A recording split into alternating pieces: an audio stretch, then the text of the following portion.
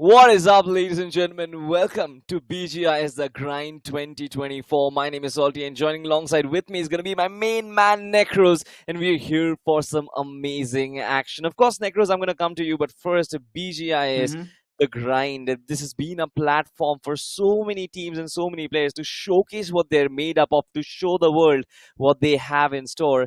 And it seems like every single day we've been getting new superstars. Yesterday we saw some amazing matches and some amazing individual performance. A game of 11 finishes as well. Necros, now I want to come to you and I want to ask you, what are your expectations from day two of week number 3, and how have you been enjoying this journey so far? And it's been a wonderful, Salty. The first day was something that I really anticipated, but for the teams those who actually stepped up, I mean, the undergods stepping up, getting those chicken dinners, contesting with the tier 1 teams, those who were in their group, was really something that I was eagerly waiting for. Though we had some different plans, we rooted on I would say we picked some different set of teams, but some different other teams came in the question and performed pretty well. But now again, this is the day number 2, and I really expect out of the box that those are the teams, those who are still struggling to come near to the top 64 or maybe to the near top 100, will be bouncing back, will be putting their 120% at least in the last 3 games that are left for themselves. They certainly will be because, again, from week 3 onwards, we have been talking about the fact that only 3 games remain to finish all 6 games inside of the grind. Just like I said yesterday, the format is in a way where there's been 6 matches allotted for every single team, and you have to try and be inside the top 64 out of the top 50, 256. But for now, ladies and gentlemen, there's been certain players who has performed exceptionally well. One of them has to be Omega from Team Forever. A total of 9 finishes and a finish contribution of 29%. One chicken dinner for Team Forever, but I think this man Omega from the front lines has been one of the key engines that has pushed Team Forever this far right now. For sure, Salty. I mean, the addition of Omega in the lineup of Team Forever, Waze leading up from the front, and having this capable assaulters in his team has always proven to be, I would say, the key charm that every team looks up to. And Omega, he has been performing tremendously well. He has performed in such a drastic way, putting up his team on a very good spot in the overall ranking. And today also, I believe that Team Forever, they will be looking forward to grab as many points as possible, because that's really crucial for them to just behold their position, not only in the top 64, maybe in the top 8 or top 5 at least, that they will root for to finish by the end of the day. Absolutely. I mean, now that you brought up the conversation of Team Forever, let's just talk about them for a while because in that fifth Mhm. spot, Team Forever, if I do refer to my stats right now, they have got 52 overall points already, a total of 31 finishes and one winner chicken dinner. They were in the fifth spot when all the teams had played 3 games, but now since the standings are being updated, they've lost their position for a while. They are in the 10th spot right now, but after playing 3 games, I'm pretty sure they can reclaim. And if they continue the same performance that they have, Necros, I'm pretty sure they are going to be one of the top contenders to possibly dethrone Team IQ from that #1 position. There are a lot of chances, right? They finish in top 10. I mean, like, they're sitting on 52 total points. And Ico Soul, they're not that far away, but for Team Forever to reach to that destination, or maybe touch the 100 points marker, which Ico Soul failed to claim in the previous day. At least I anticipated, Salty, that Ico Soul might be touching that 100 points in total, but that century was completely denied by the other teams because they were stopped a lot of times and they were not being able to function a lot. But today, if Team Forever can keep up the momentum, 52 points in 3 games, again, a 50 points at least in the other 3 games is what I expect. But again, the other team stepping in would be something as in big obstacles or barriers that they need to breach through.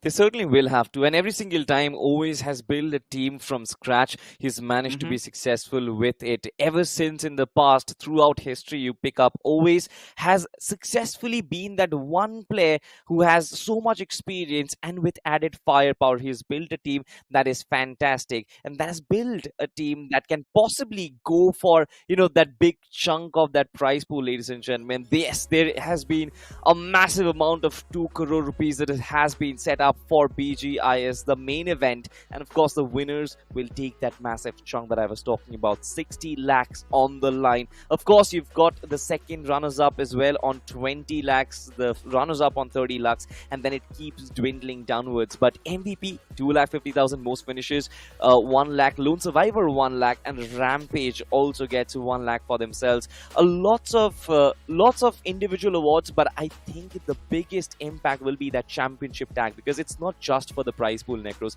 I feel that bragging rights that come with being BGIS champions, I think that is what the players are fighting for. For sure. I mean, every season from BGIS 2023 to 2024, there were champions. If you talk about Gladiators Esports, then it came down to Aikus, it came down to Blind. But overall, an impactful play is always what every team desires, and a good position, a good ending to what they start. But quickly, we'll talk about the entire format of the grind as we are witnessing right now. 256 invited teams were playing and are still playing in this grind, while some of them have completed all their 6 matches. But in a span of 2 weeks, 16 groups, I mean, they were divided into 16 groups and they have played 3 matches in the span of 2 weeks, and now the other 2 weeks are just left because this is the time the regroup has happened. Exactly. I mean, the regrouping has had definitely an impact, of course, and that will be done, of course, with the basis of where they stand on the overall standings of 256 teams, the cumulative standings. But like you said, they are going to play 6 games in total in the 2 weeks that they play, from 3 matches initially, 3 matches later on, and then the cumulative standings. Of course, the top 64 are going to qualify for that main event of BGIS 2024.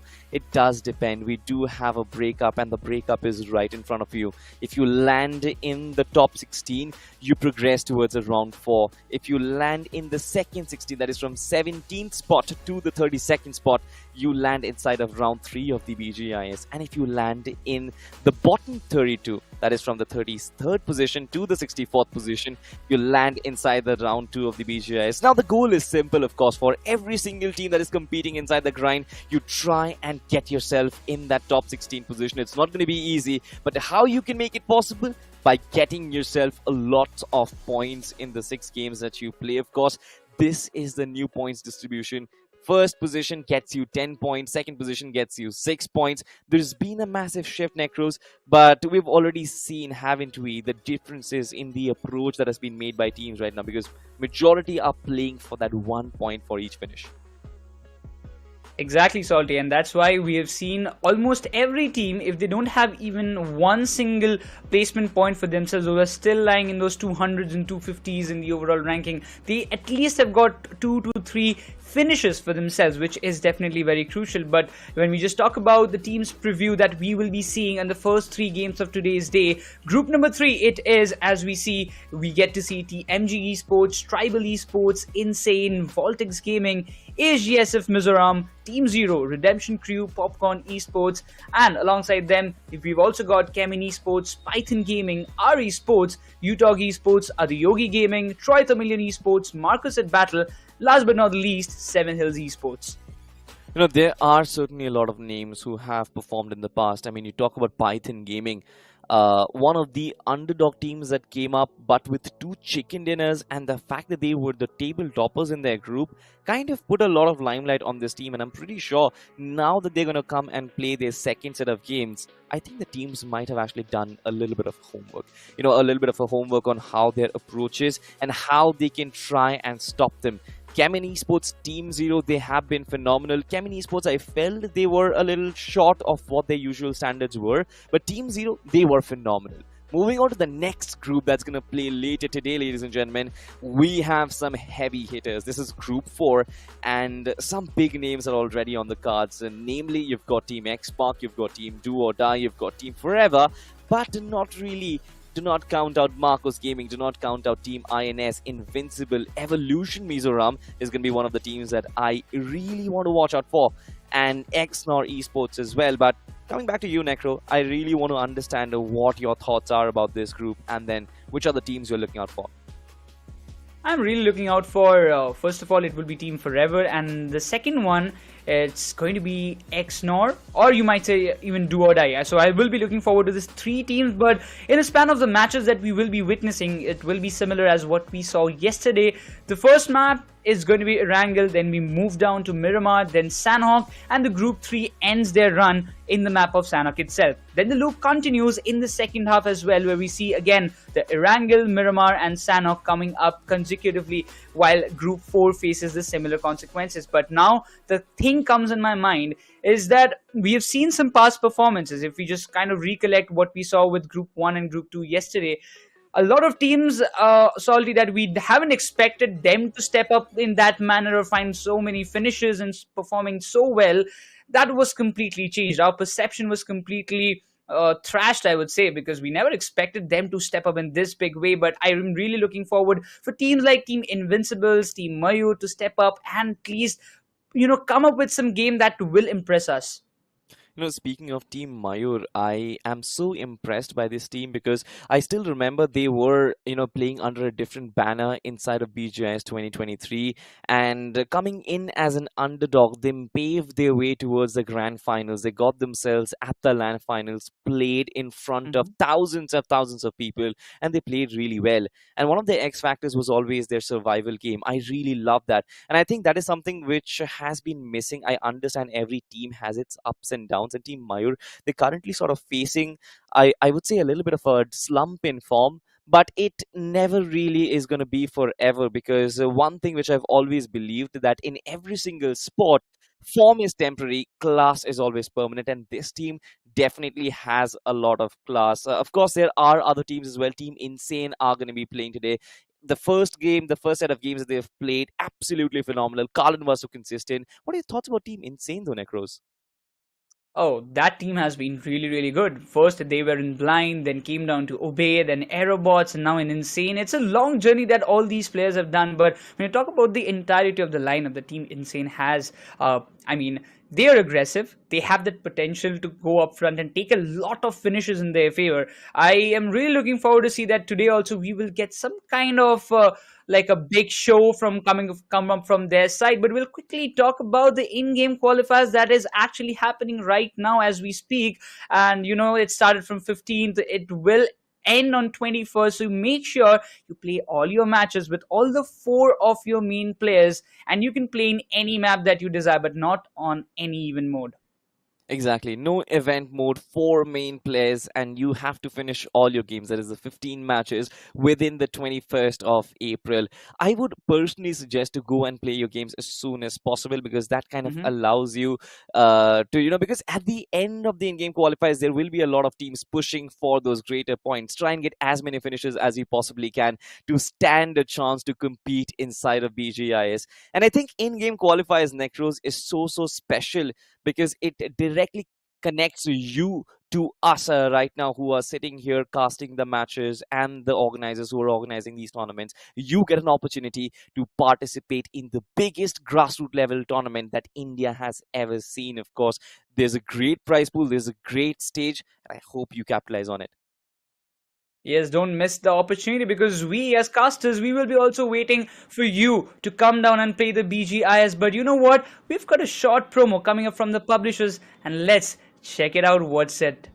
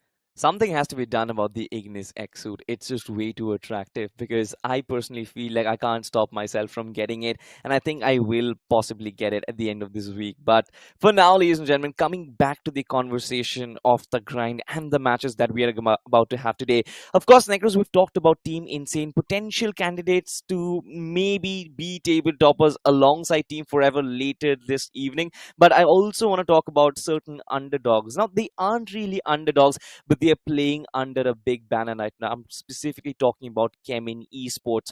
Four sets of very young players coming in from Celsius, a journey which has been scripted in gold so far. It seems like they kind of felt lackluster. The performance that we were expecting in the first week did not really come by, just 24 points that they have accumulated. What are your thoughts? Do you think this team can potentially make it inside the top 64 this evening?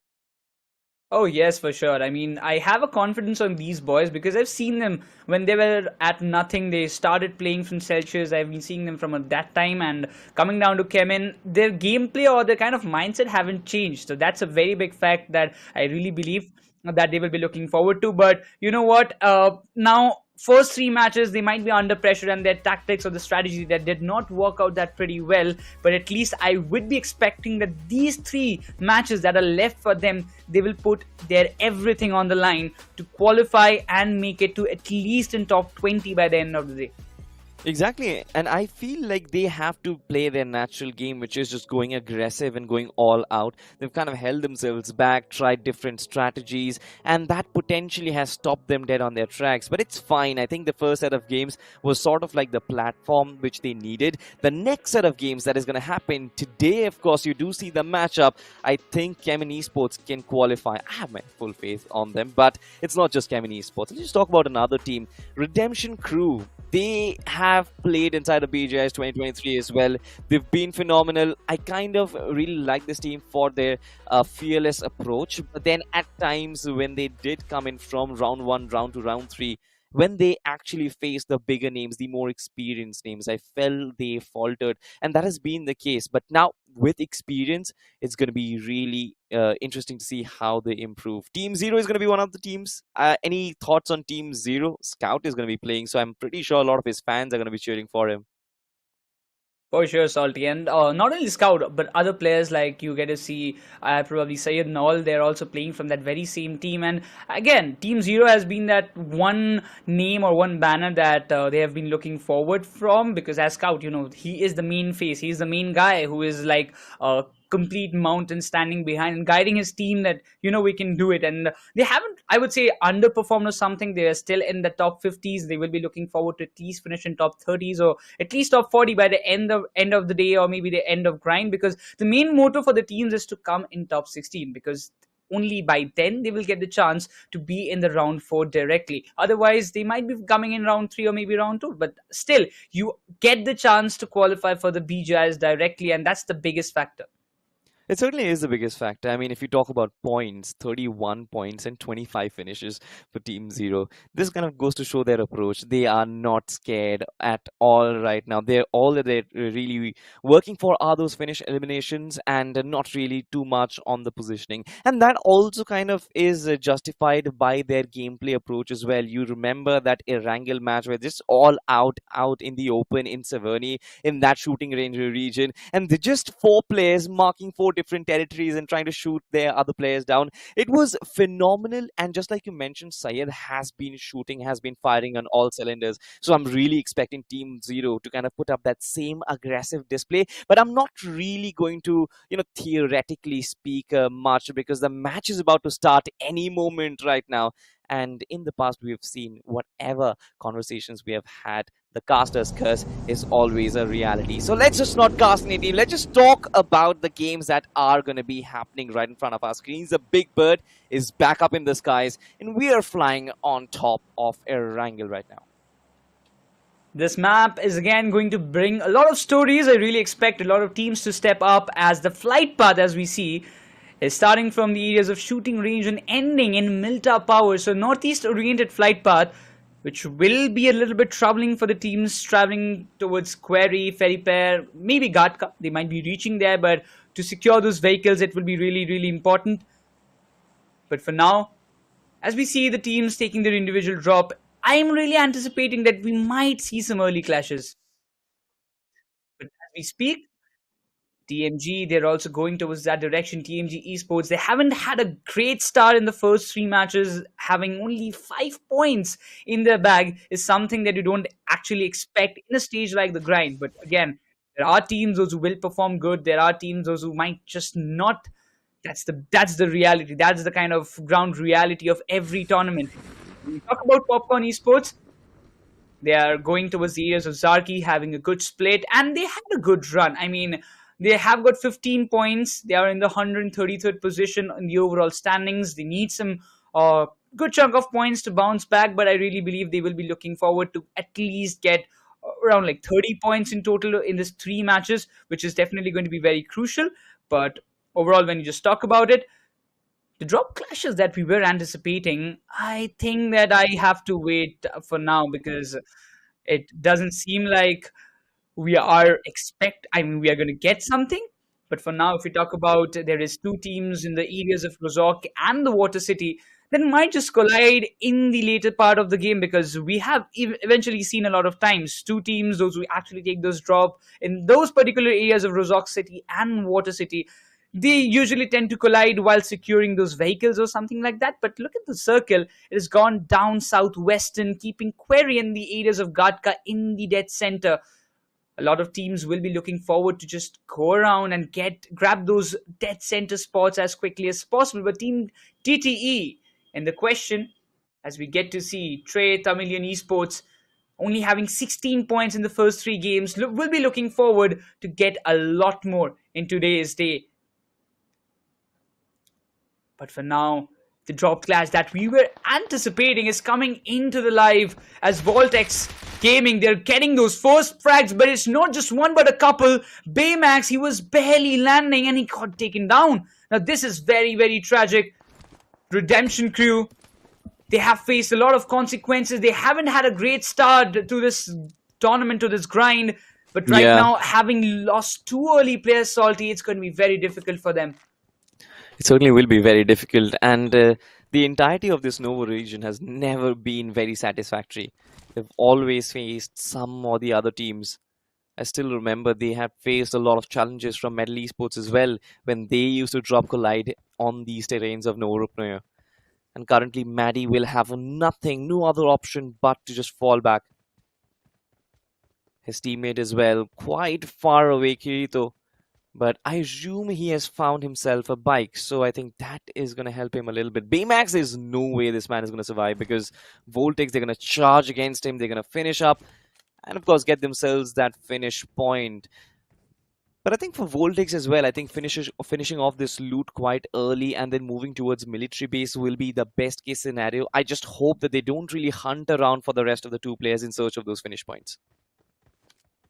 And won't be that great decision, right? And that's what we were talking about. VOLTX Gaming, they have been doing good. It's not like they haven't performed that well.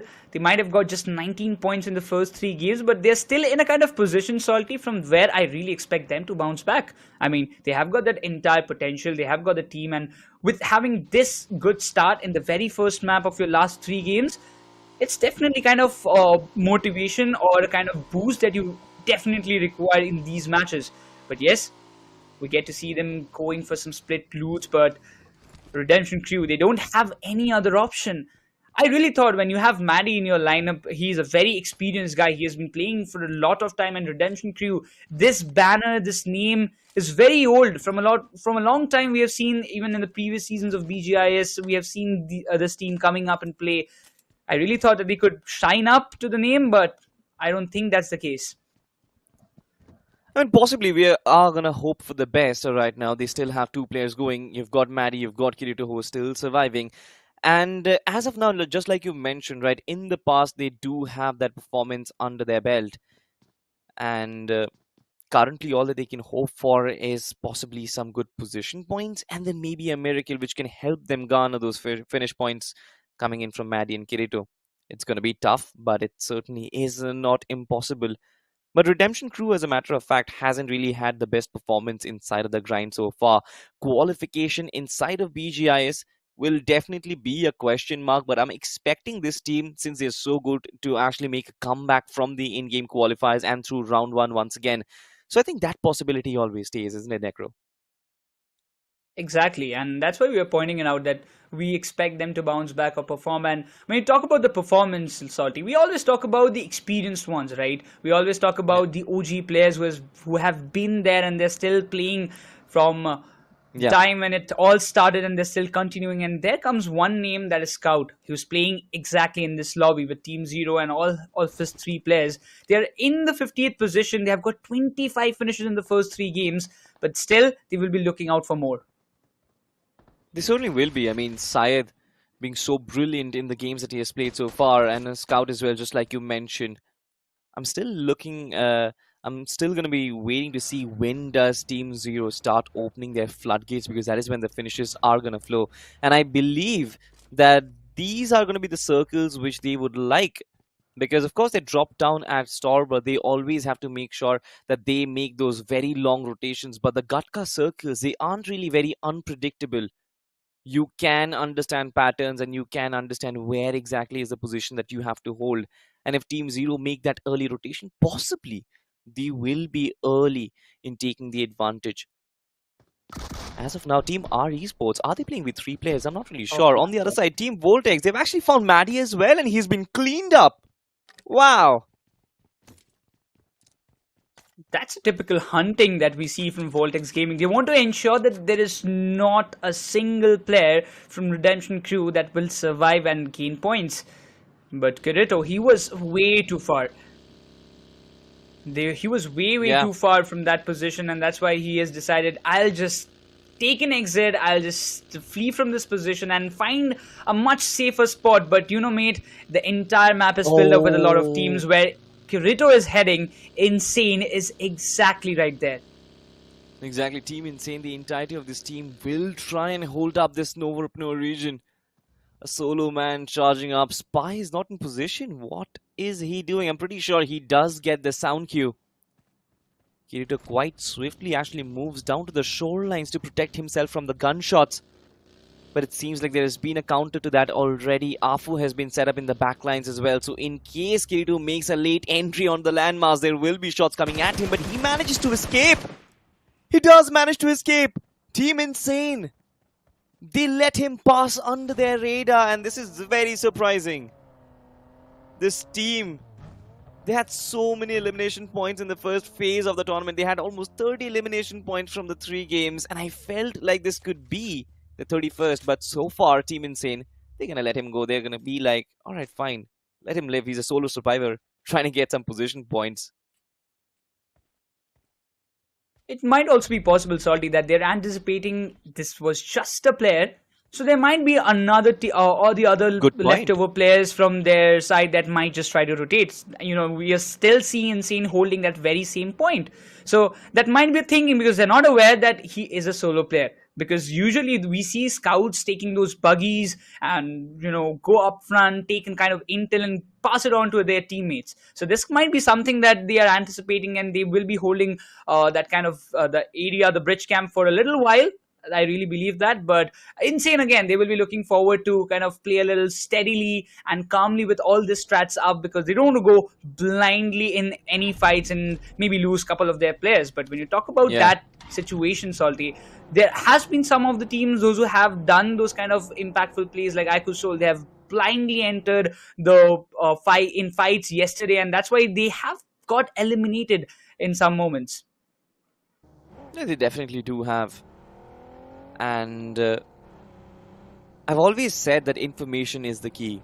You need to get information before you get into any fight. You have to understand where the players are, and if possible, an added heat map of where your other opponents can be for a potential third party. It's always beneficial, and that's why scouts are so important. That's why teams and the leaders always prefer having that scout going up outside of the team's hurdle and just trying to check and scan every single nook and cranny. But we do have the map in front of our screens, ladies and gentlemen. The zone has taken a very weird shift, a hard shift towards the left-hand side of the map, possibly cutting off from that water body as well. Will make it very tough for the teams to find themselves safe houses, because a large number of teams are starting to migrate from that right-hand shoreline of the circle. There's also a cluster towards the Georgopol region. Team Popcorn is currently present over there. And underneath their crosshairs, I think CHEMIN Esports might have been spotted, Necros. They have to also be on an alarming position, right? CHEMIN Esports, they're not a new team in the lobby who is not accustomed with all these kind of movements, but Team Popcorn Esports, they need to be very cautious. They're moving in deep into those container regions where they might be facing some of the players of CHEMIN. Those who are still outside though, but the way they are heading, they might be facing off ASG, SF Mizoram out there. If they might collide, and if CHEMIN also rotates from that same direction, there might be a three-way fight getting initiated. But overall, when what the circle is formed, I really would like to see some shoreline end circles. Or it has been so long time we haven't seen a shoreline circle or an end circle like that. But if that happens, it would be really interesting to watch. Shoreline cycles are always interesting. I mean, not really a lot of cover, especially the western shorelines, right? They come flattened down towards those sandy regions, and that is where you don't really find a lot of cover. Having yourself those 4 vehicles is extensively important to try and survive from other onslaughts, but I doubt we are going to have a shoreline circle. Usually the circle tends to kind of prank us by making us think that maybe it's going to be a shoreline circle, and as soon as the 4th or the 5th edition drops, it just swifts back in and moves back to the woods region. And I'm anticipating something of that sort. I think Team TMG is also anticipating something of that sort, but currently on our screens right now, we once again have those boys, the experienced team of Team Zero on our screens. They are going to have to rotate quite a lot. They're still near that shooting range region, but I think their entry inside the circle, since it's been way too late, is going to be very easy. Majority of them have already migrated towards the central regions. Oh, Team look at Insane is still waiting. Exactly, I really told you, right? They were looking forward, or they might be anticipating. There is a team, there was a scout, and probably 2 to 3 players are still out there waiting for the right moment to cross the bridge.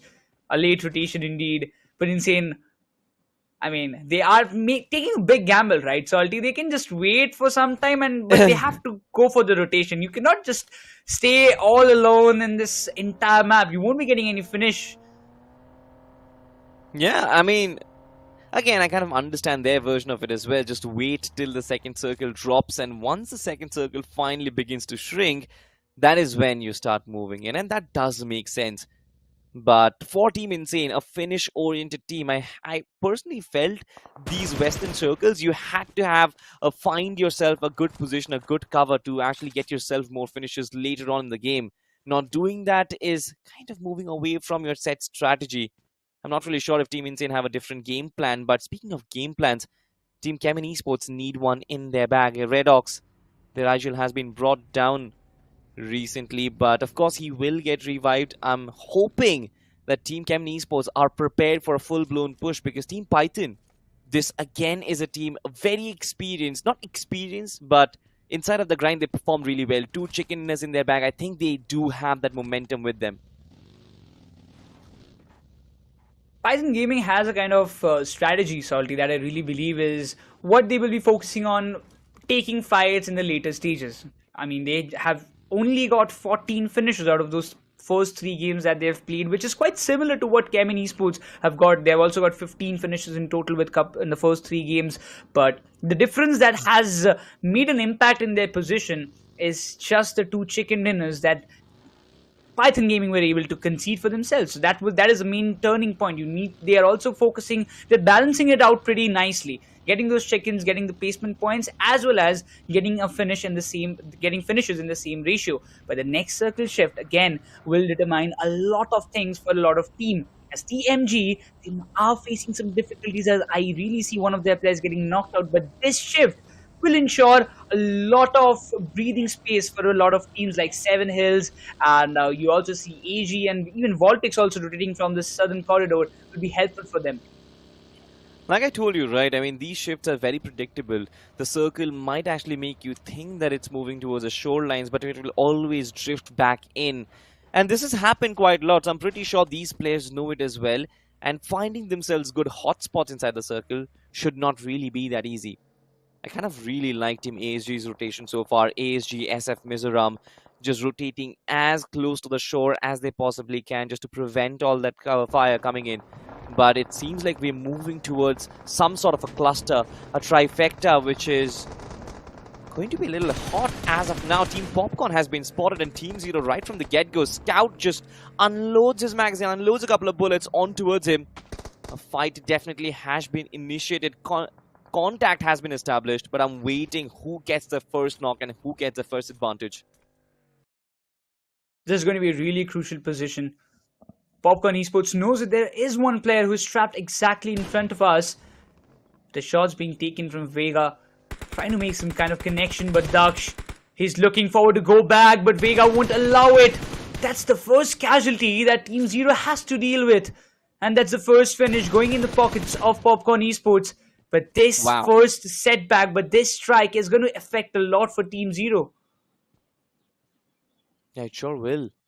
Popcorn Esports finding themselves that early advantage, and now they are in a position where they cannot afford to make mistakes. The logs region that I call it, or the swamps, it has always been the hotspot for fights, especially in these western circles. And once you get yourself these compounds, you cannot get out. There will be multiple teams in different ridges set up just to pin you down in those compounds, and I think this is where Popcorn Esports, they will have to rely on their gun power to push those teams back and to try and keep them on their toes. Team Zero, I think they are on their toes right now. In fact, Scout on his belly because he's proning down. But that's a good as point. of now, Necros, I'm kind of expecting Team Zero to hit back. They have a good spread, but I did not really expect Team Zero to kind of shift their approach as well, right? They came in with an aggressive approach. Scout unloaded his magazine. They were looking to fight, but as soon as they got a knockdown, Team Zero, they completely changed their gears. It kind of comes down, Salty, with the approaches. When you lose one of your teammates, you tend to go a little bit defensive because you know that you don't have that manpower left for the final circle. And that's the policy right now. Every time you see the players stepping up and trying to rescue their teammates. If it is a risky one, there are two players covering you from behind, but they tend to try at least get that one man on his legs. He needs to stand up and fight for the team, because if you have four men standing in the end circle, it always benefits you. But for now, the way they have survived, Python Gaming, they haven't got any sort of finish point for themselves yet, but they've lost one of their players. But their position is quite good. I really like where they're holding. Oh wait, what a second. Jim just get taken down from the long distance. It was Elmin, if I'm not mistaken, from Team ASGSF Mizoram. Pardon me for that. That was actually a pretty nice shot from the distance using the scope to get the first man down. But I don't really think that the push is possible because there are multiple teams waiting. One of them will be CHEMIN Esports.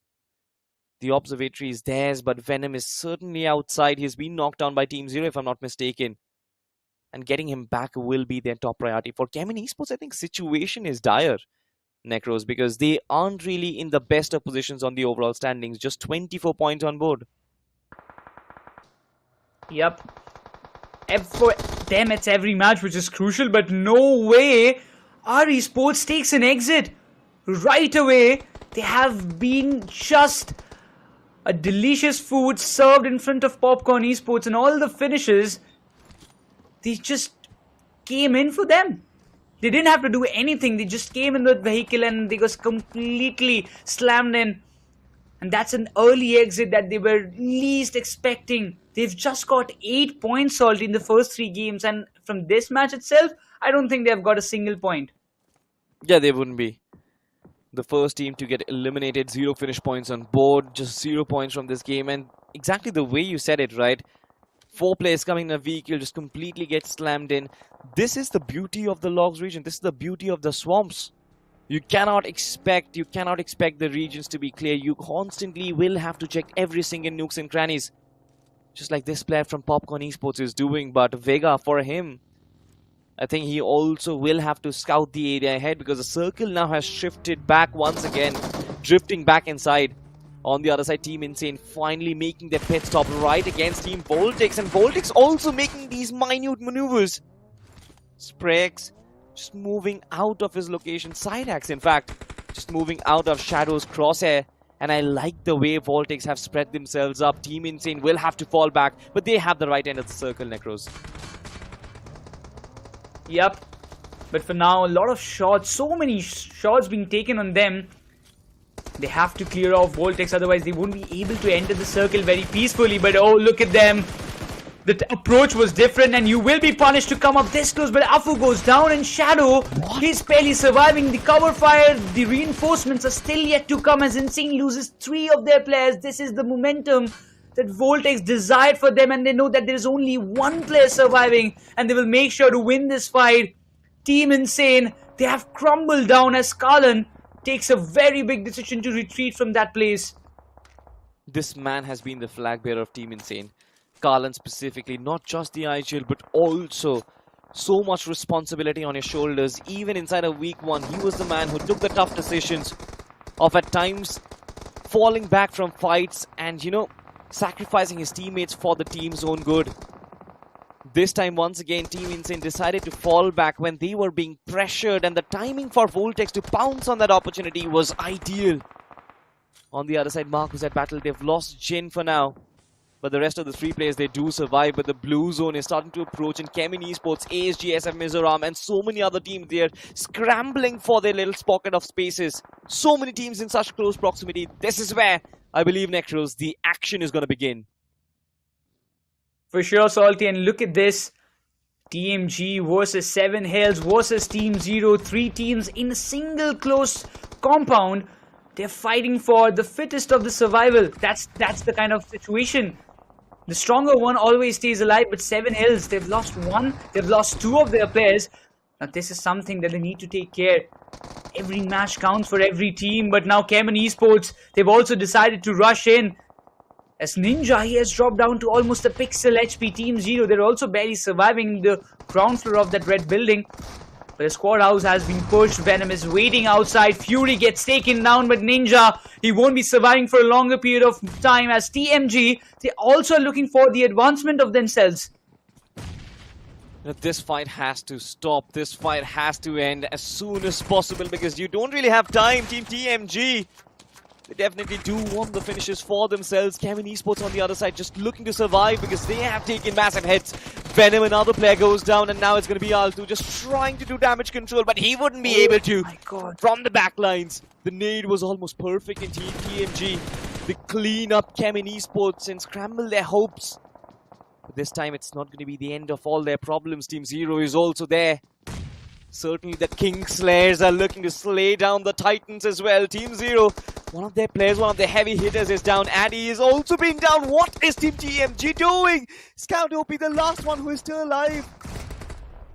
The Knight in shining armor, he will not be able to do anything. The nade was lobbed in and the DBS strikes. Team TMG, they get 9 finishes from this fight.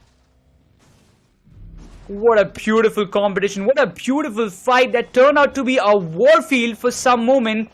And it has been won by TMG as they will be peacefully entering the circle, as even ASG, they have been cleared out. Now this is interesting. The entire western corridor has been cleared off, as TMG, they will be gaining the majority of the control, but they might have a little read that the UTOG Esports, they're here to hold up.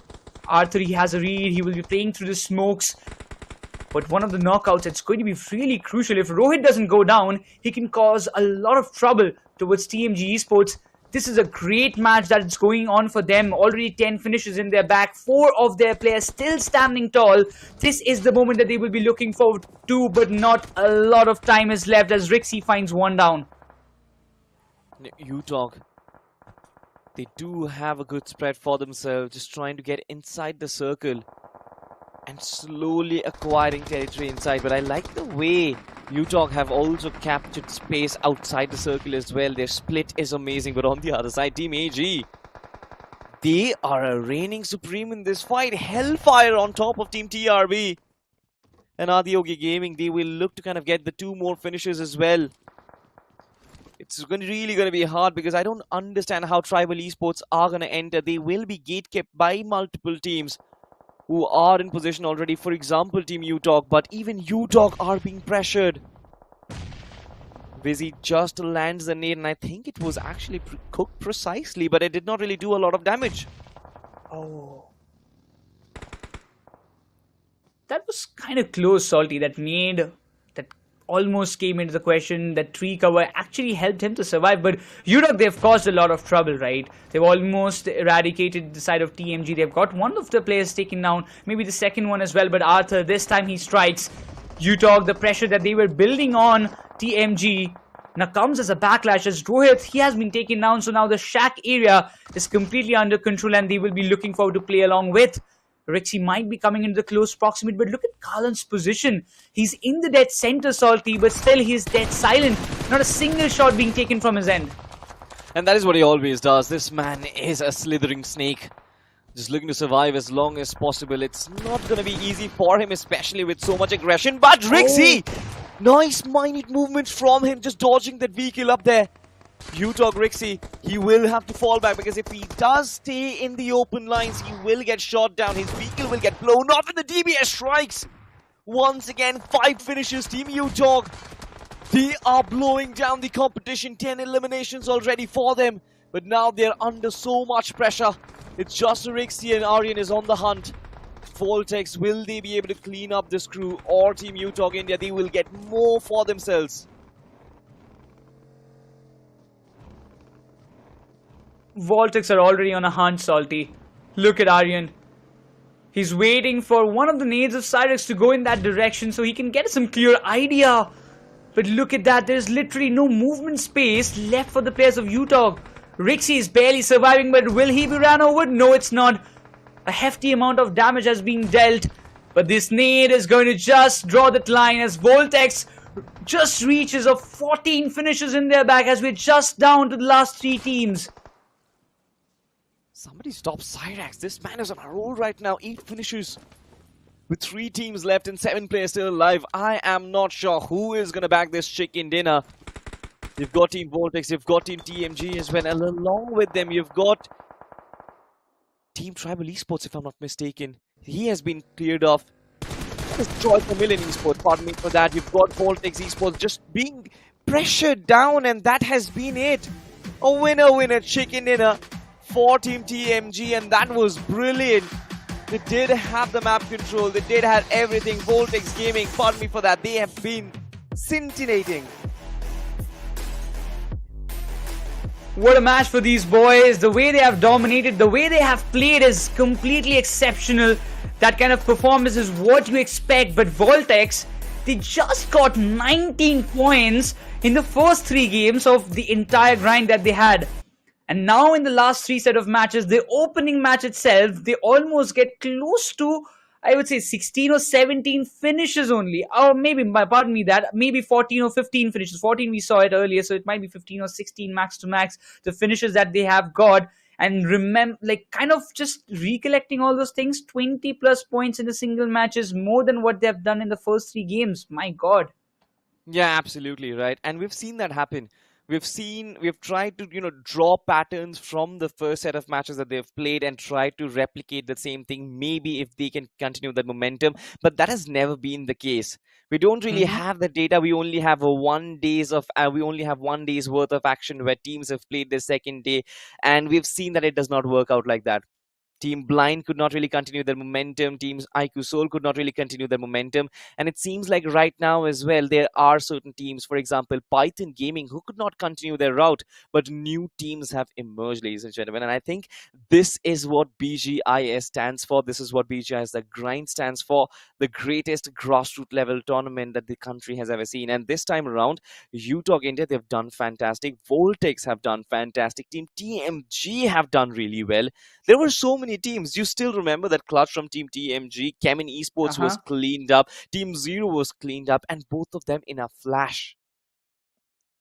That was literally, I was having a glimpse of the battlefield right now. 3-4 teams fighting in a single compound and Blue Zone pushing them from the behind, that you need to get inside the circle. That was a situation that as a player you don't want to be in, but if you can overcome these kind of challenges inside the game, that makes you a better player, a better team in total. So that's what happens to kind of benefit TMG from there, and I really believe in the later part of the game they also emerged as the better team. UTOG, that was, I would say, a little unfortunate for them because they got completely sandwiched from both of the sides. One side it was VOLTX, another side it was TMG. But I was reading the Finnish feed, Salty. It was all VOLTX and VOLTX all along. The way they were playing by... Firstly, they eliminated Insane. That was the kind of shift, or that was the climax point that actually charged them up, charged their voltages up, and that's why they just went electrifying.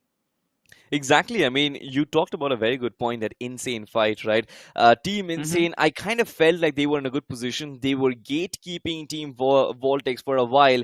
And then VOLTX, they found the timing. They found the opening at the right time. They spread themselves out. They went for the wide flanks. And Team Insane possibly thought that this formation might actually beat us. In trying to fall back, they move to their backs, and when you show your backs to the opposition, they're always going to pounce. And VOLTX, they found that a right timing. But ladies and gentlemen, let's just talk about the player who has done his best. I think he is from VOLTX as well.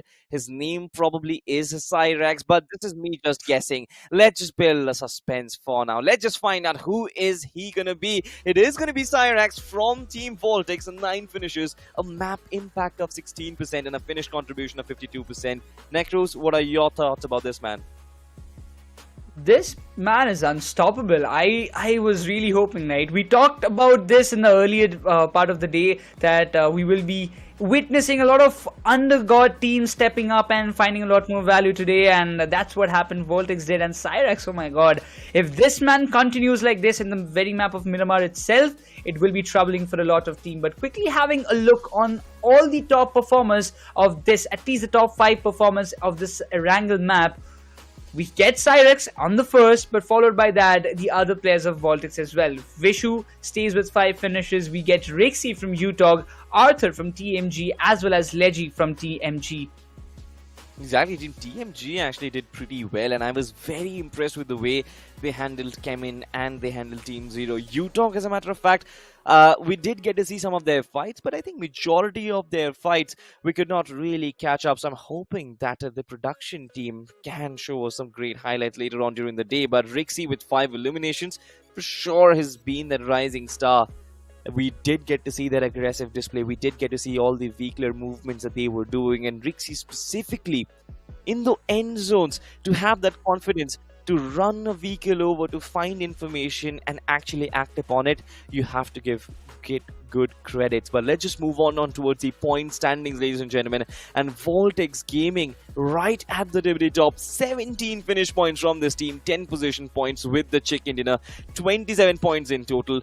They've been phenomenal. But TMG and UTOG, I think they've also had their fair share of laughs. 12 plus 6 towards 18 for TMG, and then 10 and 4 at 14 for Team UTOG Esports. I'm so happy to see new names at the very top, Necros.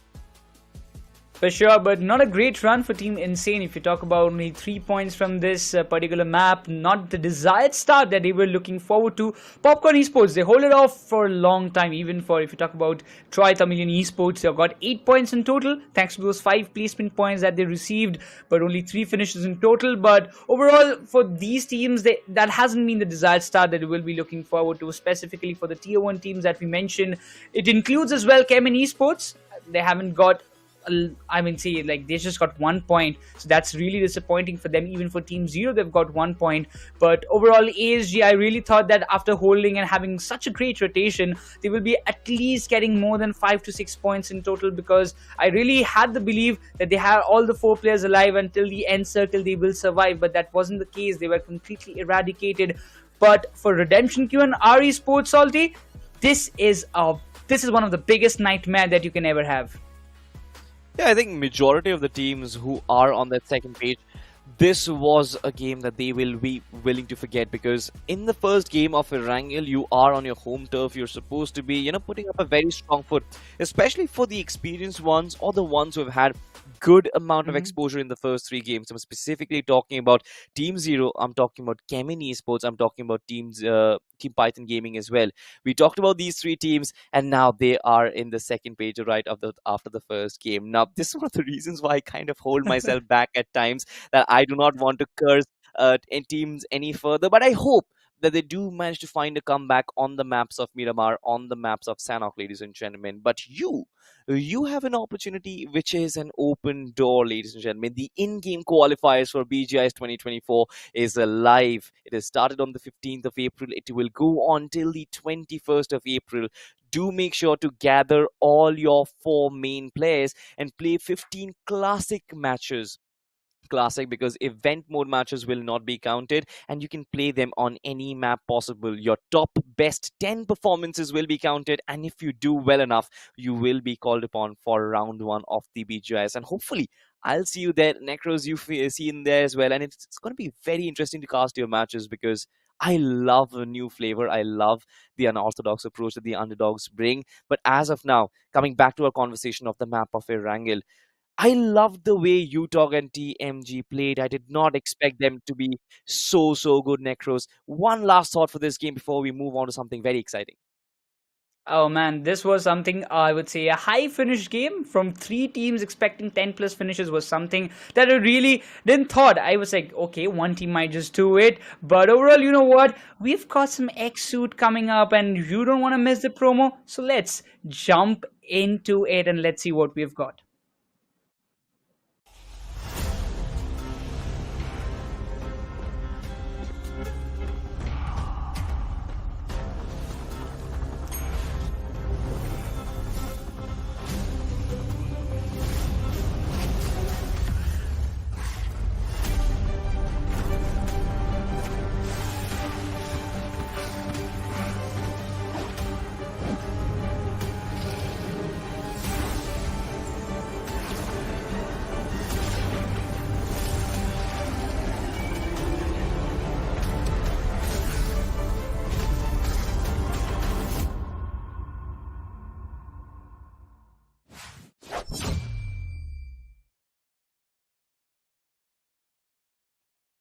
High finish games from the top 3 teams. If you also want to get such high finishes in your games as well, possibly go for the Ignis X suit. I'm pretty sure it's not going to help you inside of the game, but it is going to boost your confidence a little bit. So why not just try and do that? But of course, now that the start has been there, Necros, we are going to move towards the next set of matches, which are going to be on the maps of Miramar and Sanhok. I want to know your prediction. What do you think is going to happen? Any strong comeback from the teams that we have discussed, or the ones who have started strong today are going to continue that momentum? I really believe, Salty, that Team Insane in the map of Miramar, they will be looking forward for a greater performance. Even for Team Zero, they will be looking forward for a great comeback.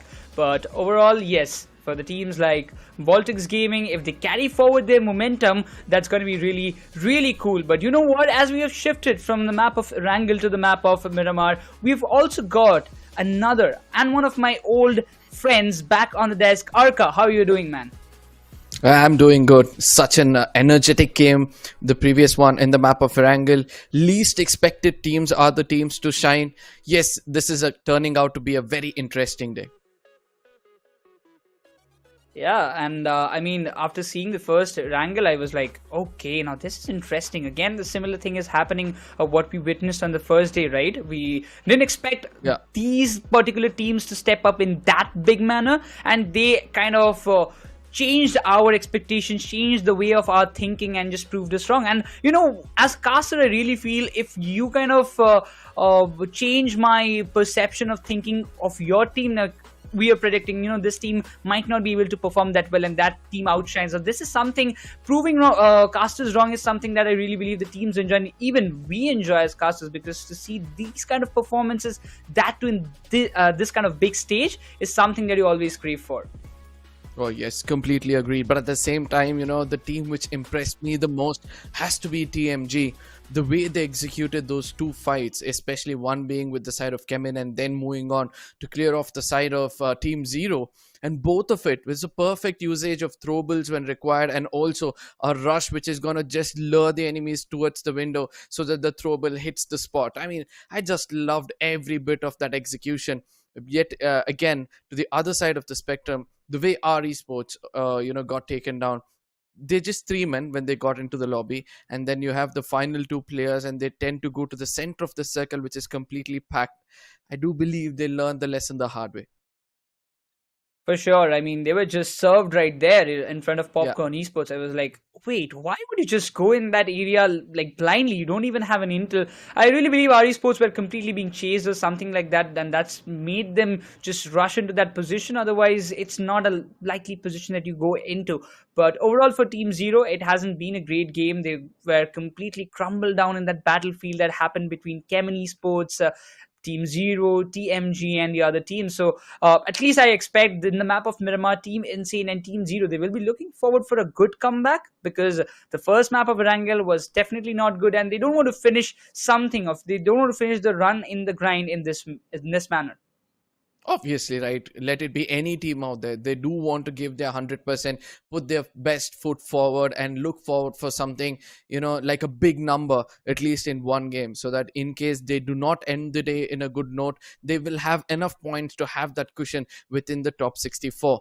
But again, the next map is going to be the map of Miramar, right? After watching and casting the previous map, who do you think can perform better when it comes to the map of Miramar? I just already told about this to Salty that I'm looking forward for Insane to step up, because in the map of Miramar, I don't know, I have seen Insane performing pretty brilliantly and they have been dominating. And when you talk about it, alongside that, I would pick Team Zero as well as VOLTX Gaming for top three teams I really want to predict for this match. In my opinion, these three teams might be outshining a lot. Yes, good choices if you ask me, because all these three teams have shown that they've got enough firepower. Obviously, Team Zero as well as Team Insane have shown us in the last week, but it seems like in this week they've been restricted. But yes, if they get that proper rotation, and if there's no unnecessary fight, which they've taken outside of the circle, then I do believe with all four men standing inside of the final circles, they'll be able to pull off something phenomenal. For sure, Arka. And you know what? After seeing this match, my expectation from this group has even extended. I mean, 27 points in a single match for a team who has just scored 19 points in their first three games is something an extraordinary performance brings up on the table. And the next two games will be very crucial, because I really believe if VOLTX continues this run for the next two maps, they are definitely going in at least to the round 3 of BGIS. Yes, completely agreed. And, there are several other teams as well. One is going to be UTOG. The way they performed today, the amount of finishes they raked up, even though they were not the few who were in the final circles, I do believe in these teams have a greater chance when it comes to the map of Miramar, because I do understand they were able to execute those mid-range fights, but UTOG were also good enough in engaging those long range fights as well. So I would look forward to see how teams play when it comes to the map of Miramar, but I'm going to place my bets on somebody like Tribal Esports, or probably even that of Seven Hills, because they need some luck from our side. Well, let's see whether our luck favors them or not, because all the answers to our questions will be done in this map of Golden Sand. The map of Miramar is underway as a red big bird is flying up high in the sky. Yes, for the first time, the blue bird is looking red, and it indicates danger. And I would love to see for which teams this might look a little bit dangerous, as the flight path starting all the way from Valle del Mar, ending towards the side of Porto. I somewhere feel that few teams are not prepared for such a flight path, because for the drop locations of most of these teams, El Pozo, Al Azhar, even Torre Hemura, let it be San Martin, these are the few places they'll look out for. So we can expect some early skirmishes to take place in those spawn locations, and I would love to see some T1 teams step it up this time. For sure, Arka, and I really believe not only the positions or not only the high, I would say, anticipated drop locations, but also for the contesting of vehicles, just to get those vehicles as quickly as possible. There will be a lot of collisions happening. We might be seeing some runovers that I really do expect that we have seen in the very first map of Erangle in this week 3. But is that going to happen? Is my expectations going to come alive? Well, I really want to see it. Yes. And look at that spread coming in from the side of Team Zero. And Addy comes back to play. It's a good thing for us to see that Addy's playing over here. But, one thing which I missed from the last week is Team Zero's Syed OP not stepping up. He had almost 10 finishes for his team, right? And he was the entry fragger every single time. And hopefully this time we'll be able to see him perform much, much better. That's the expectation that we keep from almost every player, right? I mean, the one who have performed in the past, we have our expectations from that one particular team or the particular player that, they will do good. But as we were talking about the early skirmishes, Arka, we also got the circle formed in the western side, but there are still 2 teams in the areas of Valor del Mar. That is Redemption Crew. We see them there alongside Tribal. So this is going to be something that they would like to avoid, because Redemption Crew, they faced an early collision, they faced an early clash in the previous map of Erangle where they lost 3 of their players, and Kirito was forced to play for the position game, which did not last long. That is not what Redemption Crew were looking forward for this last 3 matches. At least I really expect them to make some good performance, to come up with a decent performance in this map of Miramar. Completely agreed. And the 2 teams I vouch for, and both of them on our screens with almost, getting into a battle, somewhere I'm not feeling fine about it. I feel that I shouldn't have taken these 2 names, but still, since they're alive, they packed themselves to an extent. They're well known about the locations of the enemies close by. I do believe they can do a good job, but they'll have to regroup, make sure they continue their farming, and then concentrate on taking those fights. If either one of the teams get taken down, Arka, I would say that, the jinx was of 50%. What you predicted, but if both the teams go simultaneously down at the same time, then it's a different story. But it seems like Fury, he's a little bit interested. He took some bit of shots. He had that, one of my favorite DMR weapons is that Mini 14 with a 6x, but don't tell me CHEMIN Esports are rushing to take this fight. I do believe they're looking for something like that, because they did see a solo man going away in the vehicle, and now Ninja OP on the other side has given away his location. He needs to be very, very careful, and he's going into the no man land, and which is going to be so hard for them, but the backstab is perfect, as it's going to be Slaygod from behind, puts him down. Fury gets finished off as well. CHEMIN Esports, not the right kind of start, but they can still bounce back because all of their teammates are not far away. This is one, I don't think that this decision will be that nice, but 7 Hills, Scotty has started off pretty well. Knows about the position of where Venom is, and he's got that M762 with the godly barrel, who has been causing a lot of hefty damages. He gets the 1 down as well. Venom, he's completely cornered. He has got no breathing space whatsoever. He finds a double. 7 Hills. What a brilliant start, but I mean, CHEMIN Esports, the decision to just come into this proximity and take this early fight, it costed them big time. Completely agreed, and this is what I was expecting from the side of 7-0 as well. Once they start kicking off, they do a great job. As of now, Redox, the new IGL who has just joined the side of CHEMIN Esports, is not able to place his team in the right position, and due to which they're going to be exiting the lobby itself. But yes, 7 Hills, it seems my luck, which has sent it for them, has reached very safely, and they're looking stronger as always. That's not the similar case for CHEMIN, Narka, but okay. As we move up 7 Hills, they will be looking forward to get a lot more finishes, because we have seen them. They were in the 71st position before the day kicked off, but overall they had 15 finishes in their name in the first 3 games. For now, even the previous match did not went that amazing as what they would have expected, but the entire San Martin lies in their hands. They can just complete their loot as the way they want. But another team in the question is going to be Team Insane Esports. They haven't got a lot more points in the previous map, but yes, I have my high hopes on them. I really believe that they will be able to pull off a good match in this map of Miramar, because they are very accustomed. I've seen their aggression in this particular map. And again, when it comes down to those tough situations, when you put this lineup in, they always like to perform under pressure. Oh, yes, but there's one player I'm looking out for that has to be Spy. This one player has come from very well-known orgs as well, right? He was one of the players of the Yep. X-Blind lineup, the star lineup of today's BGMI game, the overall game, if you take into consideration.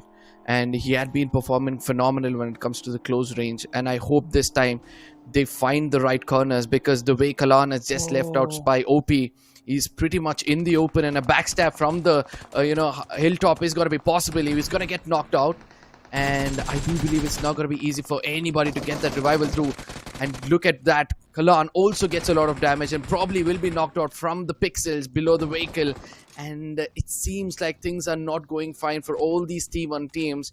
And there's another undergod teams who's showing that textbook basics is something you need to stick to. That was really, really something that you don't want to desire. I mean, you could have sent one player with a buggy to go up front, but Tribal, they've engaged with Redemption Q. Kirito finds one, but eventually he is done and dusted. Redemption Crew, they again take an early exit. Now this is bad, or I would say this is worse than you expect. Tribal Esports, they've got 2 players knocked out, and both of them will get the revival. There is no questions asked. But 0 finish elimination for Redemption Crew. Again, 0 points. 2 consecutive matches, nothing came.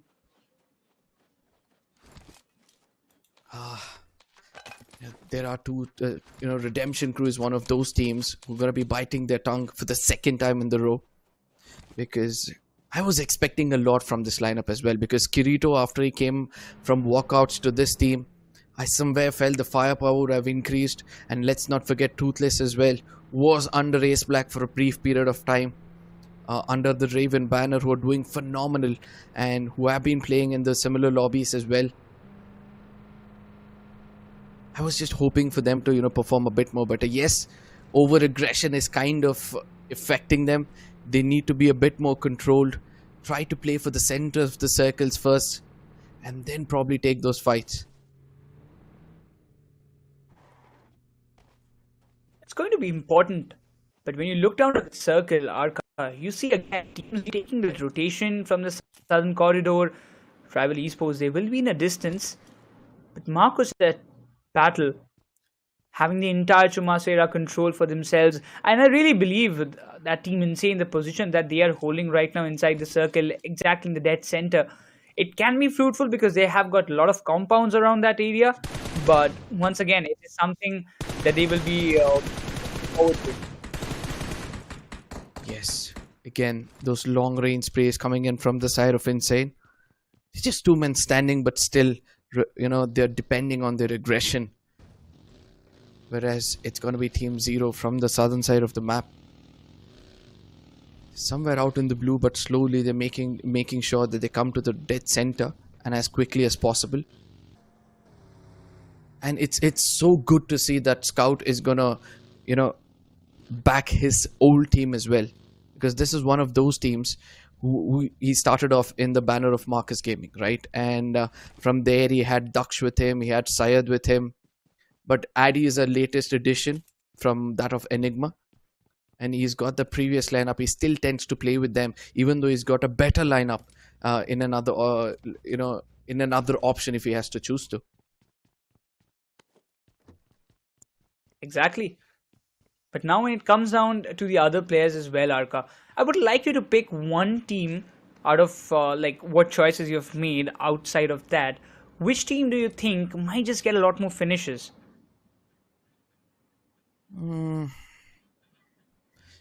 By the way things have started off, Tribal and Seven Hills, both of them have a greater opportunity.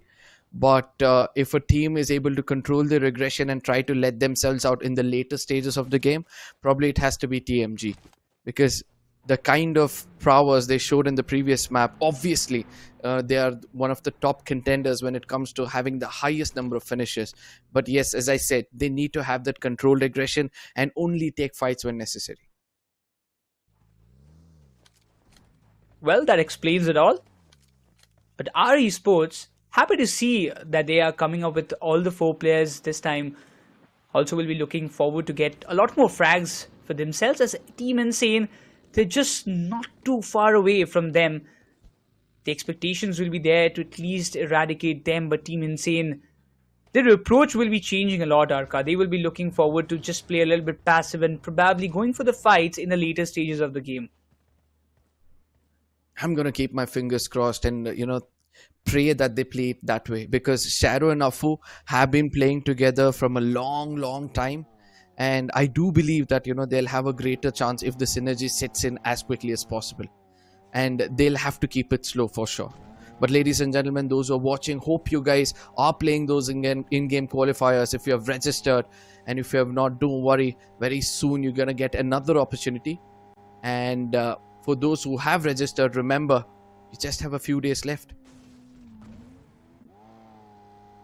Make sure to play with all the registered 4 players, right? You have to play with the main 4, and you can play in any map that you desire, but just not in the event mode, because if you play in event mode, that won't be counted.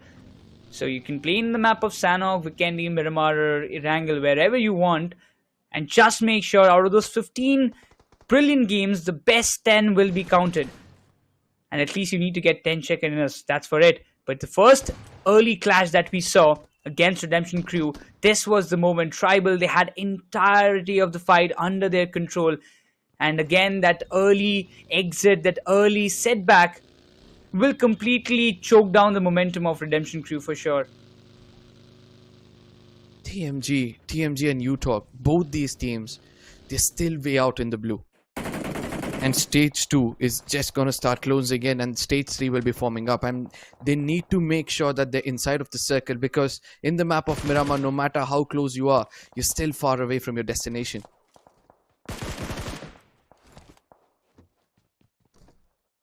Look at this position. Popcorn Esports getting the 1 frag. They want to ensure and establish their complete control in this particular area of Monte Nuevo. They don't want to slip off this position, because this is the edge of the entire city control area. From there you can have a good look over the ridges in the open lands if any team is taking a rotation or not. But on the other side, there are other teams, those who will be looking forward to get this position in their hands, because you don't want to go deep in those compounds and just lose all the intel possible. Look at this. Knowledge is power, and that's what's happening over here. There's another team who's feeling the brunt of the teams who actually need those finishes. It's got to be Wolves on the receiving end of things. And I do believe that Python Gaming, they're just not going to allow them to pass by so easily. Yes, 1 finish in front of them, I do understand, but they're just going to wait, right? They're just going to make sure they use him as a bait so that his teammates might come in to revive him. That is when they can strike.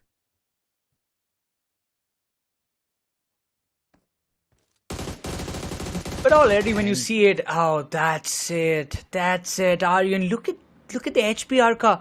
Only 1 HP is barely breathing. He needs to patch himself up. But Noxy already cooking up a nade in that direction. It's going to be troubling. The bait did work out. I really didn't thought that VOLTX will be coming up to rescue. Oh, another opportunity if you ask me, Aryan. Oh, and I just love that cover fire coming in from the other side. The ADS was kept, and they made sure that now they have an opportunity to save one of their other teammates. Python, I was expecting all 4 crosshairs to be set on that single man in the vehicle, make sure that they get another knock and a finish, but still, Cyrax has done the job for his team. He's going to be watching one of his players bleed out. But again, he saved a player, and that could be crucial in the later stages of the game. He was the MVP of the previous match, and that kind of justifies why he was. He got 9 finishes in total, but the circle shift, yes indeed, keeping the complete open lands of Monte Nuevo. This is going to be really challenging, because for now, if you see Arca, Python Gaming, they're in a very profitable position. The kind of plays that they are holding, they will get a lot of finishes if they can sit tight and can just completely and steadily take all the fights that is coming in their way. But TMG, also going from the southern side, will be trying to ensure that they get some safer compounds for them to hold.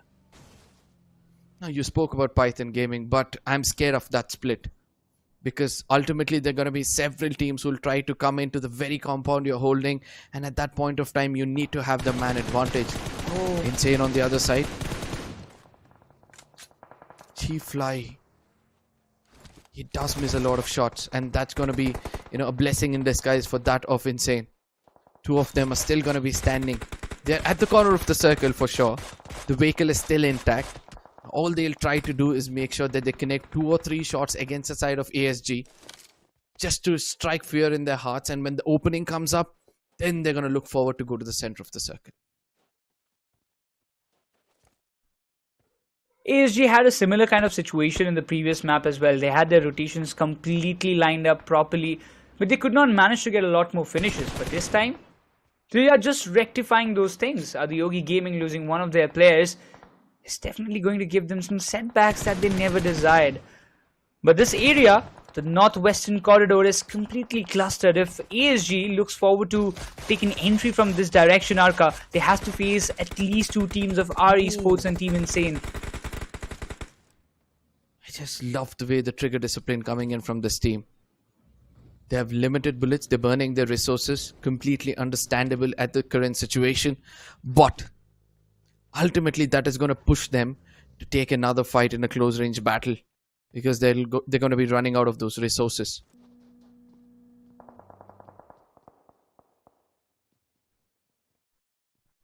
Addy gets that knot against the side of TMG. And with the position being held by many other teams inside the circle, especially that of MB, right to the center of the circle, do you think they'll be able to replicate what TMG or that of VOLTX did in the previous game? I believe there is a possibility, Arca, and they will be looking forward to it. Every team in this kind of lobby will be looking forward to have that similar kind of impact. But look at this. ASG, they just tried to take an entry in the circle, and they have been cruelly punished by Tribal. Already 6 finishes in their name, and the entire entry has been denied. The 2 of the players, those who are surviving, they're also getting shots from multiple directions as they have dropped down to a very low HP. An interesting rotation coming in from the side of ASG. And now they're going to traverse away from this location. But can they make it inside the circle? Will there be a safer approach for them inside of that hard covers, inside of that circle?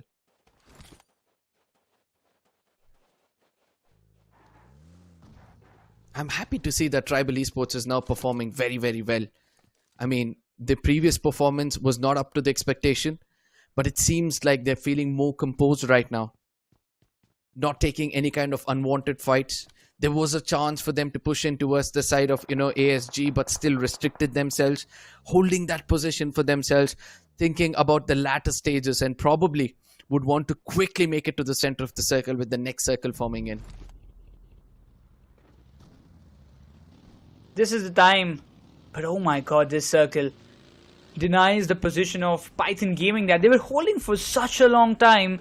But not only that, you look down to the other players of ADIYOGI Gaming, you talk about TAMILAN Esports from the northeastern side, even for VOLTX, a long distance to cover, but not a lot of space. Yes, they have got the ridges that they have to play along with, but if the one who takes the control and in the earliest will be benefiting a lot. But actually the fortune are in the favors of Team Insane and R Esports. I mean, they have been sitting there for a long, long time, Arca.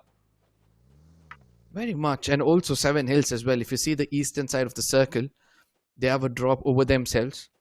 Not only that, they've got a hard compound, right? Until the next circle forms in, or if there are teams trying to make it to the center of the circle, if they have that perfect crosshair placed and the trigger discipline is perfect, they might pick up 1 or 2 finishes for themselves as well.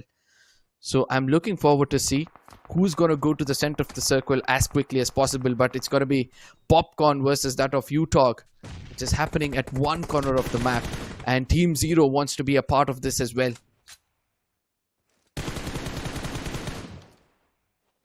Random shots being taken on that direction, but UTOG will be able to just get the revival done. But the main question is, there are 2 teams. Team Zero from one side, Popcorn Esports from the other side, UTOG. They don't have a lot of breathing space in that particular corner. Even to get the revival done, they need at least 1 player to go up front, and that's again a gamble. They have to clear one of the sides. It's either Team Zero or Popcorn Esports. But it's a very tough call, because if you see Team Zero, they're in the compounds, but they They don't have a lot of breathing space. While Popcorn Esports, the position that they are holding, it's going to be very crucial if UTOG kind of tries to approach towards that direction.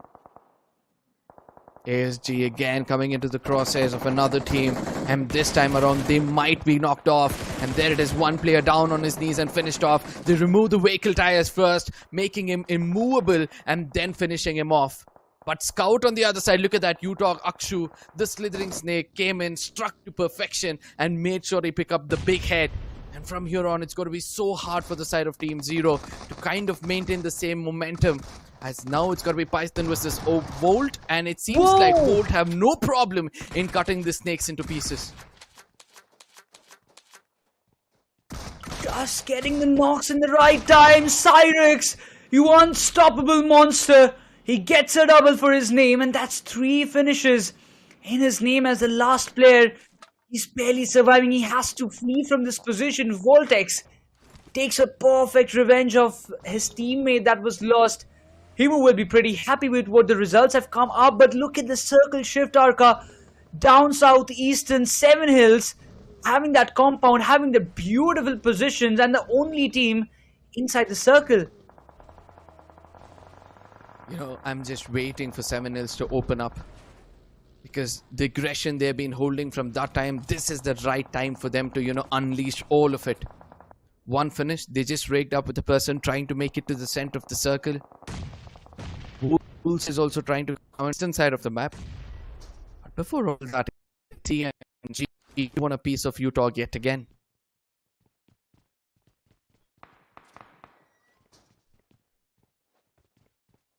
TMG, they're advancing. They will be looking forward to go up front, take the battle, have to take this chance. You need to wipe at least one team. Popcorn Esports, they're already denying the fact. UTOG, they're having a lot of tough time. At first it was only Popcorn Esports, but now they've already drawn the attention from Team Zero as well. The split that they're having, Flanky, the position, the tower that he's holding, he can get a lot more finishes from that particular place. But Vega, he's also there. He's also putting some extra efforts in slowing down TMG and their run and their try to enter the circle. Oh, this is going to be a most crucial push coming in from the side of Flanky.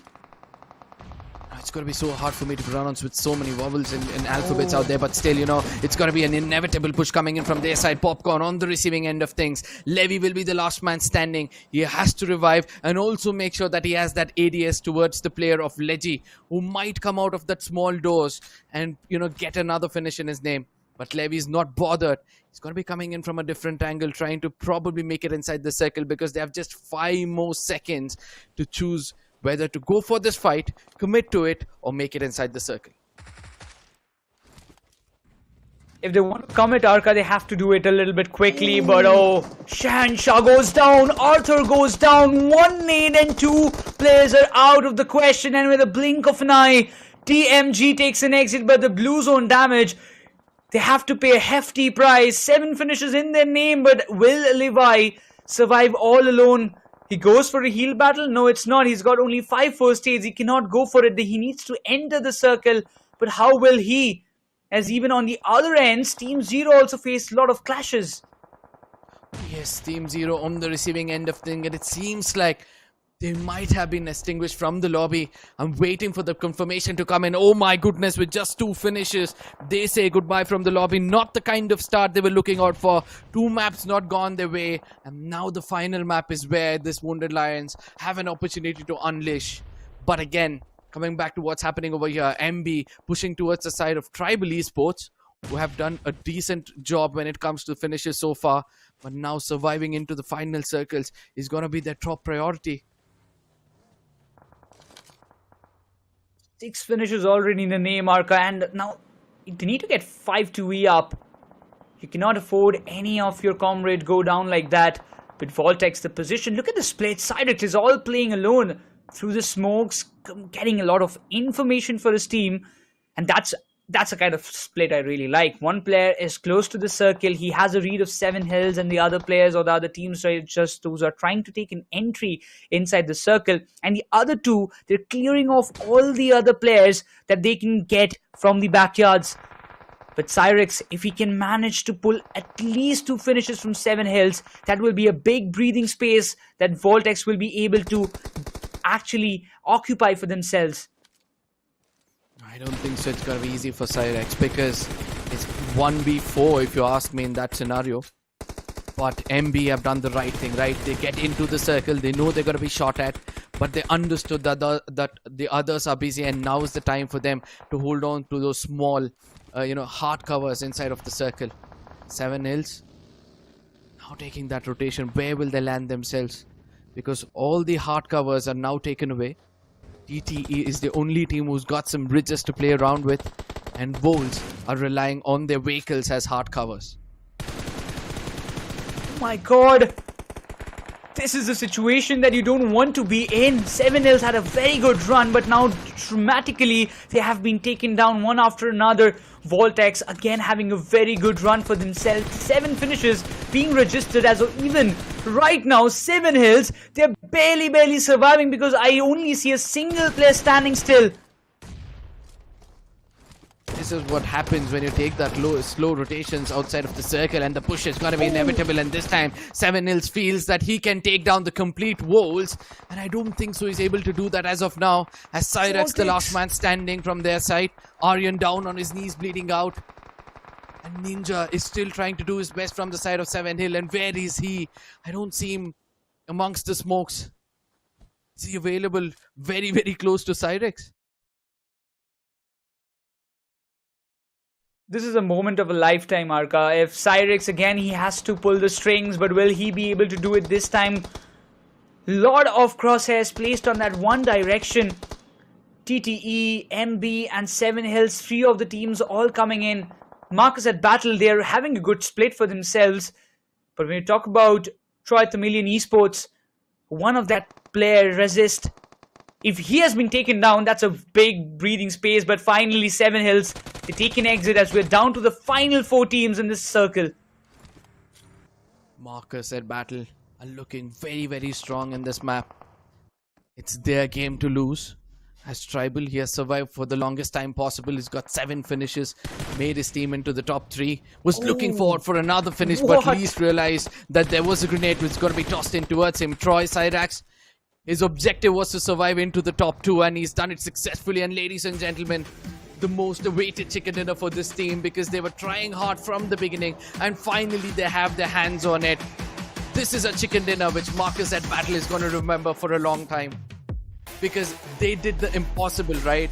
They chose what others are not doing. They made it to the center of the circle. They knew they're going to be shot at, but still took that risk. Went to the center of the circle. There was a little hard cover, but they somehow survived and made sure that they have that chicken dinner. Again, that same statement comes in my mind, that fortune favors the brave, and that brave decision that Marcus at Battle took just to go deep inside the circle and play along with the haystacks that was there. I mean, that was a really brave decision, because you know that you will be shot up from not one but multiple directions, and still you opt for that place, and that made the value. They got the chance to get a lot more finishes, 10 finishes, getting a check in at 20 points, bagging up. That's huge, because they have only got 10 points before in all the 3 first matches that they have played, but now 20 points in the second last match itself will give them some momentum boost, I really believe, before the map of Sanhok. But VOLTX, the kind of consistent performance that they did, I mean, at first I really thought that, that one early exit of their teammate might just cause some momentum shift, but eventually they bounced back pretty hard. I mean, they understood, right? It's not important for us to take those fights. Let's play from the corners of the circle, wait for the right place for us to be placed, because Miramar, no matter how close you are, you're still far away. You can somehow avoid fights, and eventually everything fell in place for them. But 2 teams which I'm very impressed in this map has to be 7 hills and Tribal.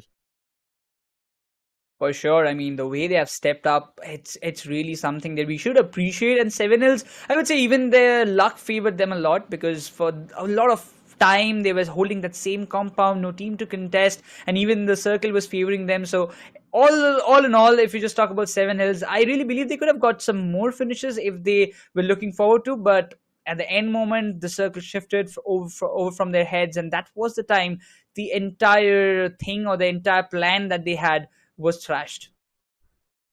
I believe the plan was very simple, right? Just make sure you pick up as many finishes as possible. And even though they were heavily wounded by that of VOLTX, they did still retaliate. The solo man Ninja was able to retaliate and get up to 3 finishes, and that was a very good one if you ask me.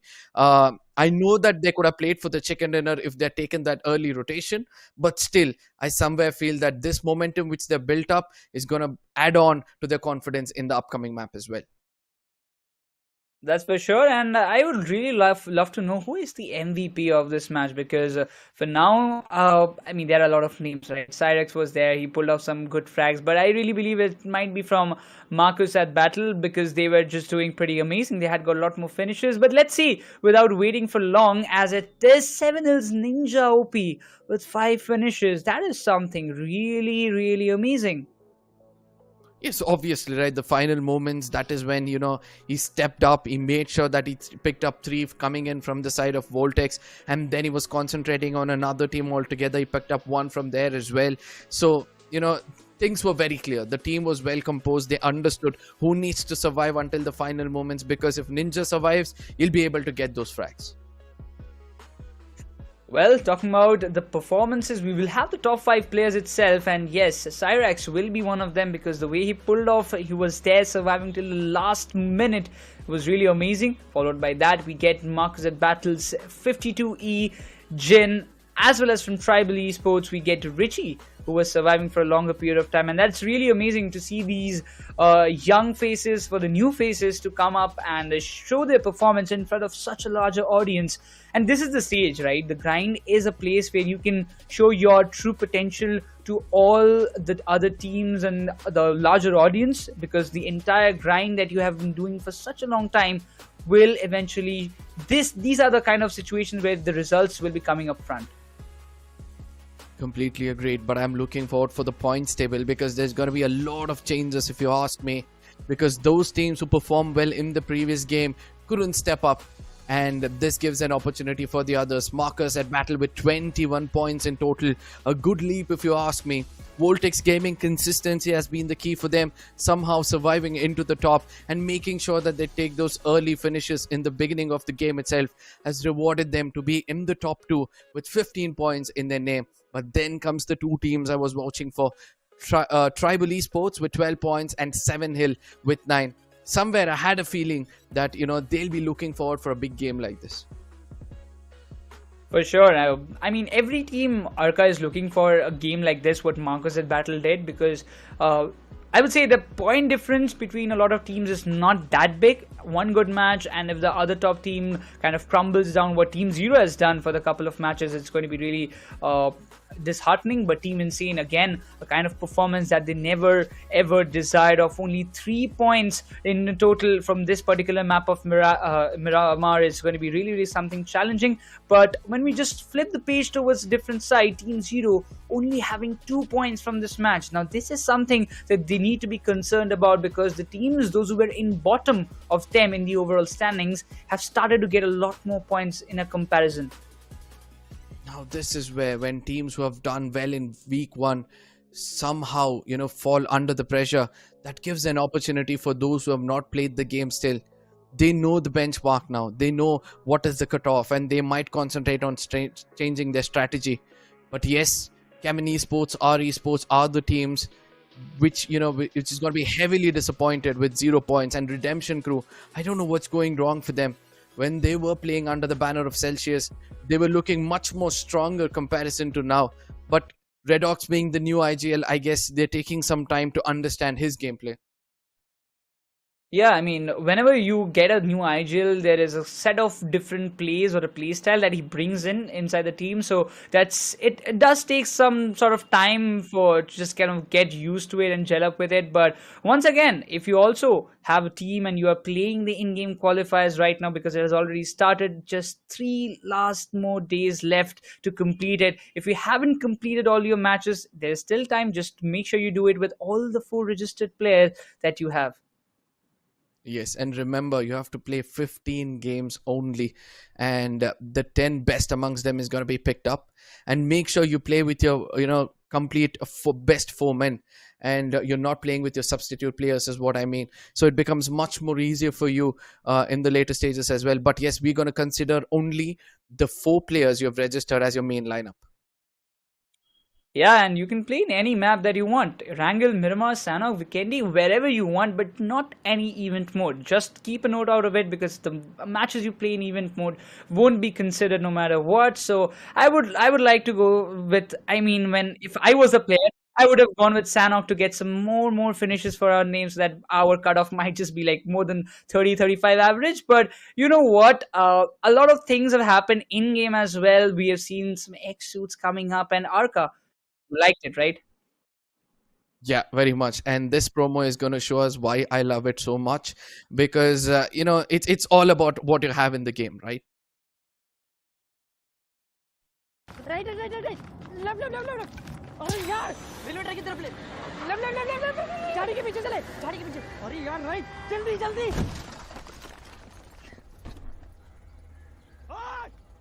उतर उतर चल finish कर दे उसको रुकना मत Action redefined, even on the go. Download Bullet Echo today.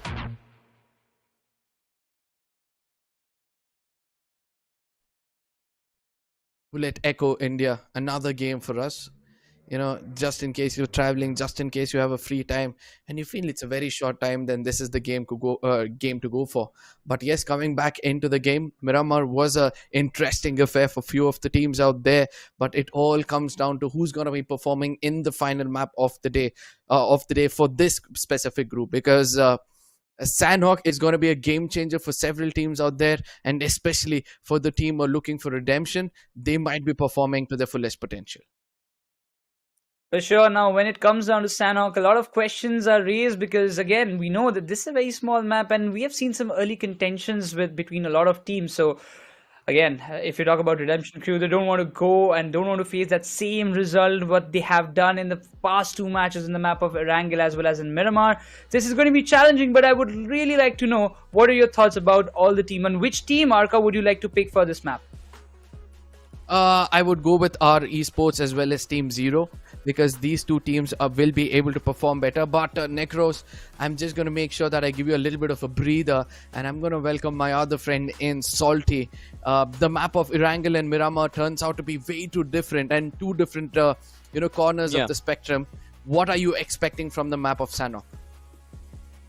Nothing really different, to be honest. I think VOLTX, the kind of momentum that they have picked up, possibly is going to get carried forward. I haven't really seen great display from Team Insane. I haven't really seen CHEMIN Esports really come into the picture as well, and even Python Gaming. But Marcos at Battle, they performed supremely well on the map of Miramar. I think on the map of Sanhok, they have an opportunity to really shine. Because one of the key things which I really like about their name is the fact that Marcos at Battle. Do you know the significance of Marcos? Basically, Arca, there's a very strong story behind it. If you know it, I'm really not gonna repeat that. But if you don't, I would just do it. Oh, please go ahead. If I know it or not, I guess the listeners would love to know the story. So Marcos is a special branch of the Indian Army, and they specialize in battling at every single terrain. They're possibly one of the most classified branches of the Indian Army, and they've been deployed in only really important mission. They can operate on water, they can operate on sand, on ice, so wherever you actually put them, and they're one of the most difficult training that you have to go through. And I felt like these players who actually performed on the map of Miramar, they are trained as well. So that is one of the reasons why I brought up this reference. I felt that on the map of Sanhok, I think they will have to operate in a different way. But looking at the capability, looking at how they capture terrain, map control, and the way they strike when it's required, I'm pretty sure on the map of Sanhok, they will get an opportunity to really pounce. But VOLTX, coming back to that conversation, I think this is a team that has really struggled in week 1. Week 2, this is what improvement looks like. Oh yes, they've understood, right? It's all about you going back to your drawing boards, trying to understand what your mistakes were, and then coming back the next week stronger. And I do believe that, there are several other teams who are also trying to do the same, especially that of Seven Hills as well as Tribal in the previous game. Both of them understood in the first game, their regression did not help them that much. But this time they had a little bit of a controlled one. They allowed the enemies to come to their doorstep, and once they did, they made sure that they sent them back to the lobby and then continued their journey into the final circles, and due to which they have some decent double digits. They definitely do have the double digits, but then Arka, I'm really Yeah. concerned right now about CHEMIN Esports, as a matter of fact, because two back-to-back games on the second page, not just CHEMIN Esports, Team Zero as well, who had 35 points, who had such a great outing inside of week one.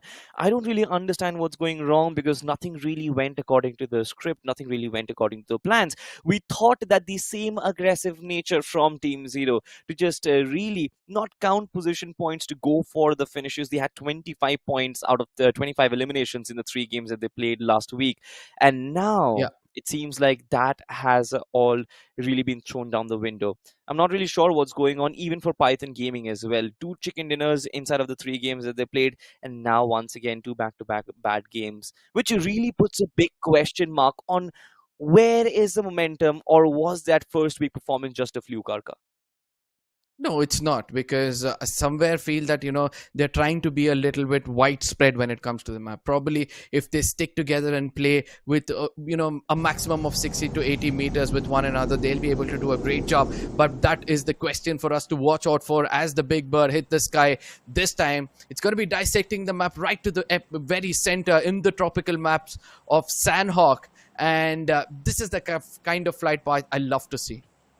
This flight path really isn't going to change much, because on the map of Sanhok, you understand that it's a very small map and you can literally travel anywhere you want just by gliding. So majority of the teams, they are going to be happy about it. Just like you said, I love to see central flight path just because they're symmetrical. But on the game perspective, I don't really think there's going to be much difference. Every time, just like every other time, we're still going to find some drop collisions. And I think currently that is the big task right now, to find those clusters and to spot them out. At boot camp, of course, there's going to be some. I think that is where the first battle is going to be. Yes, again, it's going to be 2 names who have to perform well. One is our esports, then the other one is Popcorns. And by the looks of it, it seems like Popcorn wants to strangle our esports from all 4 corners. But they need to understand this. If our esports chooses to cut them off one player at a time, they could be in deep troubles as well. They surely will be in deep trouble. Popcorn, of course, look at their split. 2 players right in front towards the northern side. 2 players trying to wrap them from the back. This is interesting, but on the other side towards the Temple Hills, we do have a drop collision, ladies and gentlemen. Now this is going to be very interesting right from the get-go. Team AG looking up to clean up 7 Hills, and Zusopi just trying to take that TPP advantage. Doubling up with him is going to be his teammate Candy IGL from the backlines. Has been quite dropped down low, but this shot, oh my god, with the DBS cleans up the entire team, and that's it. Team AG, what a perfect start for this team. And look at the teamwork. Each and every player gets one finish for himself. Parth, I know he was the one leading up front. He knew that, he can do the damage even though he gets knocked out. His teammate is right behind him to connect all those shots. Grabbing all the attention, gave the way for his team player, and everything went perfectly for this team. ADIYOGI Gaming, they will have to take credit for this fight. The way they tried to, wrap around from multiple angles. They did get a lot of casualty. You have to give props to 7 Hills as well to almost bring down ADIYOGI Gaming to their knees. 3 players knocked down. The last player was barely surviving. But then, if I'm not mistaken, Parth was the one who actually cleaned up the final player. We'll have to check the replays. It was extremely quick, but problems have not been solved for them so far, because Team UTOG have started approaching them. They were in Camp Alpha. They're starting to rotate. And for ADIYOGI Gaming, the disadvantage is these boys do not have healing utilities, Arka. Oh yes, because there was no time for them to farm. And then eventually now they're going to take an uphill battle in case UTOG pushes in towards them. And look at the pressure building up. Zuzopi, he falls down and gets himself knocked out. And luckily, he's got his teammate to back him up. No vest, no What is healing. Ronak trying to do? Oh, there is. No, don't tell me you're going to get knocked out. He's going to be thanking his stars for sticking to that wall for the longest time possible. And he's that one person who's not going to get knocked out. And that is more than enough, because if teammates goes down and they get knocked out, he's always there to revive them easily. I mean, For ADIYOGI Gaming, this was really important to just escape from the Temple Hill cliff as quickly as they possibly can. But on the other side, our esports, they've been flanked around, they've been wrapped around like a serpent. Popcorn esports coming in from all different directions. This team definitely did not have the best of weeks in week number 1. Just 15 points that they garnered, but this week they definitely are showing some signs of life. The opposition, they just can't really do anything about it. Our esports just scrambling down one by one. The last player, who was Wolfie, has been cleaned up. And Popcorn, they definitely have the chance to munch on some actual popcorns in boot camp right now. Agreed. A breather for them, if you ask me. And since the circle is still on them, they're not going to do much but enjoy this leisure which they have. And all they have to do is go in for that farming. Make sure that they're stacked up for the next circles to come. And it seems like for the first time in the grind, the circle might go to the Tambang region. And if it does, it's going to be a very different battleground and a very interesting one for us to watch as well. I haven't really seen the map yet, so we'll have to wait for that, but I would love to. The circle is amazing, just like you said. 3 islands involved so far. The junction is still in contention. And just like you said, the epicenter of the circle will be in Tambang. And Team VOLTX Gaming, they're already in that position. You've got to give it to these boys for always being so proactive in their rotations. But this is how the fight broke out, ladies and gentlemen. ADIYOGI Gaming versus 7 Hills. Ninja OP just being caught. 2 players wrapping in from behind. Barth. Yes, he was the man who actually cleaned up the final player with the DBS. Such amazing use from the shotgun. But you can't discount his contribution of his teammates. On the other side, Popcorn versus the other team, our esports. They also could not really survive. But this is Team Zero, and it seems like they have finally found their groove for themselves. 1 man down, but 2 finishes required. 2 finishes acquired. I mean, I was expecting all 4 men to stand, if you ask me. Because every single time Daksh is the first casualty, and then eventually he builds up that pressure over the shoulders of Team Zero. And I hope this time the story is going to be a little bit different, as they're on a little bit of an aggressive front, if you ask me. They'll have to survive for the longer period. They definitely will have to. Have a look at this. Team Insane. One of the top contenders of the grind. One of the best performers inside of week 1. What have they come to? And this I wouldn't really count this as a fall, Arca. I wouldn't really say that the Team Insane or Team Python Gaming, they have dipped down in form. Possibly they have. But I think the underdog teams who couldn't really perform in week 1, it's an improvement for them. And that's how the reshuffling of the groups and the resetting of that entire atmosphere has helped everyone. And this is what we are willing to see inside of BGIS, the grind. But for now, something else that we want to see. Fishing, ladies and gentlemen. Team UTOG India, they are happy hunting in the waters. I mean, this is what happens when you do homework, right? When you understand that UTOG is always, when you understand that Tribal is always the team to go in the waterways, they look forward to take that longer rotations. UTOG was expecting them in the shorelines, and eventually they're going to be rewarded for it. It's either they give away the finish to the zone, or either they gave their finish to UTOG. I think giving it up to the zone is a much better option. Because at least your finish points won't get taken away. Wait, what? Cyrex? One of the best performers so far today. This man just hid his way like a slithering snake, did not even move. And Team TMG is right in front of him. Does bring back memories from that game of Erangle, where these two teams had squandered together. But Team TMG, are they prepared for this fight? I mean, I'm sure that they're not prepared, and that is why they're trying to evade the fight or stay as silent as possible, expecting the circle to form up. And probably in the final circles, they can actually open up and get those finishes if required. But yes, it all comes down to the teams we need to watch out for. CHEMIN Esports, Team Zero. These are the teams who have not done that great throughout the day, and they need to pick up at least 10 to 12 points in this game as well. I'm not really sure if 10 to 12 points will make the cut, Arca. I'm constantly trying to do the math in my head and trying to figure out how many points these teams need. And the math was simple. if you have somewhere around the 30-point mark, you will have to try and get yourself to replicate that same performance. That is somewhere around 25 to 30 from the next 3 games that you play to secure your qualification. Into the top Otherwise, 16? into the top 64, Arka. Okay. Top 64? I This is personally interesting. feel that's going to be where we are going to draw the line. 60-pointer to draw the line for the top 64. I feel it's way too much.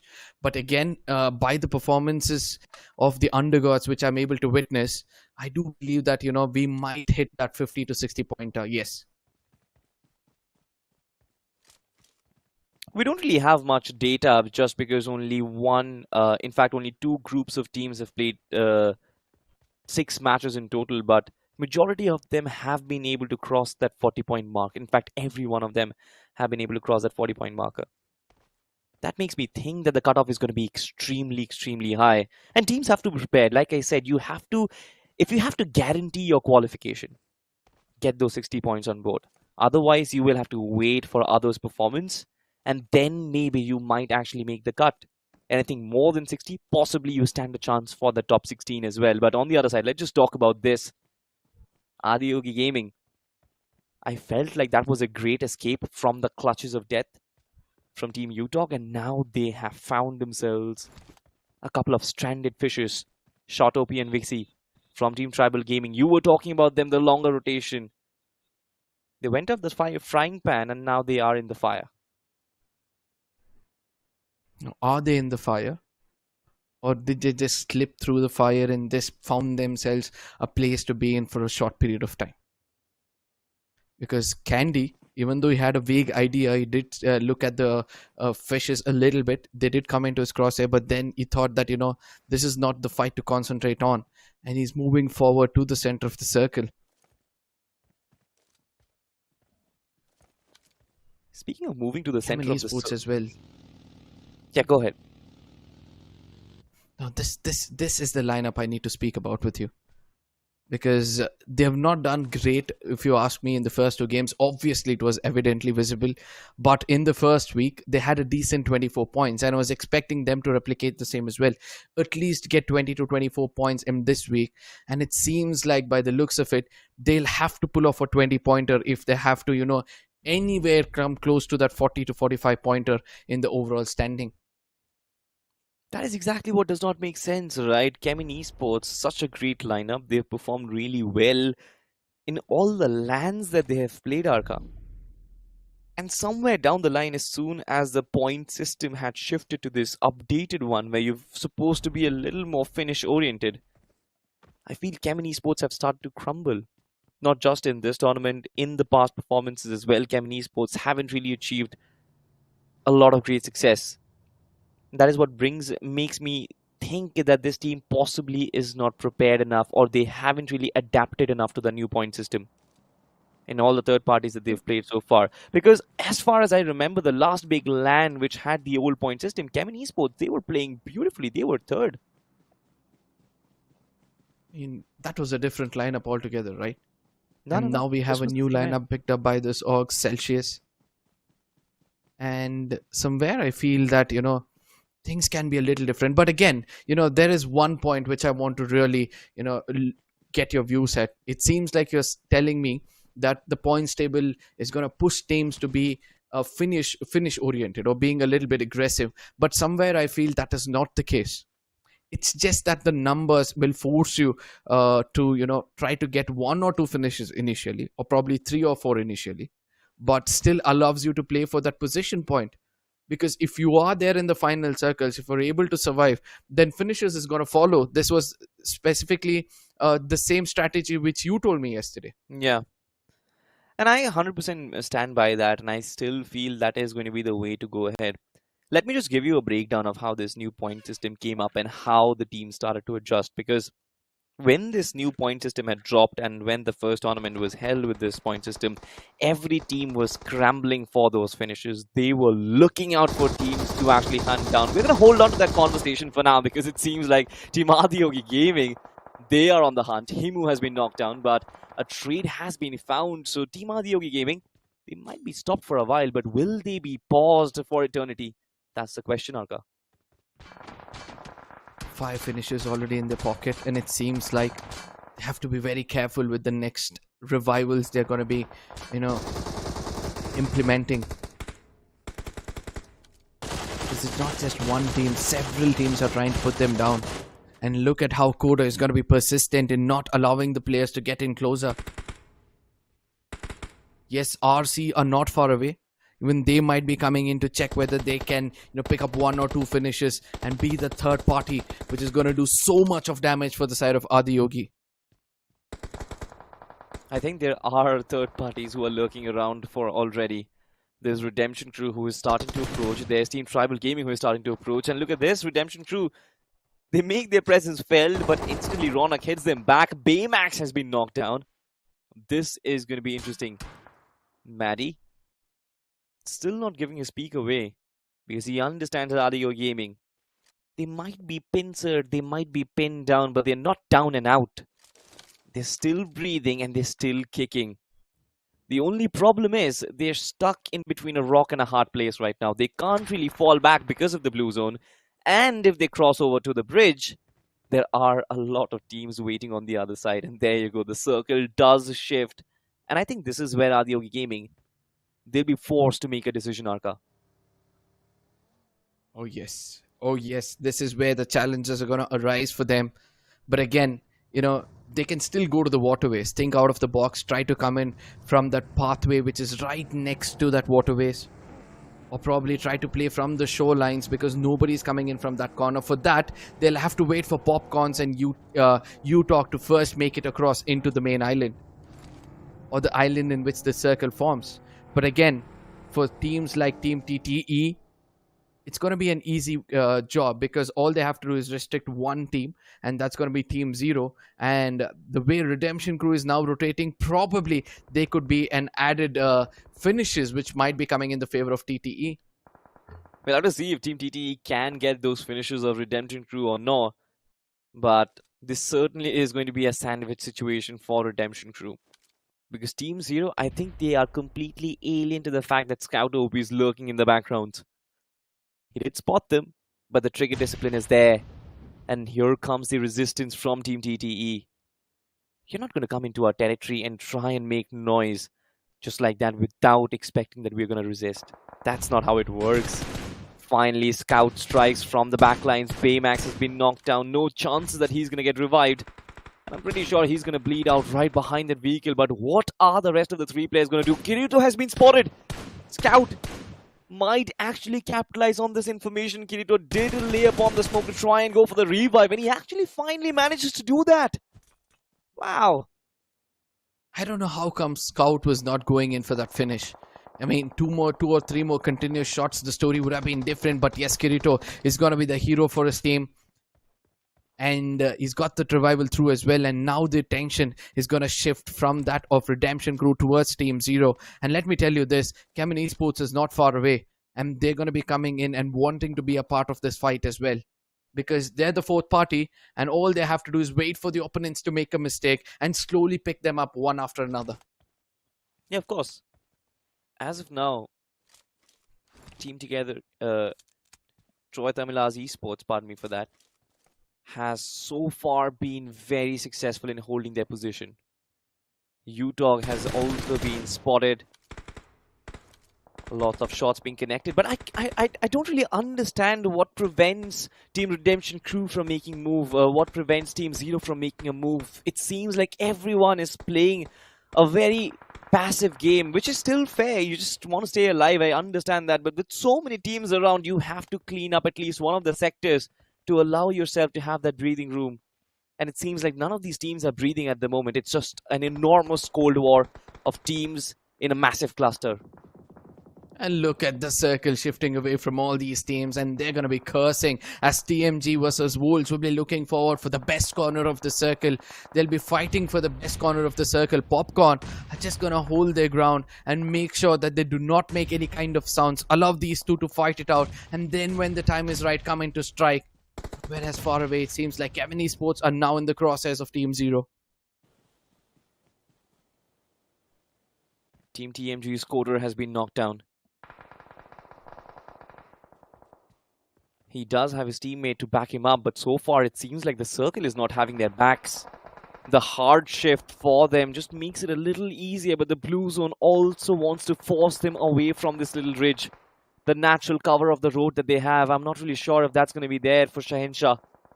ADIYOGI Gaming as well, the nades do come flying in, but they will have to make a rotation as well. And on the other side, Team VOLTX is just waiting. They are prepared to strike. Another nade comes flying in, and there down goes Shahenshah.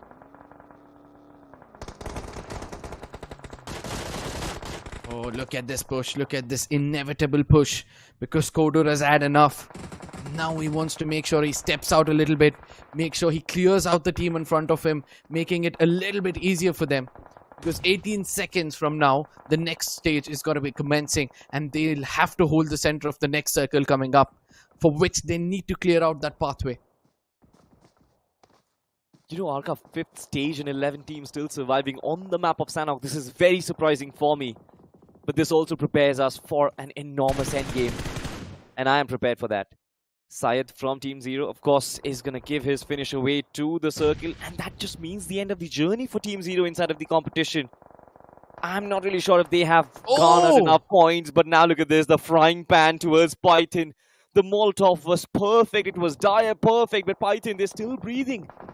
It seems like it's very difficult to take these reptiles off from their habitat. This is their map and they will have to somehow manage to perform. Oh, Redox, he needs to be careful because he's being shot at from 2 different directions. He's concentrating way too much towards the pythons. Because you know how hard of a job it is to, take down snakes in the tropical forests. And Redox, he needs to survive. He looks back and he sees that, Python is now getting prepared to rush in towards him. And there it is, the shots connect, and that is going to be goodbye for the side of CHEMIN Esports. And VOLTX also gets eliminated with 0 finishes, not the kind of gameplay they wanted to end today with. And finally, we have the top 6 teams, and due to which we'll be able to see probably within a blink of an eye, just 2 to 3 teams left out. We had 31 players still alive, and within a snap, we just have 12. I just spoke that 11 teams were still surviving, which was a massive surprise, but now there's not really a lot of contention. Python, they are taking a hefty damage. ADIYOGI Gaming, they have survived their way into this final circle. TMG have been dire consistent. ASGSF Mizoram, they certainly have an opportunity. Elmin as well as Shifli. Shifli taking a lot of shots, quite low on the HP, but Shahenshah has been knocked down. The beautiful bird's eye view that gives us every single stakeholder on this map of Sanhok. But it seems like Team TMG, they have a massive advantage just because of that numbers advantage. Oh, somewhere I feel I need to, counter your statement out here. Because those teams inside of the circle, they'll be waiting to capitalize on this situation. TMG, Leggy gets taken down after doing a little bit of damage. And now he's given a chance for his teammates to forget about him and make it inside the circle. But they're not going to do so. They're going to go in for the revival and come in together. And which might be a little late because AG have rotated to the perfect corner of the circle. They have a little idea that there's one player of Python right in front of them. And this is going to be a very crucial fight. The surviving one player is going to do a lot of damage and probably fight for the chicken dinner itself. The fan goes flying in. It does not connect, but if it did so, it would have been so funny.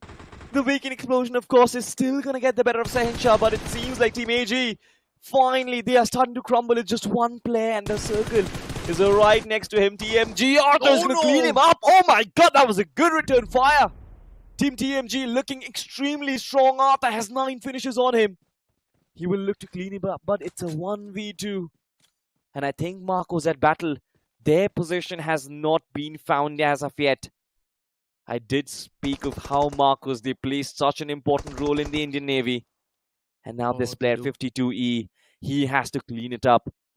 The situation is against him. It's a 1v2. The first man, Coder, has been brought down, and now it's a 1v1, Arka.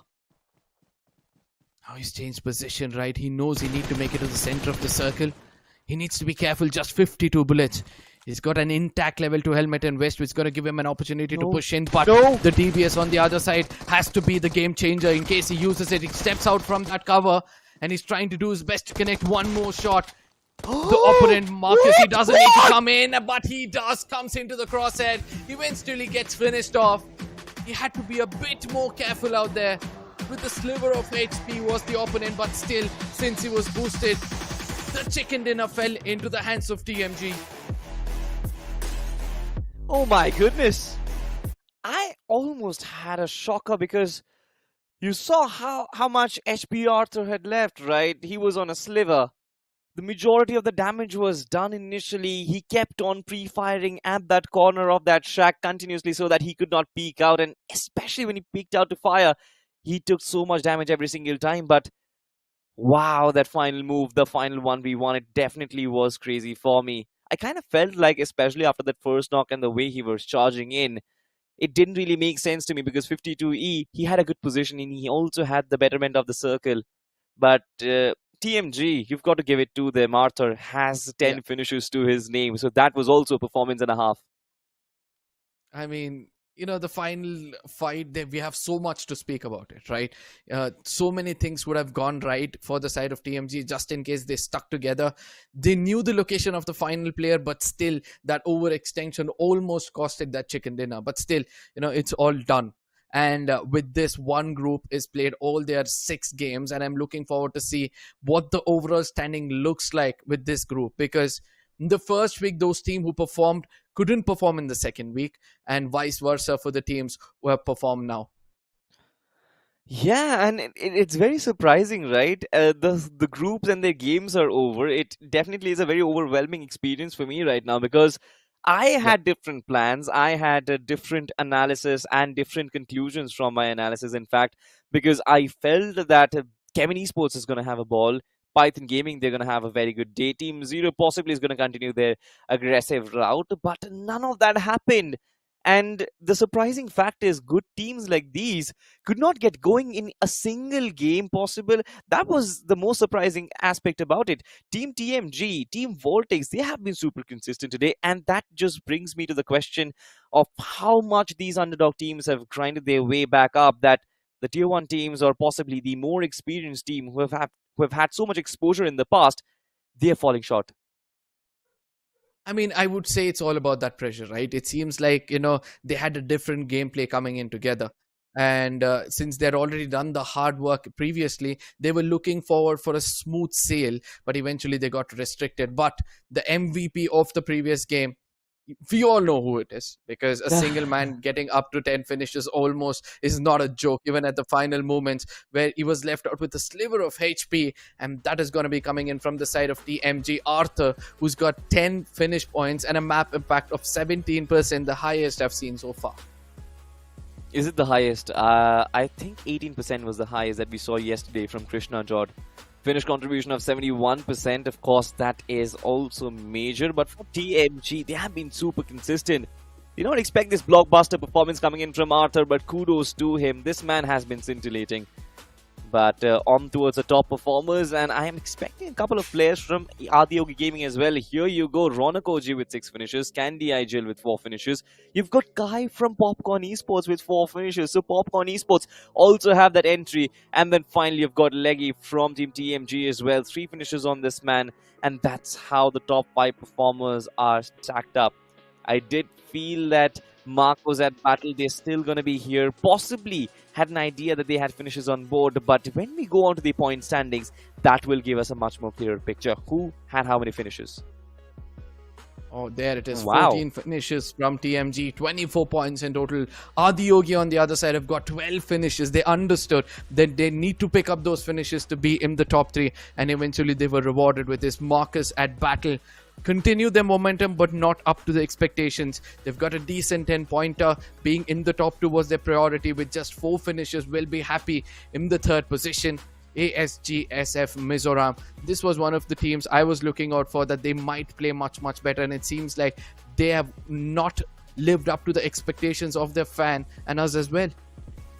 Yeah, for sure, but this again was just an extremely top-heavy game. Look at this. I mean, ADIYOGI Gaming and TMG together just getting in 26 eliminations out of the 64 players. And then Popcorn Esports as well with 6 finishes to their name. TAMILAN Esports with just 5 points will be the last team in this first page. But as we flip pages, Once again, it's a similar storyline, and this is where I am really concerned, Aka. Because what is going wrong? I have no clue. Team Insane, just 1 point secured from this day. This entire day has not been good for them. CHEMIN Esports, again a disappointment. 3 points secured. And then Team Zero as well. Just 4 finishes and 4 total points. It seems like Team Zero could not really get going, could not really get their engines running in any game possible. Redemption Crew, disappointment from them as well. This team, they performed brilliantly in BGIS 2023. 2024, I'm not really sure. I don't understand what's going wrong, to be frank. But yes, VOLTX Gaming, after 2 good games, I was expecting them to finish on a decent note, but it seems like they were restricted in the path as well. Our esports, not such a great day for them. 7 Hills, the previous game was a decent one. Again, it seems like in this game they were challenged from the beginning, and due to which they had to crumble because of that pressure. But the overall standing, ladies and gentlemen, will give us a very different outcome altogether. TMG will be on the top with 44 points, whereas VOLTX is going to be right behind them with 42 points. And look at that, 26 and 28 finishes, and it all comes down to the finish points. Exactly, it does come down to the finish points, because position points for the top 3 is the same. For Marcos at Battle, I'm really happy for this team. 1 chicken dinner to their name, 17 finish points in total and 16 position points, 33 overall. I think that's a very decent outing for UTOG as well. They've got 23 to their name, a 10-point difference. But I think added up with their last week's performance, they might just be possibly hoping for a good outing. ADIYOGI Gaming as well. The last game was the only good game that they played in this one. 22 points secured out of that one. Popcorn Esports with 22 points. TAMILAN Esports with 20. And Tribal Esports with 14. As we flip pages, ladies and gentlemen, beware of the big names that are about to come by. And there has been the massive headlines. Redemption Crew, just 1 point secured out of the 3 games. R Esports, absolute 0 from the 3 games. CHEMIN Esports, 4 points secured from the 3 games, and Team Zero, 7 points. Team Insane, 7 points. Python Gaming, 9 points. Arka, of course, I've got to come back to you and ask you, did you expect this to happen? Not really, at least not from Team Zero, because 0 possession points from their side is a big disappointment. They have experience, they could predict the circle, they knew how to take those corner fights and somehow breach into the circle in the final moments, but still they chose not to do so. And I don't understand as to where and what went wrong. And, Insane as well. They're well known for their firepower, right? They had 29 finishes in the previous week, and now they just have 3 finishes. And it seems like the gunpowder has gone down the drains. It's definitely not gone down. I'm pretty sure it was just a bad day at work. But the problem was that every single good name, or every single big name rather, whom we were expecting to perform, for everyone it was a bad day at work, right? And it seems like the underdogs have capitalized beautifully at the very top with 44 and 42 points respectively. But ladies and gentlemen, I think you guys also have an opportunity where you can capitalize your gaming skills as well. If you think you are good at BGMI and you have registered for BGIS, then the in-game qualifiers have started already on the 15th of April. It's going to go up until 21st of April, so you don't really have a lot of opportunities. You need to play 15 classic games with your 4 main players. Mark you that no substitute are going to be allowed, no event mode games are going to be allowed. All you've got to do is get your 4 main players and play on any map that's your favorite. Try and get as many finishes if you really want to qualify and play in the main stage. Yes, and remember to strike a balance. And coming back to today, if Group 1 has got so many disappointments and the overall standing is looking so different, what do you feel is going to happen with the next group coming up? Oh, I am very open right now. I have my arms open. I'm not going to make any predictions. No real call-outs as well. We're going to talk about the teams, of course, who are going to be the main contenders. But for now, ladies and gentlemen, I think we do have something very interesting for all of y'all. It's going to come your way right about now. रुक यार jiggle wiggle करके दे दिया Who's that guy? पकड़ बे कौन है jiggle wiggle करके सब लोग बोले मुझे सेंसे बोलो जिगल विगल करके सारे प्रो अपने लड़के जिगल विगल करके सब लोग बोले मुझे सेंसे बोलो जिगल विगल करके सारे प्रो अपने लड़के जिगल विगल करके सब लोग बोले मुझे sense You know, Arka, initially back in the days, we were taught in school, in preschool specifically, that happy, sad, angry are the emotions that a human being shows out, right? I did not really know that BGMI is also an emotion, because it certainly is an emotion for the crores of people who are playing this game right now. And I'm pretty sure, Arka, you are connecting with that. Oh yes, that was smooth as well, my friend. I mean, a lot of people are gonna feel that for a long time.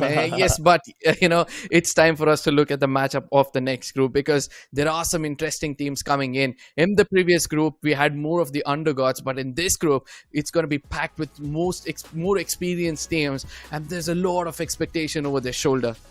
Absolutely, a lot of expectations on their shoulders for sure. But let's just go through the teams. Of course, you've got Evolution Mizoram, you've got GODX, you've got Marcus Gaming, and Experience lineup coming into the mix of things. Lots of expectations from them, by the way. RIP Gaming is going to be there. Team INS is going to be there. Team X Park, who did not really have the best of outings in the first week, will be back for redemption. You've got FINTOX Esports, Do or Die, who are absolutely scintillating. Mashkash will be one of our top priorities. XNOR Esports, Team Forever, brilliant. Once again, a contender for the #1 spot. Invincible, Death Dealers, Team Mayur, Team White Shadow, Clue Esports, and God-Given Esports. But, ladies and gentlemen, let's just welcome someone who has been given God-given talents. And that is going to be my main man in Necros back on the desk. How are you feeling, my man? I'm super excited, and I'm having a lot of fun today's day. The first 3 matches were exceptionally well. I mean, for TMG Esports, not gonna lie, Salty, I really didn't expect TMG Esports to pop off like this way, but the amount of points that they have accumulated for themselves, it's overwhelming. For a team who was sitting in the 200 position after the first 3 games back like this, it's something that you don't get to see often. You definitely don't get to see often competition like this, but of course we'll have to talk about the storylines that we're going to expect for Group 4. Of course, there's been massive changes. We kind of came in with a set of plan that, alright, these are going to be the teams who might be the top performers, but then Group 3 showed us otherwise. We saw comebacks, and if we replicate that same storyline to Group number 4 right now, then I'm expecting few teams to actually do really well. One of them will be Team X Park. Not really the ideal performance in week 1, 24 points and just 15 finish points acquired. This week, they will have to work a little extra hard to try and maintain that top spot. For sure. I mean, it's not going to be that easy, because we've seen teams like TMG Esports, Tribal, and so many other teams, they have bounced back. I mean, from the casters panel, we haven't predicted those names. The names were different, but the results came different. And I really expect right now for us to predict or give up the names should be something that we should stop, because we've jinxed a lot, right, Salty? And right now, I really don't want to go in that way. But overall, I really expect teams like Evolution, Mizoram, as well as Marcus Gaming, they make their comebacks, and they also perform in a similar way as what TMG did, what Popcorn Esports did, and find a lot more points for themselves. Marcos Gaming for sure, they will be in my eyesight. I think one of the teams, of course, who has performed exceptionally well inside of week 1 will be Team Forever. Always has to be given a lot of credit, because being one of the OG players every single time, building a team from scratch. But when he had this team made for himself with MJ and with everyone else, it felt like this is the perfect fit for this man, and maybe he is here to dominate, and possibly he will dominate this matchup of Erangle as well. Ladies and gentlemen, the first game of Group 4 is alive, and the Big Bird is back up on the skies. Make sure you actually wear your seatbelts, because there might be a little turbulence, because the pilot is going to be Salty and my co-pilot Necros. But it's going to be fun, because we're going to start our journey from Primos and end at the shooting range. A little bit of a western flight path, Necros, but I want to know your thoughts. What do you think?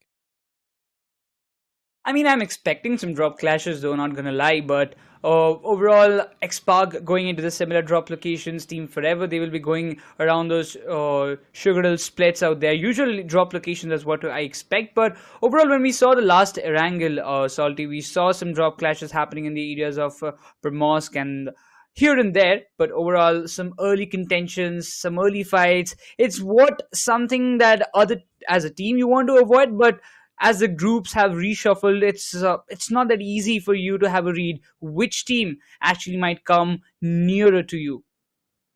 Yeah, for sure. I mean, it definitely will be difficult, especially with the lack of information, right? I mean, it's general knowledge in the community that at the very top, you've got the experienced teams who constantly play against each other, scrim against each other. So they have the idea of where the teams are dropping, where they are going to rotate from. But when there are underdogs involved in the mix of things, that is when the problem lies. And look at this liability. Such a cute little weapon.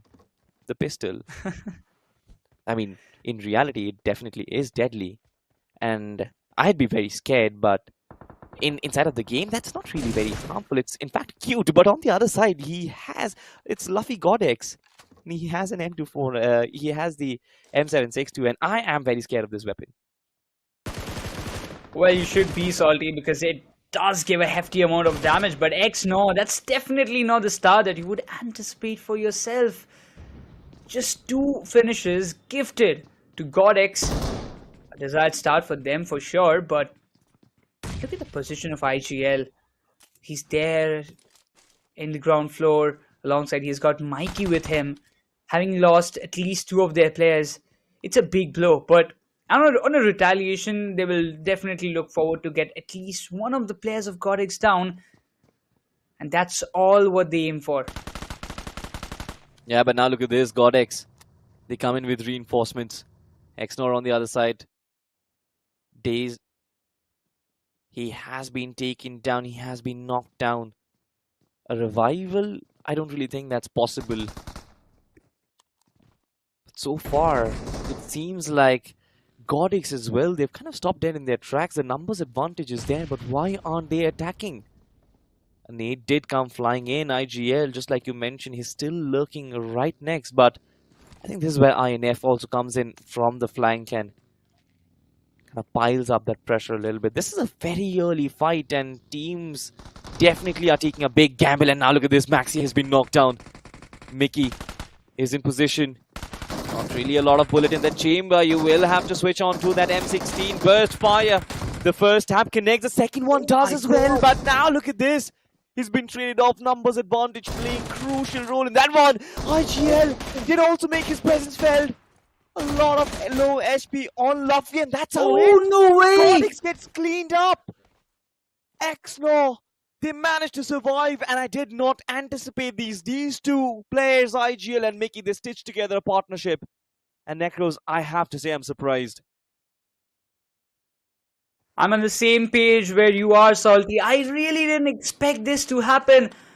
XNOR, the way these 2 players have handled the entire situation is literally amazing. Mike's position was completely not read nicely, and that's the cost.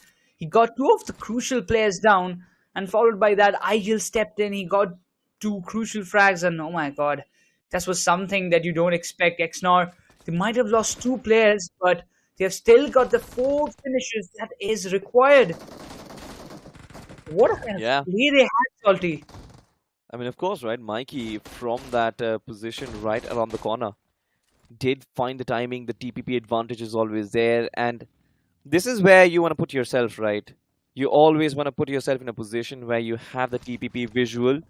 You do have the TPP visual to try and get yourself early advantage. First shot connected from Mikey. The M16 was there to help him down. 2 players knocked down. That was so crucial. And then IGL stepping in as well.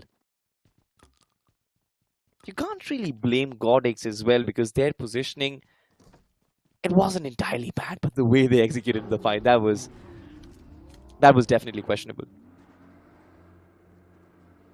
I mean, I really think that after the first knock that Mikey got, they got the information that, there is one player in the broken wall. We need to clear him off. Two players went there, but Mikey was just too good. I mean, with the Honey Badger, he couldn't get that knock, but instantly switches down with the burst mode. He got down one of the players, and that's where the entire thing changed. Because as a new team, even I would say that GODX were completely thrashed. I mean, their momentum was broken. They never anticipated three of the players going down, and that's where the momentum shifted. But for now, Team Invincible, they are in the close proximity, Salty. Close proximity to Team X Spark. In fact, not the entire team. It's just Sarang who is in the close quarters. The rest of the team, they are quite spread apart, but I don't really think there's enough to worry about. Team X Spark, they know that no matter what, Yesnaya is a big enough city to house two teams quite comfortably. Some shots being taken, some cute little shots being taken by Team INV. But that's not really going to harm Sarang. He did get back into cover quite comfortably. And now, once again, Team X Spark, at least now they have confirmed information of Team Invincibles and their presence. You know, Salty, this team has been in the community for a longer period of time. Team Invincible, I'm talking about. Oh my god. A lot of shots being taken from Sarang, but just manages to escape and safeguard themselves for now. Coming back to the point, Team Invincibles, they have been in this community. They have played the previous seasons as well. I really acknowledge this team. In domestic league, they have been doing pretty good job. They have been performing and reaching the grand finals a lot of times that you don't see often for just an underdog team or an underdog team. But they have been doing it pretty nicely. So I really expect them to just perform in the same way in the final three matches that are left, including this one, because the first three games hasn't been that good. Only 10 points that they have accumulated for themselves. But looking towards the circle right now, Salty, a western side and a lot of teams in a question that will be going with the rotation. The Gatka circle has become the new normal now. Everyone knows that it is gonna be ending up in the landmass or right next to the shorelines, and I really prefer the position that Team XNOR is holding, barring just the fact that two of their players has been taken down early on. Currently, Team INS on our screens as well. Even their position is not bad, just holding around the shoreline, just the highway. But this again is like a very high traffic region. Right next to Team XNOR will be the swamps where we saw so many teams just fall down and give it away as their deathbed. It basically turned into a cemetery in the first Erangle that we witnessed, and I don't really want that to happen once again. But now look at this, amidst this rotation, Team INV, they have been brought down to their knees, two players being knocked down, and this was unexpected. I guess, Solly, we have to make it 3. There's only one player surviving, it's Ayush, and Spray got shadowed from all the directions. They're rushing towards him. What a bridge camp being done by X-Park, but oh, before he gets too many more, Sarang was almost about to get completely finished off, but he survives. That was lucky for him because Spray God came in time. And that's X-Park getting beautifully 4 finishes in their name, and Team Invincible, they will be taking a tragic exit in their third last match, which is definitely not what they expected. What exactly happened, I'm not sure. How this fight got built up, I had no clue. All of a sudden, all I see on my screen is 3 players just being taken down, and Sarang in that prime position. The hotspot right next to the bridge. 1 good spray and 3 players were down. It was absolute carnage. And I think Team Invincible should have expected that. I mean, they knew Team X-Park were there. They knew the Team X-Park had left their Yesnaya premises. I think this should have been predicted. This should have been, if not predicted, anticipated at least. And then the movement could have been changed accordingly. Crossing over from the bridge also did not really make a lot of sense because the circle is shifting downward. But anyways, we're going to move on with the game and Team Forever. They definitely will be on our screens for a while. Omega was the player. Spotlight had 10 finishes to his name, and I think he will be looking for more. Omega is a kind of player we always talked about, right? And the starting of the day, we also had those player highlights and the key players to watch out for. Omega was one of them. And why do we talk about him more? Because he has got that kind of impact. But again, sorry, the thing that we were discussing a little bit earlier, Sarang, I mean, this was some real damaging spray coming up from his end. He would have got that 1v4 if it was not this knock. But overall, it was a good play by X-Park. And yeah, that was an early exit.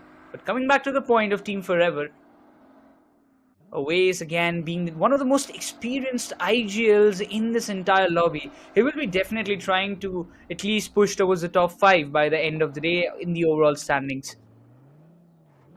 They were in the top 5 when they had played equal games.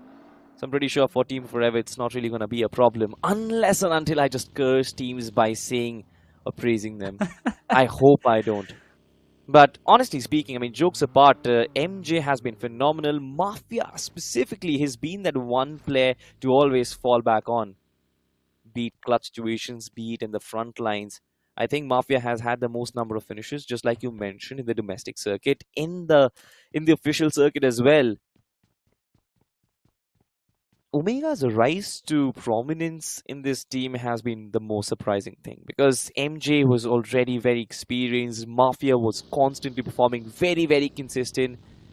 Somewhere down the line I felt like Omega also needed his chance to shine, and he did so when the first week of the grind came by. And as the brightest star you would expect, Salty, right? You needed him to step up, and he came up like nobody expected him. But overall, this is what as a team you need. When you have that kind of confidence, even if one player falls down or if one player gets finished off, there are other 3 to take this kind of advantage. But Team Forever, this might be the fight against GODSGIVEN Esports that they want to anticipate or maybe look forward to. Because this is a rotational clash, and as soon as even GODSGIVEN Esports have spotted one of the players or 2 of the vehicles of Team Forever, they've also decided we have to hold and get some more info before we want to engage with them. I think both these teams are in a soup right now. There are too many teams right next to them. I do have the map feed right next to me, so I know Mafia did spot that opportunity for himself. Got that topography from that stone, did get that visual, and as soon as he had the line of sight, managed to spray down and tap down the players. Look at this. This man is precise. On the other side, GODSGIVEN East taking in massive hits, but they have managed to flee from this position. Team Forever, I don't really think they are going to go on the chase, but they look real confident. And I love the way Team Forever has been approaching the game. They are not falling back. They did try and buy some time for themselves to get into better position. But as soon as Mafia was locked and loaded, he did not really second guess himself before unloading that first mag. That is actually a good move, right? When Team Forever wanted to go a little aggressive, Mafia wanted to, if they would have got one pick, we might have seen that Team Forever going up or clearing at least 1 or 2 players, couple of players at least. But that was a good call, not overextending as much, because as they saw that GODSGIVEN Esports, they're making the fallback.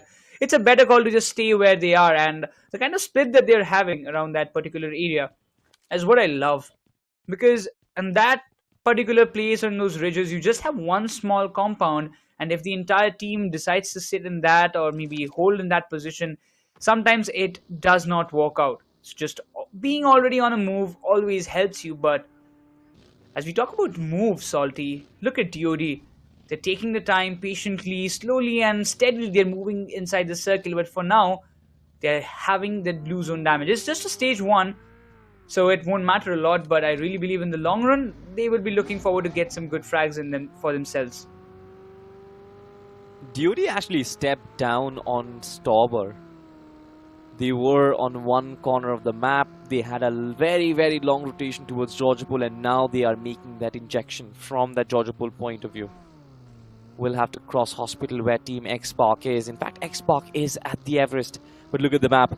This is where these two teams might actually collide. A mid-rotation battle is on the cards, and immediately Team Do or Die, they fall back. Disengagement and uninterested. They will have to make a different rotation path to make their way in. But Team X Spark, they've been found out in the open and shots are being fired. Ashok did find his opportunity but could not capitalize. Not a single connection from that M4.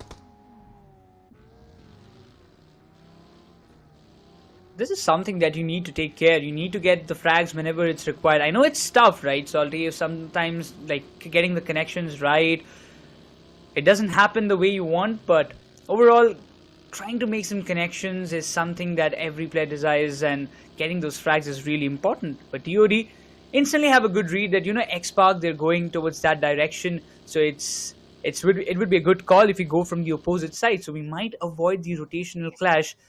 But for now, it seems Team X-Park, they have changed their trajectory. So the kind of decision that DOD took to avoid the rotational clash might just not happen. Possibly. But as of now, on the other side, we do have another fight that is breaking out. Team Evolution Mizoram. They have started to fall. GODSGIVEN Esports, they had a nice position inside of this dip. And now slowly and steadily, Evolution Mizoram, they are falling. Diagetto did have the nade cooked, but it could not be placed perfectly. Error is quite low in terms of HP, and he will be the first one to take splash damage. One knock has been confirmed, and it's a 2v2 situation. This is where Evolution Mizoram, they can actually capitalize. Nade! Oh, that was really, really close. These exchanges are kind of bringing up something crucial that, you know, the numbers advantage is there in the hands of GODSGIVEN Esports. But for Evolution Mizoram, they haven't had a great performance in the first 3 games. They were looking forward to get some more in these 3 games, but the start hasn't been that helpful. They might have got one finish, but some random spray is being taken from Radakon, but couldn't make that proper connection. And in the meanwhile, Salty, we've got another team in the question. It's going to be FINTOX Esports in the close proximity. They are getting all the sound cues, but I would be really anticipating when will they decide to barge into this fight. Possibly right now, because the numbers advantage has died down, and if they have been reading their finish feed, I'm pretty sure they would have appropriate information. That should give them the cue that, alright, this is the point where we should actually barge into this fight, get ourselves some finishes, because 2 players surviving on either side. But what has happened to Team Do or Die? Shok has been brought down, mid-rotation collision with Team X Spark. It seems like this was always made in the card. This was always written in the stars. These 2 teams to fight. Team Do or Die, they managed to escape without a lot of harm. Just 1 player was brought down, but I think this was a very narrow call. But now as they are in the place, Team X-Park, again, holding the edges of the circle, not going way too deep inside the circle. It's a good move sometimes, you know, that you don't get involved in multiple fights, play a little safer. And also, you just have to take fights with maybe 1 or 2 teams at a time. The 2 teams are very rarer, but when you talk about this situation, this is a team that in the contention, Team MAYUR, we were talking about them a lot before the game started, and now again they haven't had a great performance. 13 points in total in the first 3 games.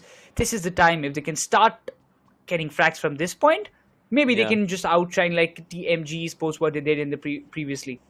No, MAYUR Gaming is definitely not a side who actually goes in for finishes.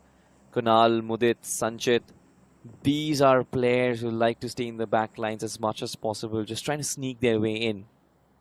Ever since they were known as MICI and BGIS 2023, where they performed really well, their game plan was simple to capitalize on those placement points. And it seems like with the inception of the new point system, Team MAYUR has definitely had a tough time for themselves. They definitely are holding that small little compound right outside the circle, but they know the Team X Spark, they're lurking in the back lines. As much as they possibly want to enter the circle, they can't, because as soon as they do that, Team X Spark will start to pounce, and they have 5 finishes on board already. And I think they're already searching for this place itself. Kunal has been spotted. Should not really be long before Necros this fight actually begins. For sure, Salty. But when you look down to Ninja Jaw, this is the kind of player I really appreciate every time I see him. I mean, you put him in any lineup, you put him in any situation, this man has the capability of clutching it out. And for Mayur Gaming, from the position that they are in, engaging with X-Park would not be a suitable thing exactly outside of the circle. You get inside the circle, you take the fight, you try to gatekeep them.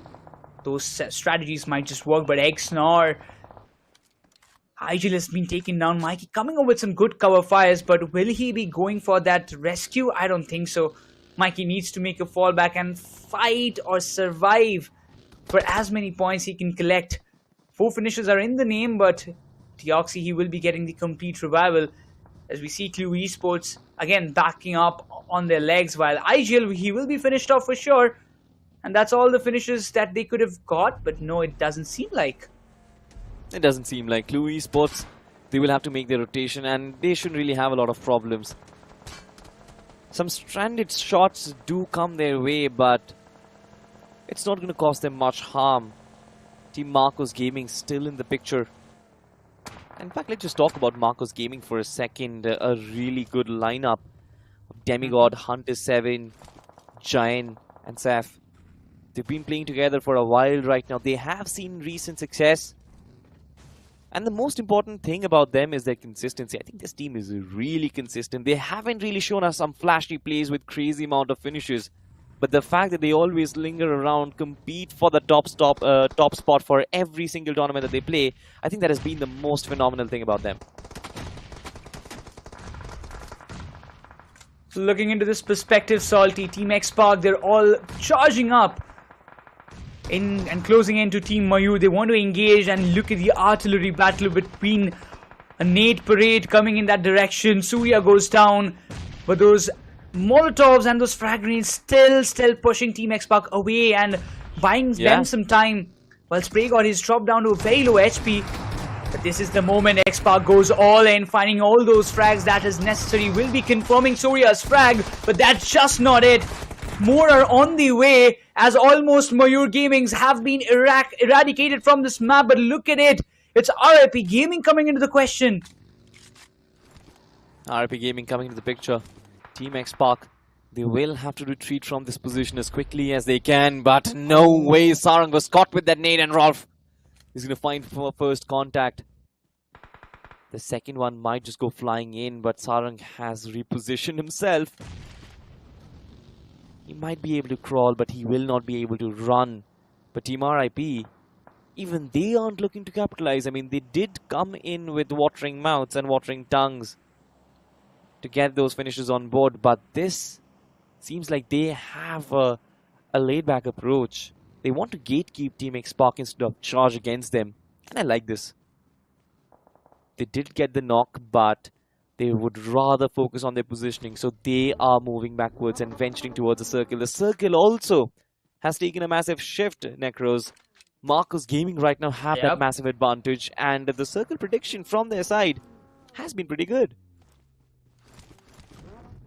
Now just what they have to do, Salty, is get all those finishes. They've just got one for now. X-Park having the highest number of finishes in the entire lobby. But wait, what? Max Kosh? Did he just anyhow got one of his teammates down? Maybe it might be my bad, but overall it's dead dealers. I apologize, but it's going to be a good finish point that they have already got for themselves. While Do or Die Esports, they have to get inside the circle, but they have to face INS, who won't just let them take this entry, and that's all down and out. Team INS from the south as well, they are starting to make their entry inside the circle. Look at the minimap. They do have Team Forever right next to them, but Team Forever, I'm not really sure if they are able to hold on to that carnage. Look at this, Team X-Park as well. Shadow, that was a really courageous move to rotate right next to Team RIP, but the rest of the team has been consumed already. We talked about it. Team RIP focused on their positioning. They did not charge against X-Park, but they held them back, and now they have 2 finishes on board. But they have to survive this onslaught. Team FINTOX from the back lines. The artillery strike did come in, and now it's some sort of resistance which Team RIP just wants to put up. They haven't really been successful so far, but FINTOX, we'll have to see what their next move is. Last 5 teams, 20 players in the question. Xbox takes a very tragic exit that I really didn't expect. But RIP Gaming, the kind of decision that they made did come fruitful for them. But look at so many Molotovs in that direction. FINTOX Esports definitely trying to make sure that by utils only, we want to find at least 1 or 2 frags or 2 openings so that they can charge in. But still not that lucky. They might have got a couple of openings, knocks, but those have been revived. And RIP Gaming, they've completely back on the 4-man. But where do they go from now is the question, Necros, because on one side they've got Team FINTOX, on one side they've got Team INS. They cannot directly leapfrog these two teams and enter into the circle because Team Forever will gatekeep them then. It seems like Team RIP, they're kind of stuck in between a rock and a hard place right now. Look at this. Oh, I said it right. On one side they go, Team INS is left waiting, and here it comes, the onslaught. I think 3 or 2 players have been brought down, just 2 remain, but on the other side there's been another push that has happened. Team FINTOX has actually pushed up to Team Forever. What on earth is happening right now? Team RIP, they've closed on up on Team INS. So Runway is down, but Hydro from the back lines will look to sort of hold them back. On the other side, Team Forever, they've managed to survive the onslaught from FINTOX as well. Team FINTOX just choked themselves to death. On the other side, Team Marcus Gaming, they are looking to pounce. INS, the massive split did come working in. 2 players still survive, but this is the nade parade, like you like to say it, Necros. Coming in towards him, they do have the advantage of the circle, but it seems like Team Forever, they are not going to let them breathe in peace, and so they aren't. Mortis just barely breathing at this point, and Marcus Gaming finally come into the picture. This is the golden opportunity. This is the golden chance for Team Forever to go up front, but Marcus Gaming, they just won't let them. This is the kind of situation that you don't want to be in as a team, but now it comes down to this 2 final teams. Team Forever versus Marcus Gaming. INS have been eradicated. It's a 3 versus 3 situation, and the first one to get the pick might just have the upper hand. But look at the split. Hunter, Giant, Demigod. 3 different players in 3 different directions. But Giant, he was a little too up front, and what that was read well by MJ. A need came, but it was definitely something that fell short. Team Forever's MJ might just be the one to pull the first string out, but Demigod's position, it really concerns me. Yeah, that white flank, I really love that. But Team Forever have a good read on it. MJ has been designated. Team Forever, they don't really have the betterment of the circle. Marcus Gaming have capitalized on that position really well. But their strengths aren't cover. Demigod does not have any cover. The visual blockade of the smokes, the little ridge that he has to play around, that's all that he has for him, going and working for him. Mafia from the backlines is still cooking that nade up. Team Forever, they want to breach into Marcus Gaming's territory, but it's not been allowed so far. Giant constantly bombarding those nades, pushing Team Forever back in the blue zone. The electrocution from it is really going to frustrate Team Forever as of now. The standstill is intense.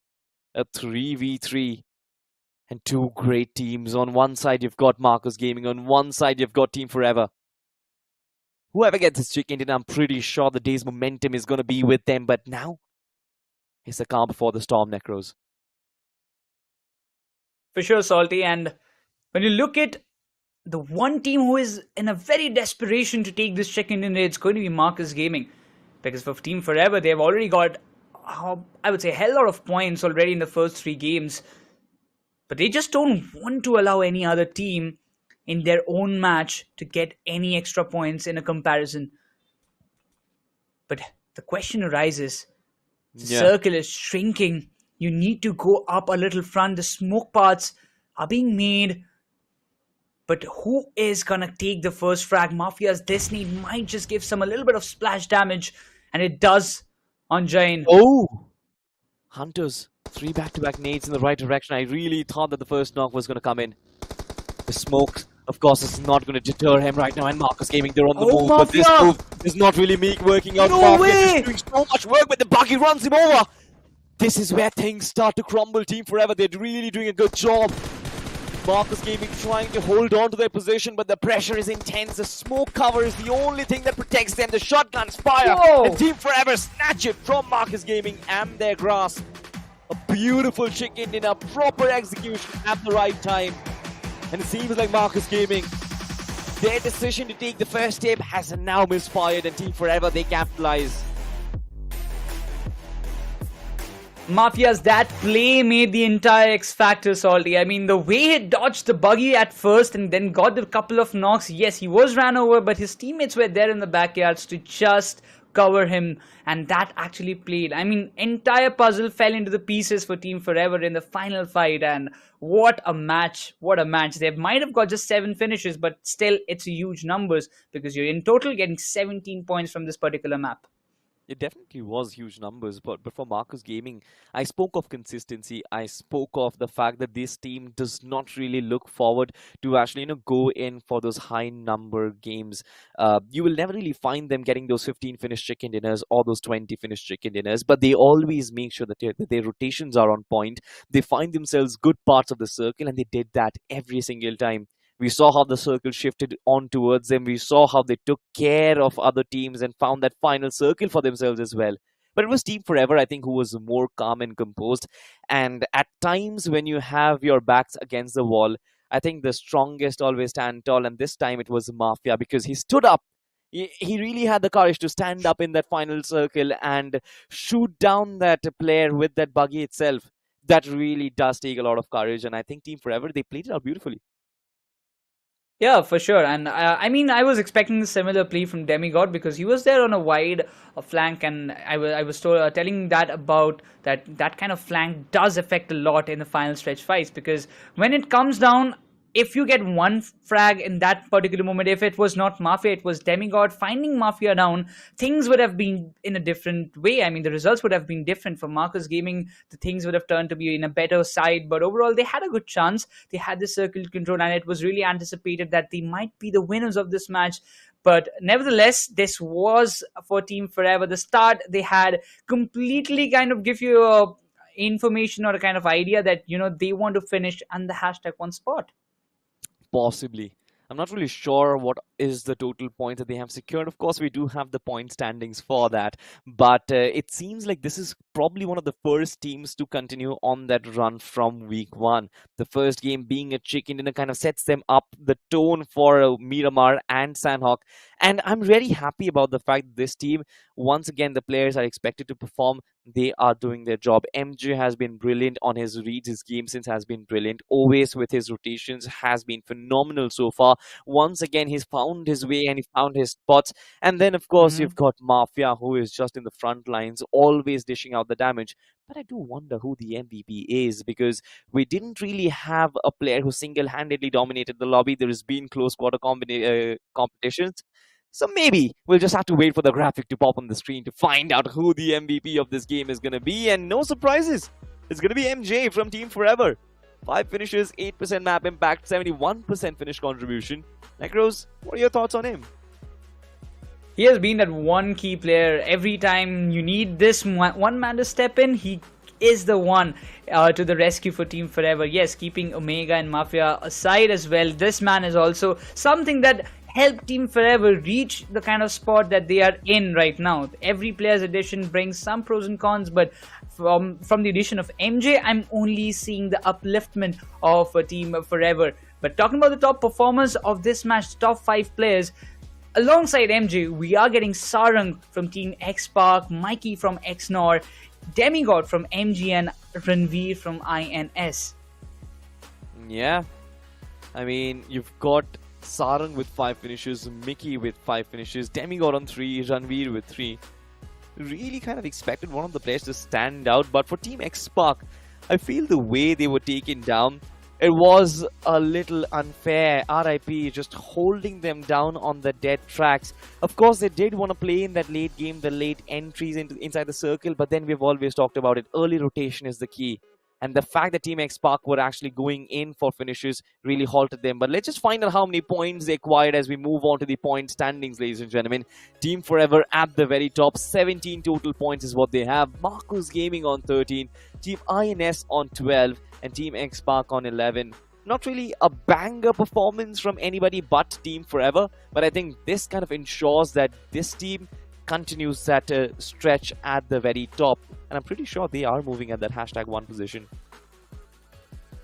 For sure. I mean, they had 52 points in the first 3 games. Adding 17 more will be, pushing them towards those 60s and 70s. But Marcus Gaming, yes, it was indeed a very needful match for them, only getting 15 points in the first 3 games. After that, when you come down to this Erangle, you get 13 more in the addition.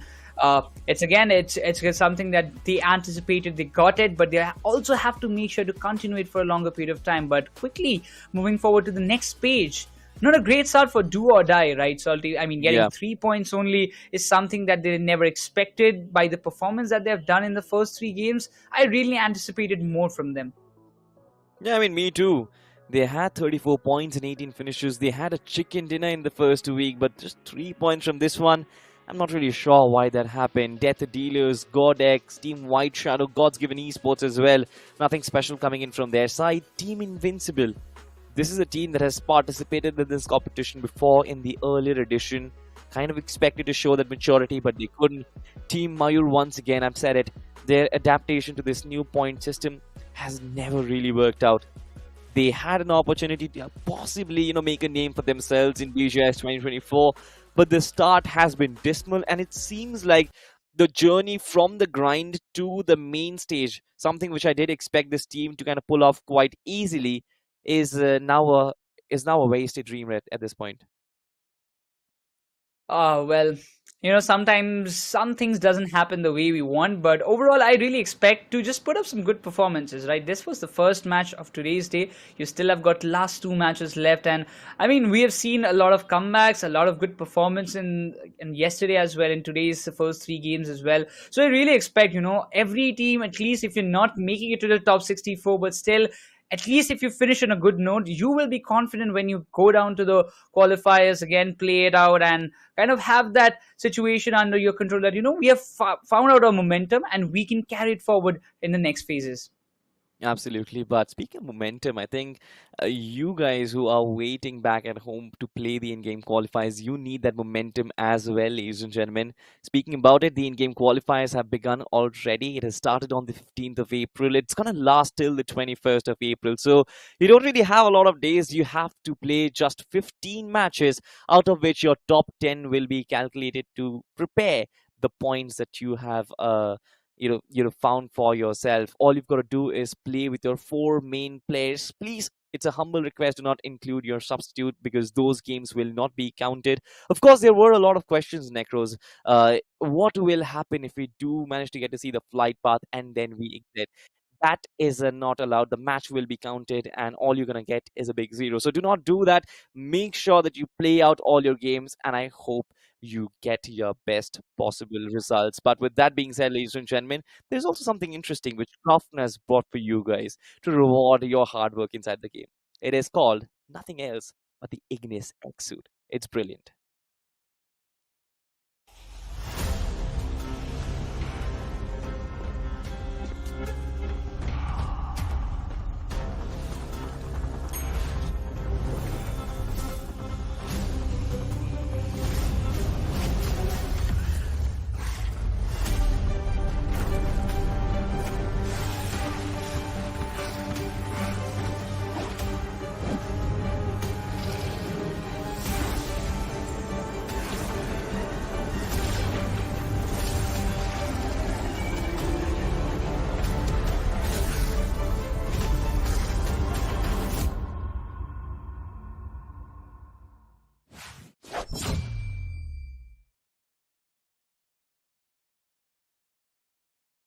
maybe the Ignis Exode is going to help you in your in-game qualifiers. I'm not sure. It's just good luck that comes along your way. You saw how he demolished the opposition with that fire sword. I think that was really cool. The animations were really cool. But you know what? Something that's really cool.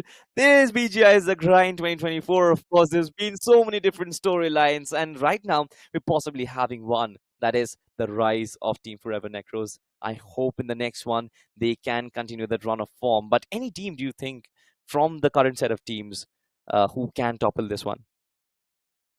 I really want to go with Team Xpark right now, because Xpark, they have that kind of potential. They have got that kind of lineup in the players that is required to kind of match the level of Team Forever. But overall, when we talk about the same number of teams, now this is the matchup that we're looking forward in the map of Miramar. But for me, I have got somebody joining me alongside me on the desk. It's going to be Arka. I'm going to bring him back. So Arka, you witnessed the map of Erangle, right? So what are your expectations in the map of Miramar that I would like to know? Unique one, if you ask me. But again, in the map of Erangle, I still feel that, things would have been much more better for that of the Undergods if they had played it a little more safer. But it seems like, the experienced teams have come up with a statement that they're just going to choose violence and make sure that if somebody comes closer to them, they're just going to finish them off. That's a kind of policy everybody is looking forward to. But I was really expecting something, from Team Invincible when they came into the question. I saw them taking a drop clash with Team Xpark in the Yasanaya area. I really thought that they would be disengaging with Xpark and moving forward to go and expect some rotational clashes. That's what I thought. But even when they saw Xpark going up front from that bridge area, they didn't anticipate them to hold it. It was surprising, and they completely got trapped out there. I mean, see, at the end of the day, they really thought that teams are concentrating on getting to the center of the circle or holding a position. But if you can't underestimate anybody in a lobby like this, because everybody are looking forward for those finishes, right? And I do believe that Team Xpark's agenda was very simple. We know that holding that position sometimes might not go in our favor, but rather our strength is that firepower. So we'll pick up as many finishes as possible. Yeah, that's the kind of motto that almost everybody is doing, thanks to that new points system that has been introduced. And because of that, every player, every team is looking forward to get as many finishes as possible. Yeah, unlucky for Team Forever that they just got 7. But, sometimes the number 7 is always something that brings us some luck. If you know. But when it comes down, total of 17 points that they have accumulated, it's going to be really, really impactful. Completely agreed. And again, Team Forever, you have to say that IGL brain, if there is some undergod team who needs to learn how to rotate inside the circle, they need to study OS very, very closely. I mean, from the beginning of the grind till now, he's always taken his team to the center of the circle or the final circles itself. And that gives so much of an opportunity for their assaulters to just go all out. And let's see which of the other undergod teams will be able to replicate that similar strategy, because DOD were one of those in the previous week. Yeah, I mean, for Do or Die, it was not the similar results that you expect, because a team where, they have proven themselves, having some good points, 34 on the board for the first 3 matches, and then they come to this map of Erangle. It's a new day for sure. They are not carrying forward that same momentum, it seems, but Team Forever, I would say till now in the entire week 3, they are the first team I'm seeing that they're carrying forward the same momentum what they had in the first 3 games in their 4th game itself. Now, 2 last more matches left, a Miramar and a Sanhok. I really anticipate, can they reach or touch the 100-point marker, Arka? I mean, nothing is impossible if you ask me. With a team like that, with assaulters coming in, MJ, he was one of the stronger assaulters of Gujarat, so he's coming over here. So there's a lot of possibilities if you ask me. So let's see how it goes, because the next map is where your crosshairs are going to be tested. That mid-range battles, if you're able to maintain your recoil well, and I do believe you'll have a greater chance. A lot of, fighting teams out there, Team Xpark will be looking the strongest if you ask me. Yeah, even Salty asked me which team are you picking up for this map of Miramar, and I said it's definitely X-Park who can be that one competitor for Team Forever in this particular map, because even Team Forever plays. I mean, they have some pretty good plays in the map of Miramar itself, but for their contention, X-Park with Ninja George, Sarang, and all the 4 players that they have in their roster is the perfect match, or I would say the perfect competitor. Yeah, completely agreed. And for the mid range, when you have a player like Spray God, who's who challenges you no matter what weapon you have, I do believe they have a greater chance. Now, coming back, there's another team I really want to speak about, and that has to be the side of Evolution Mizoram, because they have had a lot of fan following in the previous week, and we have seen that there are many fans who are watching right now who are also cheering for them. You think Evolution Mizoram will be able to make a proper comeback in this map at least? I really expect, because if you talk about the roster and from their play, sometimes they do have that kind of potential to step up and maybe put some good performances. But due to some conditions or maybe some situations, they have faced the backlashes, and that's where they've lost the majority of the fights. But it's good to see, we saw ASGSF Mizoram, we are seeing Evolution Mizoram from, I mean, so many teams coming up from the areas of Mizoram is really, really happy. I'm really happy to see them. Oh yes, RIP Gaming as well. They were almost, at the verge of being in the top 5 and making sure that they have so many points in the pocket. They did play well, with whatever opportunity was given. But ladies and gentlemen, here comes the bigger opportunity for all these teams out there as the big bird hits the sky. This is going to be the map of Miramar, a most crucial one for the teams who couldn't perform that well in the previous map, as they'll be left out with one last map after this. Yes, sir. And now as we see the kind of flight path, it's completely favoring the eastern side Arca. Now, this is something which will put a lot of challenges towards those teams, those who will be looking forward to go to the areas of Monte Nuevo, El Pozo, maybe in the areas of La Drillera as well. But for them, I really recommend, and even the teams know it properly, that they need to collect the vehicles on an early note so that they can have the loot as long as they want, because if the circle even comes or tends down to shift towards the eastern side or northeastern side, they will still have a lot of room to rotate quickly with those vehicles that they collect on early phase. Now, speak about early skirmishes. I can see one set of team going very close to one another towards the eastern side of La Crobreria, or rather the northern side of water treatment, and a big cluster at that Hacienda del Patron region as well. Now, this is going to be a very interesting map, because few experienced teams would really want to avoid those early finishes and early casualty rather, and make sure they survive until the final moments.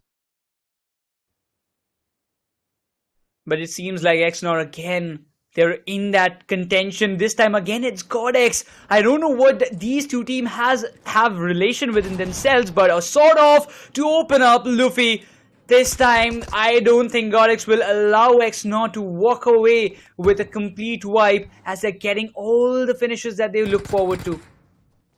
Oh, look at that cavalry is here, and IGL gets taken down and immediately gets finished off, and it's important for them to right now retaliate. They have done the damage, I understand, but they've not got the right kind of guns in their hands, but still they're able to do something even more different, as Sanchit with that DBS, he might sing the song of death.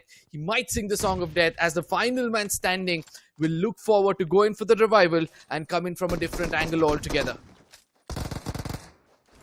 Oh, Mickey's position has been revealed, but Arshit with that Uzi and 14 more bullets in that magazine, I don't think he will be able to do it, but Maxi has to do it. He has to clutch it out, and he becomes the savior. And GODX, they have finally wiped out their arch rivals XNOR from this game. And even on the other hand, death dealers are already out. Two teams in a blink of an eye are out of this map of Miramar. And it seems like more are going to follow, as Clue Esports are also, on the verge of eliminating another team. Evolution Mizoram have already lost on 2 players. And where are the other 2 players? Not far away. They're picking up a vehicle and, probably strategizing to get away from this fight. But will Clue allow them to do so? A lot of questions, Arka, but when you just look out, it's again Evolution Mizoram losing early players. We kind of had a prediction, or maybe had a talk about, this match, it might be something different for them. but it actually hasn't happened. You see Oxygen, he is just fleeing away from this position because he is looking forward to get as many placement points as possible. What other option does he have? You know, it's all about you trying to survive until the final circles, right? With Team TF giving us such a great example, Team Forever, that, you know, survival is going to be the most crucial thing for you to do. And if you're doing it, you need to have all 4 men standing in the final circles. He's going to eventually reward you with that chicken dinner.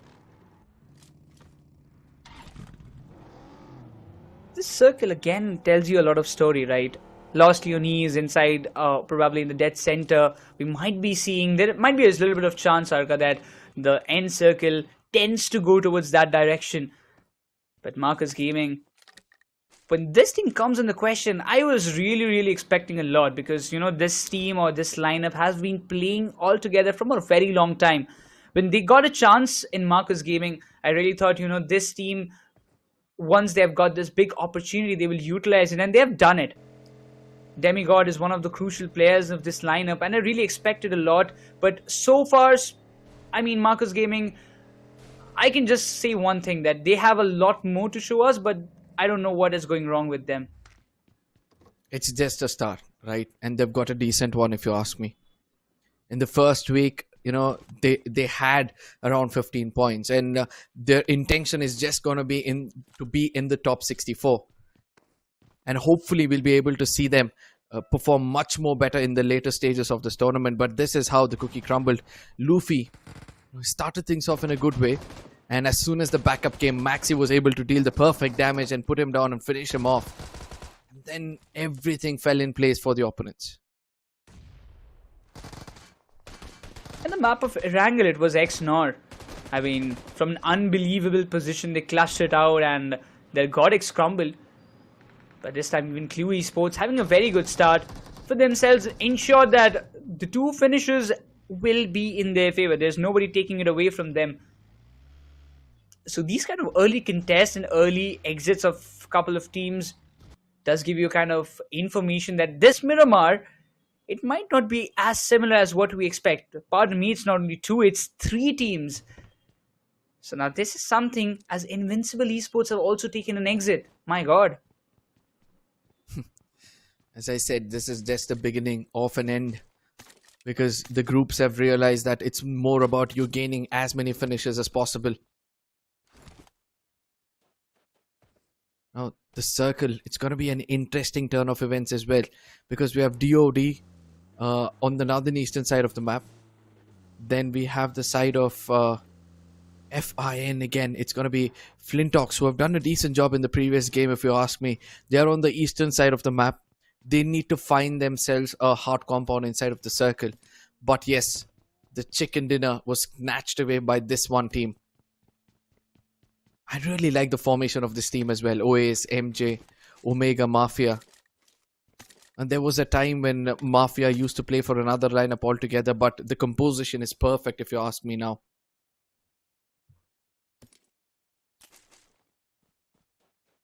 Oasis has always been that one player, right, Arka, who has been building teams from scratch. You took any of the lineups that he have made so far, from the time of Seoul, when he was there in Seoul, from there Fnatic, etc. Later he went to Enigma, and now it's Team Forever. Every lineup that he has made, he has got beautiful players in it.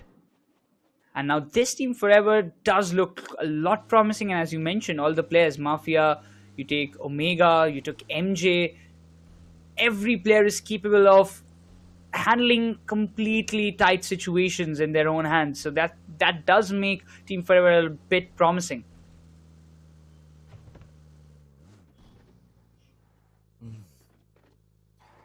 The next circle is going to be an interesting turn of events as well, because, you know, until the first few circles, we have not seen much of action take place. But guess what? Team X-Park wants a piece of some action. They are down waiting. They've come to this corner of the building. They do hear some footsteps, and Spraygard would have relayed that information that there are players over here, but he might be walking into a death trap and somehow survives out of it. Liability could have done the damage against the side of Spraygard and put him down on his knees. And now let's see how this kind of a fight is going to be executed by the undergods. 3 players on the top, and there's 1 player still in a flank. But oh, Ninja has spotted 1.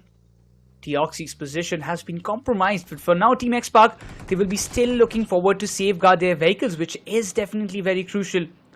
And just to get out from this particular side is a very good call if Xpark decides to, but Ninja, he seems to be a little bit trapped as Clue Esports, they want to charge up on him.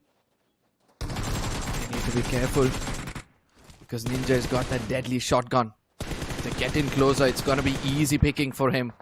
But eventually they use the throw builds to perfection, put that Molotov, damage him a bit more, strike fear in his heart. Now he's gonna be cooking up a grenade. This man knows how to survive a fight for sure. But where are the rest of the players? What are they planning to do? And by the looks of it, they're trying to get a different angle altogether. Look at Shadow's position, Arka. He's just there to provide support while Sarang and SprayGod decides, you know, we need to get the first flanker out. Ujwal has been spotted. SprayGod, just as his name says, he's just that efficient on his sprays. Ujwal has been knocked, has been confirmed. There is no second chance that you get against Xpark. But Kaka Boy, he needs to make a fallback as Clue Esports. That's a very good call that they need to take an exit. As Xpark, they're all charging up on him, and there is nowhere that Clue Esports can go, but Kakaboy has to be a little quicker. He has to cross the crosshair of Sarang as well as SprayGod on the other corner if he has to run away from this place. But eventually Sarang finds the other 2 players. The damage has been dealt, and this is where the push is going to be inevitable from the side of Team Xpark. Look at that. They're still being a little bit patient. They understand they cannot overextend. And there's another push from the Shadow on the eastern side. And this flank is going to be very good for their side. Kakaboy is trapped. He has nowhere to go, and Xpark has a good read about it. And oh, they want to go with a death race. They want to just trample him down. But it's Kakaboy who goes down and out, and 2 finishes registered for Team Xpark. The troubles are still not over if you ask me for the side of Clue. They might be running away, but they've been heavily damaged. They have just 2 more players alive over here. Actually, they had a very good chance if you ask me, you know. When Ninja Boy was alone out there, all 4 players could have rushed in, done the damage to the opponents itself, and had an upper hand with the man advantage. But it's all over, right?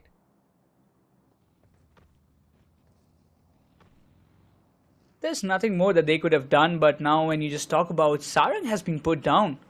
Now GODX, a team who got eliminated early on in the previous map of Erangle, seems to have their momentum back as they have wiped out their arch rivals XNOR. And after wiping them, they have gained the confidence that, you know, we can take a couple of more fights. We can get some more finishes in our name. But a good call by Sarang. As soon as he got knocked out, he just dropped down the ridge, just trying to make himself in a safer spot. But GODX, I really don't know about it, Arka, whether they want to anticipate this fight or not, because the circle is coming. It might just be the first one, so it won't give a lot of damage to you, but engaging in this particular area might not be a good decision for them. You know, this is where we need to learn from the experts, right? For those who are playing the in-game qualifiers, have a close watch on how OS is going to take that rotation. Stage 2 has started, and Stage 3 is going to be coming in anytime soon. And most of the teams have already gone to the center of the Stage 2, whereas OS is still waiting for Stage 3 to form up, and then he would love to take that rotation. And for which they'll all be in the vehicles just moving around, and let's see where he lands himself. Once again, the knocks are coming in. Xpark, they're still contesting, while GODX just don't want to let them slip away. They also have a good read. There is a team, and Maxi's wide angle flank. He can literally at least get 1 frag or 1 finish as Sarang has been knocked out. Luffy goes all in. SprayGod, he has to take a head-on battle and finally finds him down. That's just a gift to Xpark. But Sarang, he needs an immediate attention. He needs an immediate revival. But for SprayGod to reach there, it's gonna be difficult. That Maxi is there. Sarang, he's barely reading. The smoke is there, and he touches him. He gets the revival exactly on time. Speak about synergy, and this is one of the best displays of synergy. You're gonna make sure that you have all foremen standing. Mayuri GODX on the other side. He's got a smoke in his hand, but he understands that this fight is gonna be a little bit of a trouble if he's trying to extend it too much, because 218 meters is where both these teams need to travel to make it inside the circle. And with the blue coming in and the third stage almost forming up, they need to be careful whether they're going to extend this fight or not. Oh, Archit, he was way too late, and Spray God is precise. You don't actually have a second chance if this guy opens his crosshair. And that's what he made sure of it. Got the crucial one down, and this is something that GODX has to take an exit. They have to retreat from this position. As X-Park, they are just those hungry sharks, those who are desperate to get as many finishes as possible for themselves, while INF, he's stuck. He cannot do anything more, but this is a big opportunity. Ninja Jody switches his gun. But will that be enough time as INF gets one down? But on a retaliation, Shadow will be there to provide some support, but no! Ninja Jod gets finished off. Maxi comes up from a different direction. Even Spray God has been put down. Oh my goodness, and this is what happens when you lose a little bit of a communication. You know, Maxi from the beginning understood that my job is to make sure that I damage my opponents. Even if I'm going down, I'm gonna take more than one with me. And that's what he's done over here. You might have lost a player, but he's done such a great damage against the side of Team X-Park. It's got to be hard for them to survive. Sarang also down on his knees. It's got to be Shadow versus him. And he's got to be connecting most of those shots. And the blue, it might do a little bit of more damage for him. It's really something that you don't want to see as an X-Park fan. But Sarang has been taken down, and Clue Esports, they just fled away from that position, but they came in the right moment. Oh my god, that's a good revenge. If I'm not wrong, they've got the finish of Sarang. And now Shadow is all left alone. A good match that could have turned out, that started off pretty well for X-Park. I don't think it will conclude in the same manner, as the circle has also shifted in the eastern side, keeping again Marcus Gaming in the dead center.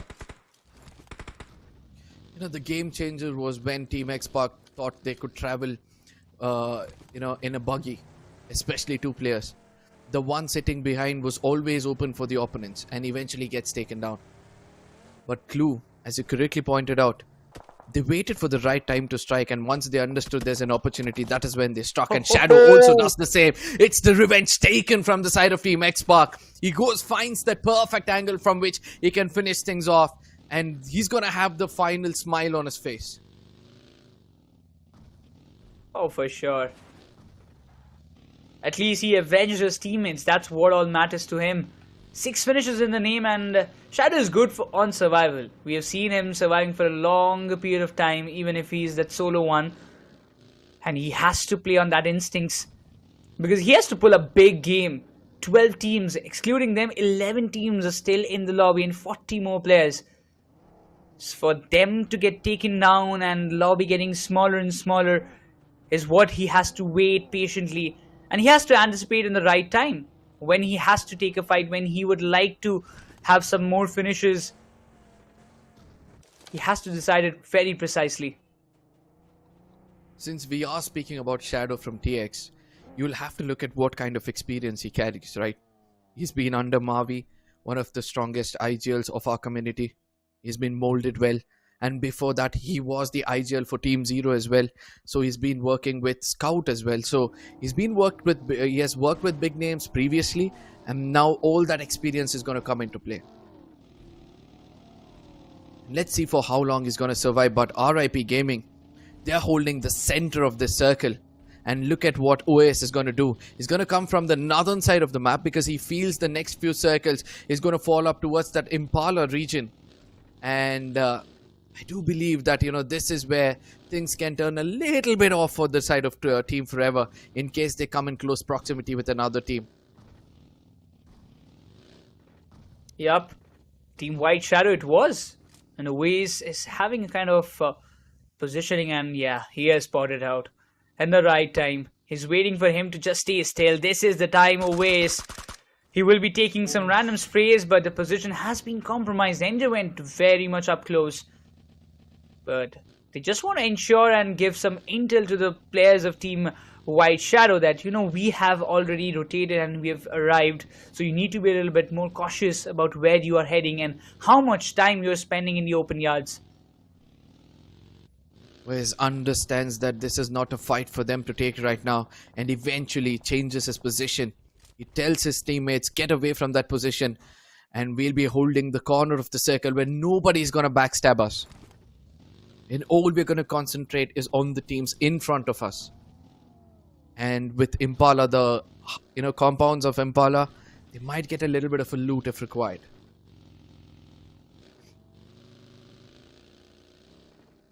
Look at the circle, Arca. Again, going in a central position, always has a very good read. The rotation he did exceptionally, kind of helped him out to get the circle entry possible. Eventually, if they want to backstab teams like Team White Shadow or Team Do or Die, this is the moment. This is the chance.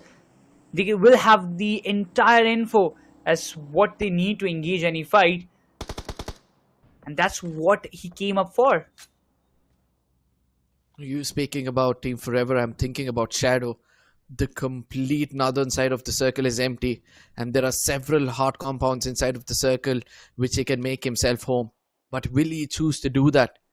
Because he's still in that vehicle healing himself. He understands that coming out in the open might cost him his position itself. And DOD, a very vulnerable spot if you ask me. Exactly. I mean, this is a kind of place you don't get a chance of having a lot of movement area and a lot of space to fight up with. But as we talk about fights and we talk about the plays, the in-game qualifiers is already live on 21st of April. It will get over, so make sure you complete all your matches within that time with all the main 4 players that you have. And it can be on any map. But for now, again, coming back to the game, it's Shadow who is in a very tough situation. And Shadow could have gone anywhere else, but he chose to come in to this haystack, which is open from 3 different directions, and eventually he's going to be shot at, and DOD is going to do that D to put him down and under. Team X-Park goes down with just 6 finishes this time around, and I was hoping for them to end in a better note, if you ask me. Same for me, Arca. And for now, the one player Guts who was surviving for a longer period of time for Evolution, Mizoram, keeping their hopes alive, is also in a tough spot. He has been spotted by RIP Gaming. And RIP Gaming is a team who just don't let any other team in their close proximity slip away. I'm surprised to see a Car 98 in the finished field. A knock did come through. I wish I could witness that, but TF on the other side, it seems like even they are getting into action. As of now, it's going to be Team MAYUR on the receiving end of things, as Team GODSGIVEN is trying to do some damage and make sure that they finish them off before making it inside the circle. It's a good situation for GODSGIVEN Esports. They're looking forward to get some more couple of finishes, but fast he will be completely ran over as MAYUR Gaming. I mean, Team MAYUR, if you talk about, they want to just get this proper haystack under their control, while Error, he's in a 1v2 situation. A lot of shots being taken, but that haystack cover is still keeping Team MAYUR alive. But Error, he has that HP, he has that kind of position to just get this fight under his control, while Team MAYUR, they have been eliminated as GODSGIVEN Esports. They will still be alive in the top 10, but not for long. It seems it's not gonna favor them as Marcus Gaming hops into this fight. And from a distance with that DMR, and that is why you need to have a DMR in the map of Miramar. So many shots being given to them by the side of Marcus Gaming, and look at what TF are going to do. They understand they need to finish off a team, and all they're going to do is use vehicles, not burning our resources. We're just going to use our vehicles, finish them off. 3 finishes in our pocket. Now we make it inside the circle.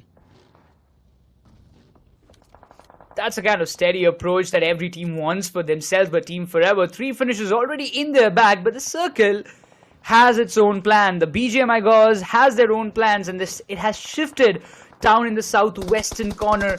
Well, Oxygen, he has been taken down. RIP Gaming, they've advanced. So that means Evolution Mizoram is just left with one player, that is going to be Guts, whose position has also been revealed to RIP Gaming. So I don't think he's going to survive for a longer period of time. RIP Gaming, they have a big fan following as well, and this time they have to pull off a chicken dinner to make them happy. There's a grenade coming in from their side. Chinnu has done a beautiful job here. A perfect projectile, and he's down on his knees as GG Lazy. He's going to be falling back, and he's going to be reviving his teammate, whereas he forgets that one of his other teammates is also down on his knees. I don't think he will be revived, Arca, isn't it? So, because you see Team White Shadow, they're just around the corner, looking forward to get as many frags as possible. But Team Forever, they have already eyes on them. They know the positions where they are holding, and they just don't want to let it slip away. Newbie has been confirmed. That's the 5th Quantum for Team Forever, and we're down to the final 9 teams. And this is how you cut your way into the circle. Oh my God. Make sure that, you know, you come in from the corner from which your opponents are going to look a little bit vulnerable. No shots have been connected so far, and eventually he's going to jiggle in front of him and get things done. Smokes are required from every looking corner because GG are not far away, and they'll try to pick up these finishes as well. Look at DOD. They're just coming up as a served dish in front of RIP Gaming, but from behind comes INS. It's a lot of trouble, but finally it's Marcus Gaming who will draw the lines, being the only team inside the circle, having that compound advantage. Marcus Gaming, the deed that they couldn't do in the previous map, they want to complete it at this moment. The compound should be the biggest fortune that they would be just looking forward to capitalize on it. They've already capitalized, if you ask me. As Avanish is in deep troubles, he's been shot at from different directions. All he can do is put up smoke so that the opponents do not see him. And TF continue their assault. This time, they're concentrating on the side of GG. And that's going to be GODSGIVEN. Can they restrict TF from coming in closer? Another revival is coming this time, but this time, Lazy is down on his feet. Oh no, they don't survive. Oh my God. They're still surviving. Wait, what? Error was still there. Waze got taken down. What? Error finds double down. But finally, the line has been drawn. Team Forever, they're still surviving. But if Marcus have a read, they might be looking forward to, you know, put some shots or something like that. But Team Forever, all the 4 players will be standing, but they've just got 30 more seconds. Less than that. They don't have a time. They need to patch themselves up and need to enter the circle. While Marcus Gaming, they will be keeping them in a check. Oh yes, but at the same time, TF, I guess this is as far as they can get. They had to ram into this compound a long time back. But this time, MJ, he does a mistake of traversing in the open. He's going to be punished as well. Somehow, Omega is going to survive for the longest time possible. But the problem is this. INS have an idea that there's a slithering snake, and they might want to put him down before thinking of getting inside the circle. The main fact is Omega has an MG3, but not a lot of bullets. Cell 63 should be enough to take down at least 2 players. He's got an M4 with a fully loaded magazine and has got ample amounts of ammunition with himself. But INS, this is the one force that DOD are facing a lot of problems from, and Bhalu is barely breathing. Look at his HP. You know, you're speaking about his HP, but I'm wondering the kind of rotation they've taken so far, DOD. It's also been phenomenal. They evaded from so many fights, and eventually, somehow, they've come from one corner of the map where they can survive, probably make themselves known in the top 3 or the top 2. And INS, closer to the compound. 3 teams are inside the circle, kind of inside the circle. But I have to say, Arca, the luck is on for Marcus Gaming today. They already got the circle in the previous map, in the final circle. This time also it is in their favors, but Hunter has a good read. He kind of assumes that, you know, there is one buggy standing and we haven't completely cleared off Team Forever, so there might be one last player who is holding on to that position. But Iron is having a beautiful split. 2 players up close and 1 player in a distant just to get some flanks out. But Demigod, it seems like he wants to be in some flanking position by himself. I mean, I feel it's unnecessary if you ask me. They can just concentrate on INS, clear them off so that it becomes easier for them to make it to the center of the circle. But INS, they're also playing it very clever. They're coming in from a different ridge altogether, or a different angle altogether, using those ridges, and they are capable of, inflicting the maximum damage for MG. But Omega's location is going to be compromised, and Seth is going to put an end for the side of Team Forever. A good run for Team Forever in this particular map of Miramar, but we are down to the final 2 teams. INS take on Marcus Gaming. The numbers advantage, the compound cover advantage stays with Marcus Gaming. They need some good ample amount of nades, but that first opening Hunter, look at his position. This might be the game-changing factor that they were looking for. In INS, they are crumbling down one after another.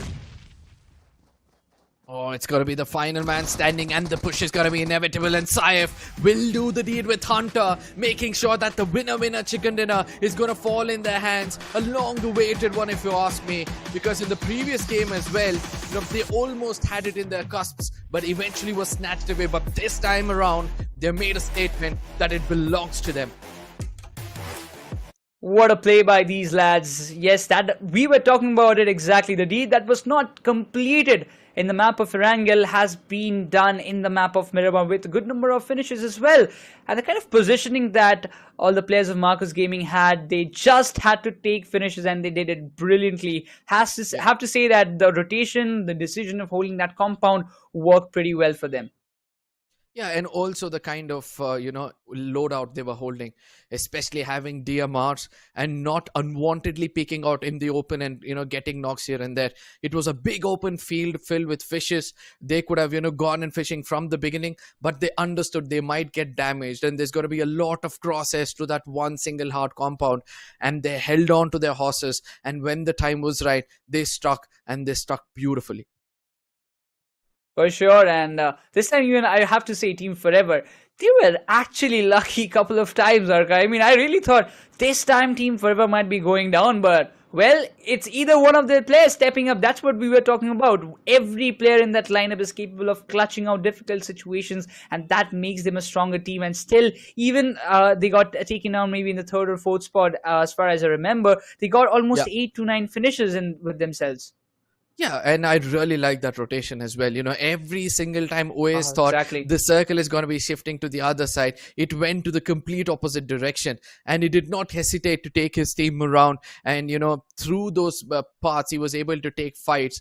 And it seems like he understands the terrain better. But Error almost had that opportunity to put off the fire which was burning inside Team TF. Oh man, I'm not gonna lie, at that point I really thought, this is the moment, this is the clutch of a lifetime that Error is gonna pull off, but that was not the case. But still have to give a lot of credits. I mean, the way GODSGIVEN Esports stepped up, they just got all of those things under control. They took a lot of fights, they got a lot of finishes for themselves. But yes, the final string was pulled off by Marcus Gaming. INS also came very close, and it was good for them. I mean, this banner, this name, it has changed a lot. I mean, the rosters changed, but the logo and the legacy that this team name INS carries is impeccable. Oh, yes. Speaking about legacy, there was another team who had to carry that legacy forward. That was Team X-Park. When everything was falling in place, they make one simple textbook mistake of traveling in a buggy, 2 players traveling in a buggy, and then eventually they get taken down ruthlessly from 2 different teams. Even though the revenge was taken away by the IGL, I'm looking forward to see how well they're going to bounce back in the map of Sanhok. Well, we have to see who is the MVP of this map of Miramar, because I really expect it will be someone from Marcus Gaming, and yes, it is Hunter with 5 total finishes, and the impact that he had with some different unorthodox positioning and finding the final 2 values was really, really awesome. Agreed. And, this is the kind of performance you expect from a player like Hunter, right? Think out of the box, your teammate, all 4 of them are standing. You have an opportunity to experiment, and he did it to perfection. And on the other side, there's going to be a lot of people following him, and one amongst them is going to be his teammate Saif, who did do a lot of damage as well. He's got 5 finishes in his name. And GODX Mary, we have to speak about this lad. Every single time he was there for his team to pick up those finishes. For sure. I mean, for GODX, it wasn't a great start that they had in today's game. And when it came down to Miramar, they just turned the tables around. They were like, we didn't have a great Erangle, but we'll definitely make sure that this Miramar fall into our pieces. And Maxi was one of them to take the one step forward.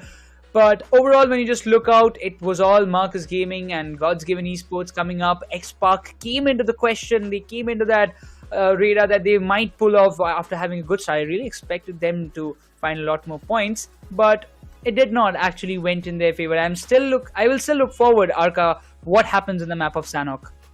Oh yes, it's going to be an interesting affair, but the point standings of this map is going to be crucial as well. As Marcus Gaming, they're going to be so happy with the 22-pointer they got for themselves. They were looking for one big game, and it seems like it's come their way. 12 finishes with 10 position points, and then we have the side of Team INS again coming back, fighting for that corner, and eventually holding up for 12 points. And Team Forever, they're not going to stop themselves as they continue the consistency with 12 points in this game. If this kind of thing continues, Arka, I really believe they might be touching that 100 points as well. But do or die, they've got 10 in their bag. GODSGIVEN got 8, out of which 6 are finishes that they have taken. Blue Esports also had a good run. They came in the final moments where Xpark were crumbling down, and they utilized it to grab some one finish, if I'm not wrong, of Sarang. But GODX, they started off pretty well. I expected they might be continuing that in the later stage of the game itself, but they couldn't get any position points. Same goes for Xpark. They got 6 finishes, but that's it. But when you move down to the second page, there are a lot of big names as well. RIP Gaming, Team MAYUR, they might have got 5 or 2, but after that you can just see the binary numbers. Now, speak about binary, also thinking about the disappointments as well. Big names out here, if you ask me. Team Invincible, you have XNOR, you have Evolution, MIZORAM, and RIP Gaming. And I have to tell this to the fans of MIZORAM who are watching right now. Wait for the final map and you might see a bounce back. And all these teams actually want right now is you guys backing. And that healthy backing which you guys have given always for these teams, that is going to boost their confidence and they might make a proper comeback. For sure, Arka, and the people of Mizoram, they have been always supportive no matter what. In the previous seasons, we had got RIP Mizo, and not this many teams coming up from Mizoram, but whenever any team come into the question, their people are always, we will be supporting them no matter what, they win or lose. And that's the kind of spirit I love from those people. But once again, the players or the aspirants, those who also want to take part in this BGIS 2024, make sure you complete your in-game qualifiers by 21st, because it's just 3 more days left. You have to complete 15 matches, out of which the best 10 matches will be considered. Play with your main 4 players, and you can play on any classic map that you want. It can be Miramar, Erangle, Vikendi, or maybe Sanhok, but do not play in any event mode. Yes, it's as clear as it could be.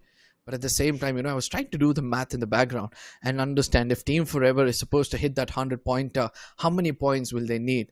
And if I'm correct, it's just 19 points in the final map.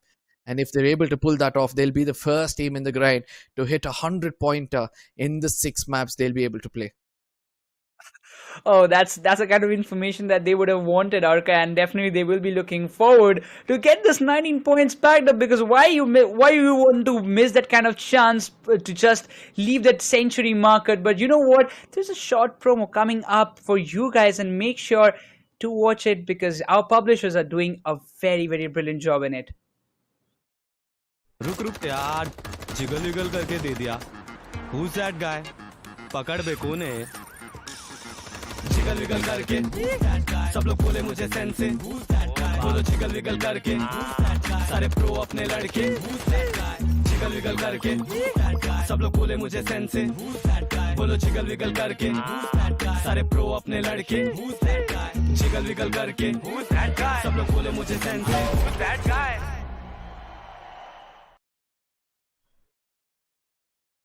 Jiggle. All you have to do is jiggle, and we did see a few of the players doing that in the game as well. And that's how you play this game. Make sure that you become one of the pros as well, as BGMI has been the love for many out there. If you guys have not downloaded and you're just enjoying this game, trust me, you guys need to download this game and feel what these players are feeling right now. For sure, it has become, I would say, the love for the entire India, and everybody loves to play it with their friends and sometimes even with their families. Because sometimes I have tried once battling out in a 1v1 TDM with my father. Yeah, I did beat him, but again, to play with your father, a game that you love, is something that really melts my heart. Oh, yes, that's the sweetest father I know. But ladies and gentlemen, we'll be looking at the sweet teams who are going to be wanting those finishes, the sweet noise of those bullets hitting those skulls. But this time around, before I read out the name of the teams, I'm going to be telling Necros to take a small break, and bringing in the energy house of the desk so far, and that's gonna be Salty coming back in. Salty, the map of Miramar was so unique that suddenly we were able to see that Marcus Gaming was able to pull off a chicken dinner. What are your expectations when it comes to the map of Sanhok? I think this group 4 actually went according to the script. We expected Marcus Gaming and Team Forever to do good, and they have managed to do that. They have managed to kind of be consistent, not just on Erangle but also on Miramar, and I'm very pleasantly surprised because that has never been the case. We saw day number 1 of week 3, we saw the first group of day 2 as well, and it felt like whichever team had performed initially, they were not being able to continue that run of form. We were seeing the underdog story, the story of comebacks. But this group, they've actually proved us wrong, especially Team Forever. They are brilliant. You guys mentioned it already that they are almost about to hit that 100-point mark. And not just them, I think Team Forever, they've always been brilliant, especially after the formation of the lineup in itself. But Marcus Gaming, I think this has been a comeback and a half. 15 points from their first phase, and now in the 2 games that they've played, 2 back-to-back brilliant performance. I will be expecting a big chicken from the map of Sanhok, but am I asking for too much? I mean, I don't think so, because they are a lineup who performed really well in the previous, officials as well. They were known under the lineup of Eye for Eye, but now coming back under the Marcus Gaming banner, they're living up to the expectations of the new organization as well. So let's see how things will go. But I somewhere feel that it's time for Team X-Park fans to relish a chicken dinner, because it's been really long that they've not got even one so far. And in case they pull off one, I do believe the chat is going to go bonkers. For Team X-Park, I think they will have to make use of that firepower. I mean, when you have Ninja Jord, when you have Spray God, and when you have Sarang in one lineup and Shadow at the helm of things, I never really felt that this team was ever going to be in short of finishes, especially during the new points meta.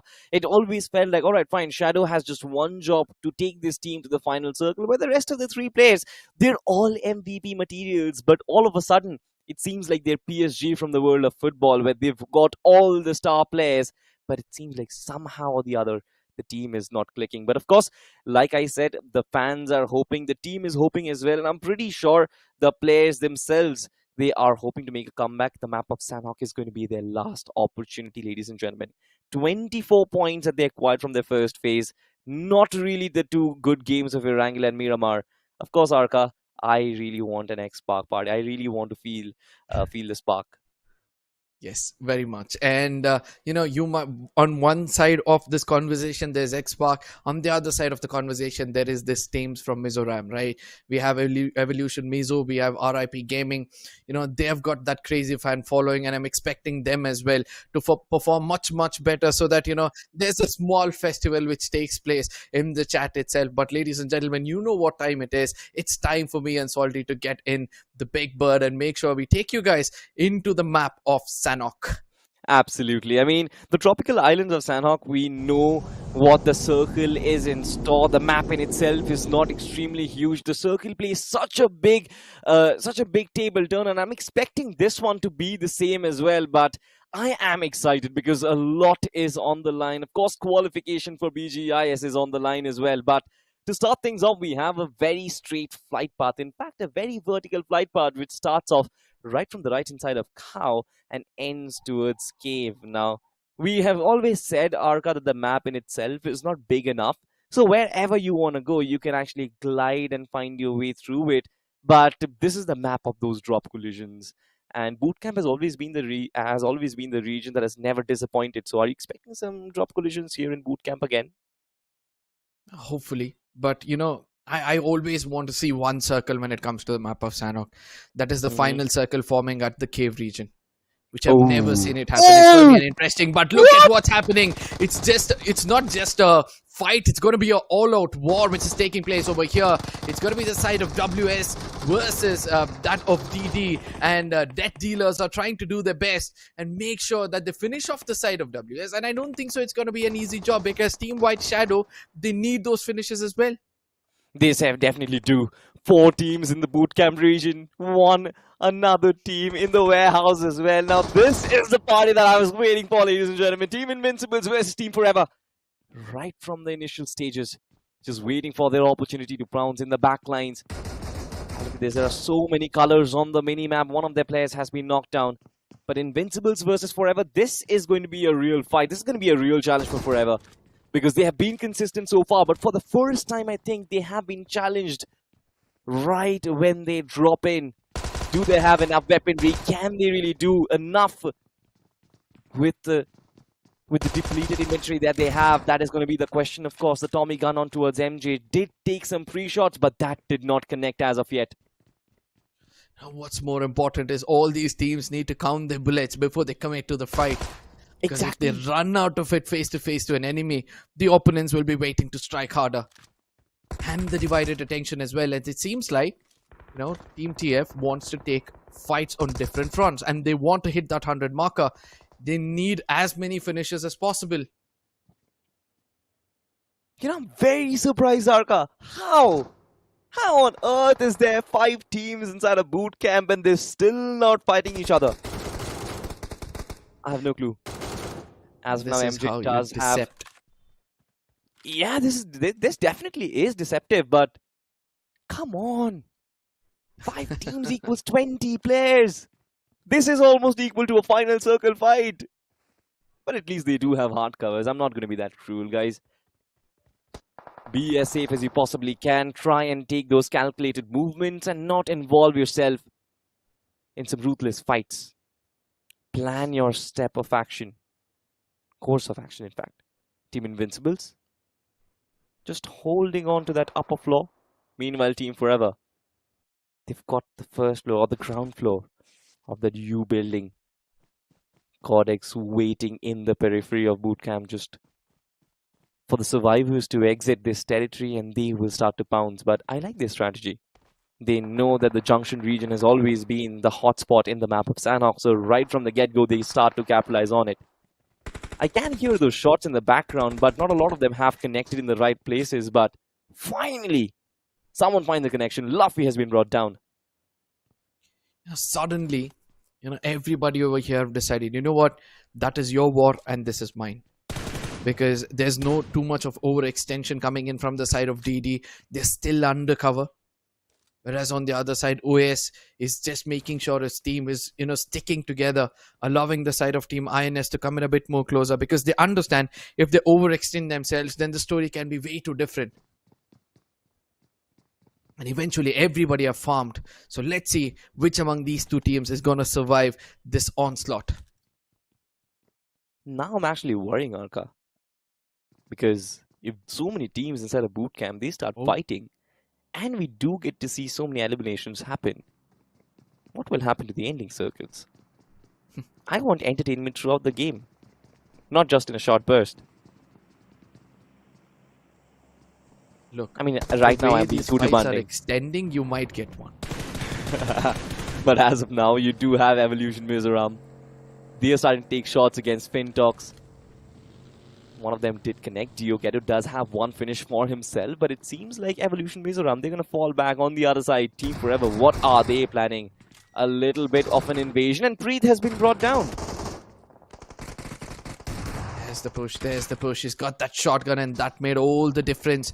Mafia's looking strong. Omega is just going to join hands, and they've decided now to clear off the opponents. And guess what? The opponents also carry a shotgun, so they need to be a little bit careful before they climb those stairs. Because on the opposite end of things, there might be a pump which might put them down. Oh yeah. You don't really want to be on the other side of the pump, and look at this. Death dealers. If they stick true to their name, they possibly can do a lot of damage, but it seems like Team Forever, they are forever aggressive. They are the first ones to make a move and the first ones to make a strike. And that's a clean strike. Just chopped off the head of the opposition Team Invincibles. They are down and dusted. Team Forever. One team down for themselves, but it seems like they're not going to stop. Team Death Dealers might just be their next prey. Obviously, right, Death Dealers, they had no business coming into this fight, but eventually they have given that open invitation, and due to which Team Forever are not going to stop themselves because they are in need of these points. They want to break that 100-point barrier, and then eventually MJ coming in from the off angle will provide the right kind of backup and the revival as well. As DD, they'll be left out with one last man, and he's going to be tucking his tails and trying to run away for now. Yash, I don't think he's going to run away. They try to jump down, and there he goes. Will be sent back to the lobby. That's going to be a long walk, but that's it for them in this journey of BGIS, the grind. This was the last game, the last opportunity. But speaking of opportunity, ladies and gentlemen, this is Team MAYUR Gaming. A team that rose to the occasion when we asked for. But now we asked them to make waves, and they faltered very, very hard. On the other side, they've got Team Clueless Gaming, and it seems like they've struck ahead of time. Kunal has been brought down already. Resurrection is possible, but Team MAYUR Gaming, can they head back is the question. They have the capability. They will be able to, and if the opponents make mistakes like this, then surely they might. Mudit almost had a great opportunity in hand. But the damage has been done, so that gives an opportunity for his teammate to flank around, find that man in the corner, somehow put him down. He's got one Molotov which he can throw through the window. But he's just waiting for his teammates to do the deed. Good recovery from MAYUR Gaming, to be honest. The first knock was Team Clues, but the way they actually came back was brilliant. As of now, Clue Esports, Kakaboy is going to turn into a piece of steak. He will get burnt into a crisp. The last man still stays strong in Team MAYUR Gaming. How beautifully they have actually turned the tide of this fight, and now all of them come charging in. Liability, his position has been marked, and I'm pretty sure. Oh my goodness! That was an easy cleanup. I mean, I wonder what he was thinking out there. He was possibly trying to choose whom should I fire first. Open while he was next to the make that window, decision, popping his head.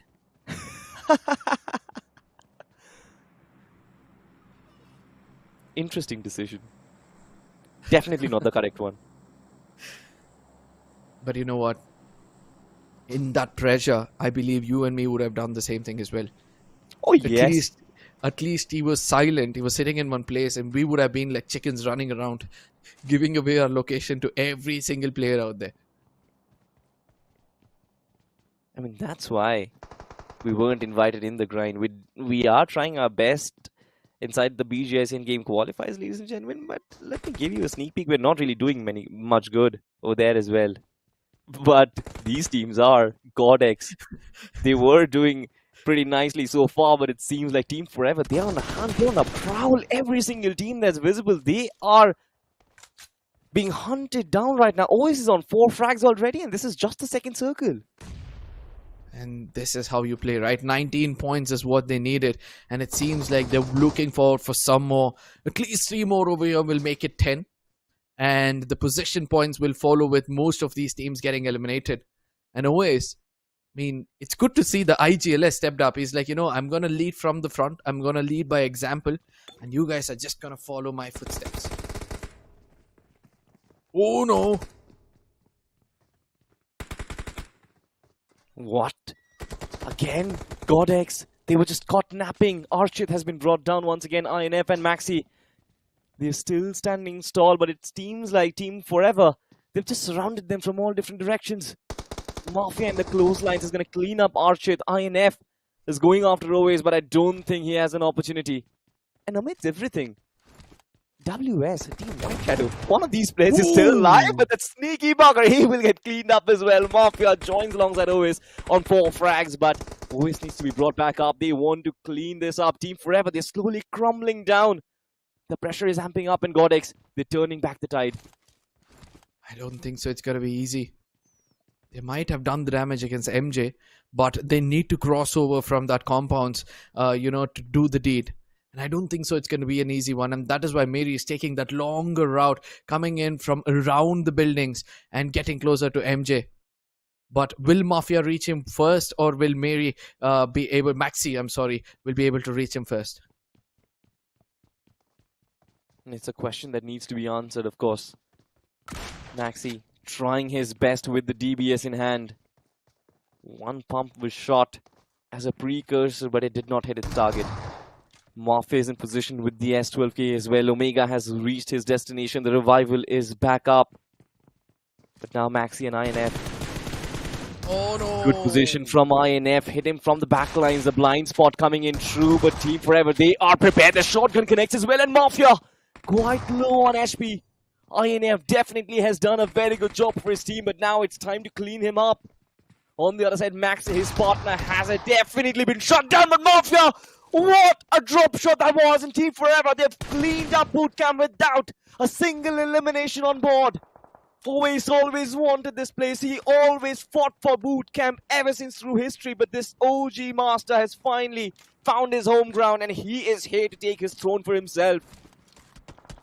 And I don't think so. This is the end of this war which takes place over here. From a distance, I'm able to see that now Mayur wants to come in and be a part of this action. 11 finishes already in the name of TF.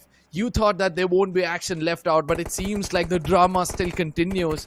And probably 8 more points is what TF is going to look forward for to get that 100-pointer. And it's not just 100, but it's a statement to all the other teams out there that we are here and we are here to dominate. You know, I still can't wrap my head around that shotgun duel between INF and Mafia. Oh my god, it was a technical beauty. Mafia dropping down, pruning down, in fact. And that timing was so precise. He dodged the bullet from the S12K, dodged the bullet from the DBS, in fact, and managed to hit one from his S12K. It was so beautiful. Turn it into slow motion, it would probably be a web series for some of the OTT platforms out there. I don't know, it was cinema for me. You know, this is how you have the presence of mind, right? After the diff,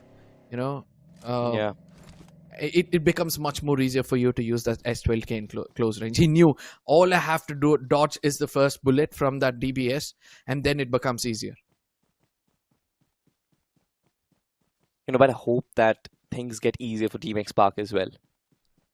They did get to that southern hill of bootcamp, did get to see some sort of a presence of Team Forever. I'm pretty sure Team X Park, they have understood that Team Forever, they've done a huge damage. They've troubled the scorers a lot by studying the finish feed. Information was there, but Team X Park did not really want to interfere. They're like, alright, fine, let's just meet at the end game. But will they survive till the end game is the question, because Team Forever, Team X Park, they haven't really done that for a while. And look at this, IGL. He's being sneaky. He does have Avnish on his crosses, and finally Avnish, poor guy, had no information that IGL was just scoping on towards him for fun. I think the next step for DOD is going to be revenge or redemption. One of the players getting taken down like that, they know the location of XNOR, and now they'll be looking forward to welcome them with a pour of bullets. And I'm wanting to see this duel take place. Speaking of duels, DOD just waiting for XNOR to pop in. Now they know, as a matter of fact, that XNOR is there. IGL did get one finish for himself, but now it's time for revenge. And now look at this, the circle also favoring them. DOD just have to take a couple of steps back, and they will be inside the safe haven. Meanwhile, for XNOR, they will have to dodge the bullets from Team DOD or make a longer rotation. But what's happening with Marcus Gaming?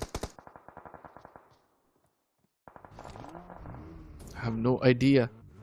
I guess it's more about them trying to go for possession points, and that's why they're trying to hold themselves back, because just 3 finishes, if they survive, like if they come into the final circle with all 4 men standing, we can expect the total finish points to turn into 9 or 10.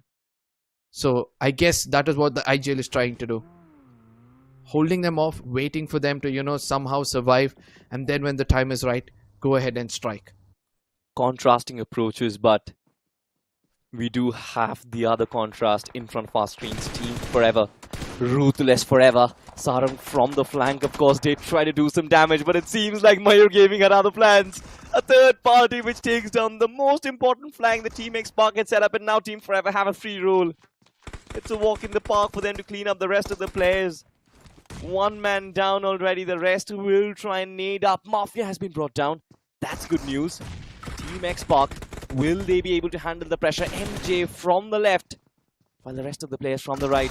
Always with the shotgun is going to take down Shadow. That's beautiful. The Molotov at the choke point as well. Team Forever moving so steadily but so strong. And the last man, the main man, Ninja Jord, has been consumed. And Team Forever, they're going so strong. 13 finishes already, but 1 player, Mafia, has been knocked down. He needs to be revived so that they can go in strong together inside this final battle. If they convert this into a chicken in an Arca, I think we are progressing towards a record game. I hope so, because now since they're damaged with just, you know, 2 to 3 players down on their feet, up on their feet rather, I don't think so it's going to be easy for them. And Team MAYUR Gaming, they've been watching them from a distance. It's not just now, they've been watching them from the time they've stepped out of boot camp. So they need to be careful. But look at those shots almost connecting. Another finish was coming their way, as it's just top 10 teams now alive. Omega has got a vehicle, and he's gonna tell OAS, why don't you go in for a heal battle and let me survive? I don't really think Team Forever is gonna go for a heal battle. I mean, after such domination and ruthlessness, going in for a heal battle is a very anticlimactic end-to-end things. On the other side, Team INS, Runway is in position. Omega was underneath his cross as shots were taken, but no connections were found. Still a very nice position for INS, possibly the only settlement inside of the circle that has got so many compounds. But what can they make out of it? And now the circle betrays them yet again. Marcus Gaming, you've got to do something with the circle predictions.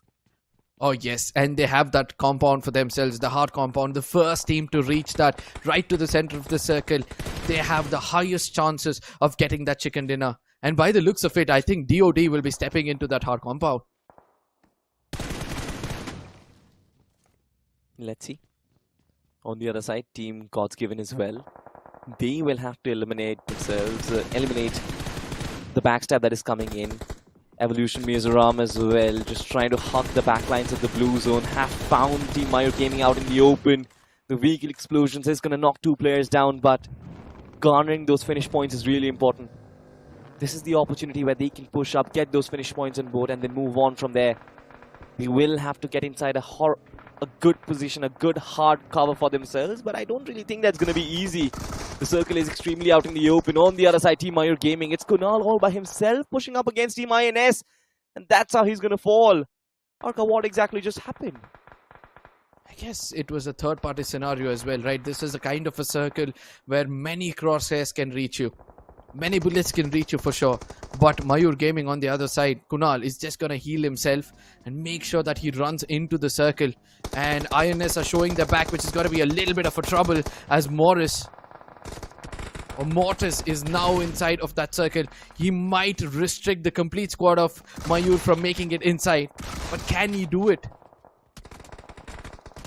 We'll have to find that out. I mean, he did try to take some shots, but MAYUR Gaming has been cleaned out. You are not going to get a lot of opportunities. Mortis was, like you said, he was showing his back, trying to escape from the fight. It was a free roll for Kunal to get that finish for himself, but he missed. These whiffs are going to cost you, and they costed them their life. As of now, Marcus Gaming, Hunter is just going away from his teammates in the search for more finish points against INS, but he has been punished as well. overconfidence will be punished. But Team Marcus Gaming, will they provide support from the backlines is the question. They do have the high ground though. Oh, you're speaking about the high ground. I'm speaking about the slithering snake right behind them in the name of Omega. He's just waiting and watching.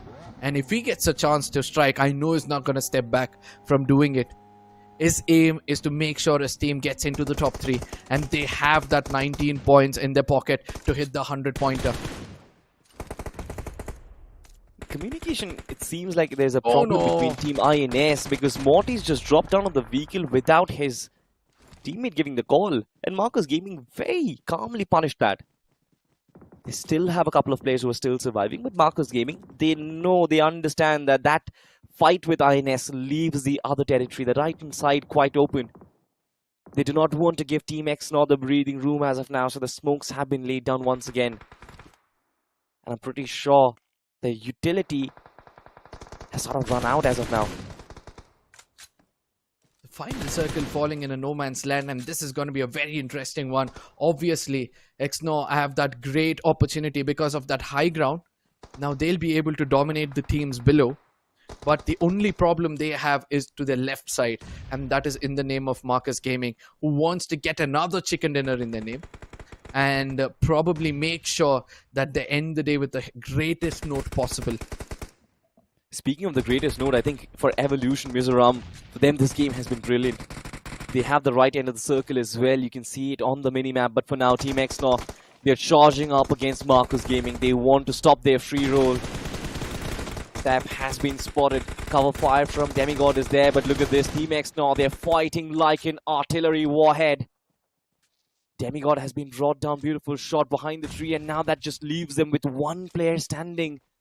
Team Forever has been cleaned up. Marcus Gaming has been cleaned up. It seems like the underdogs have finally risen up. They are starting to make waves right now, Arka. Oh yes, agreed. And XNOR, this divided attention, it's so perfect because they understand only 2 players are required to restrict players from entering inside the circle. But IGL, now this is some big moves which he's doing. The Molotov is perfect in that corner. It would have done a little bit of a damage for sure. Max Cash, is he going to come out? No, it's just going to burn inside as DOD. They're going to be getting washed off. And XNOR, they're going to continue their assault. And look at that, a beautiful gameplay coming in from their side. Absolutely, Team XNOR just ripping things apart for now. Team INS, they are succumbing to the pressure. Inferno possibly is the last player who is still standing. Oh no, wait. Look at the minimap. There's somebody from Marcus Gaming who is still alive. There's somebody from Evolution Mizoram who is still alive as well. Saf FTW. He's going to come in from the backlines. He did get the knock, but could not really get the finish for himself. And Evolution Mizoram, they actually capitalized. Team XNOR have been eliminated. Dio Getter with 5 eliminations, Guts with 3 eliminations. They've got 8 finish points already. And now they are moving towards the chicken dinner against Team INS. Only 1 player who is still standing and 2 for them. What do you think is going to happen, Arka? I don't think so. Inferno will be able to pull this off. He comes out in the open, does the damage, and eventually there's a trade coming in from the other side, and the festival mode begins in the chat with Mizos pulling off another one, and this was the most wanted one coming in from the side of Evolution Mizoram. From the beginning of the grind, they were wanting for a good game to happen, and it seems like one has been served on their table. Absolutely. I mean, Evolution Mizoram, the game, they served, they cooked, and they ate. Team INS in that final fight, that was brilliant. But I love the way this game flew. I mean, so many teams fighting it out at boot camp. Team Forever starting their domination. Then Marcus Gaming, of course, they had the consistency with the circle prediction. And then finally, Evolution Mizoram just clicking in exactly at the right time. That shot on towards XNOR was really important. I felt like XNOR was in a position where they could have pinched Evolution Mizoram out of the game. But I felt like the timing on that DBS was perfect. And the execution of the end game was also brilliant. Hats off to this team. And I hope that, you know, they've got enough points. But if they don't, when the next time comes, I hope that this team does really, really well. I mean, I have a strong feeling after performance like that, proving themselves first and then their fans, even though they're not there in the top 64, they're just going to fight their way, and they'll make sure that they are present at the LAN event. They have all the potential. Rather, I would say all 256 teams out here have that potential, and that's why they're invited. Absolutely. And speaking of potential, Team X Park, they had the potential to be one of the strongest inside of the lobby right now. Yeah. They had potential to be India's best as well. You know, if you have such players in your lineup, you would think that you have the potential to become India's best, but it seems like it did not really work out the way they were taken down by Team Forever. It was easy for Team Forever, to be honest, coming in from two different sides. Ninja Jordan did not really get enough cover fire. And of course, I do understand Sarang was third party, but Team X Park in this map, or in fact, all the three maps, they never really got going, did they?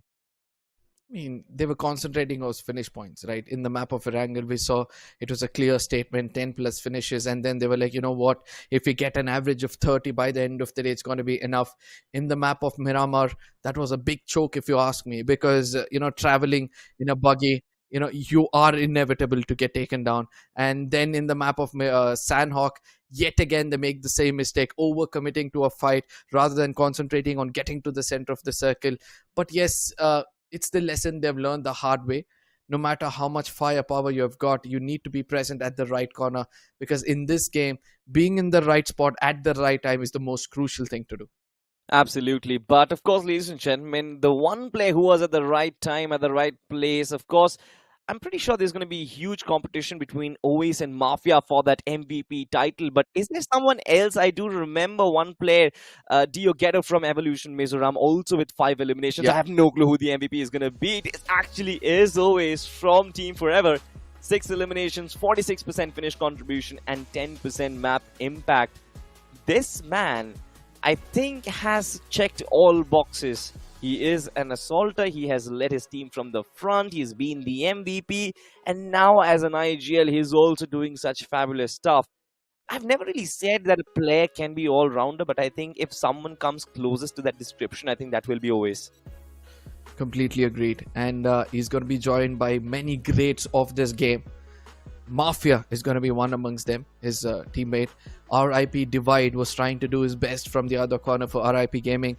And Evolution, they have 2 of their players. One is going to be Guts, who's got 3 finishes for himself, and Ghetto, who's got 5 finishes.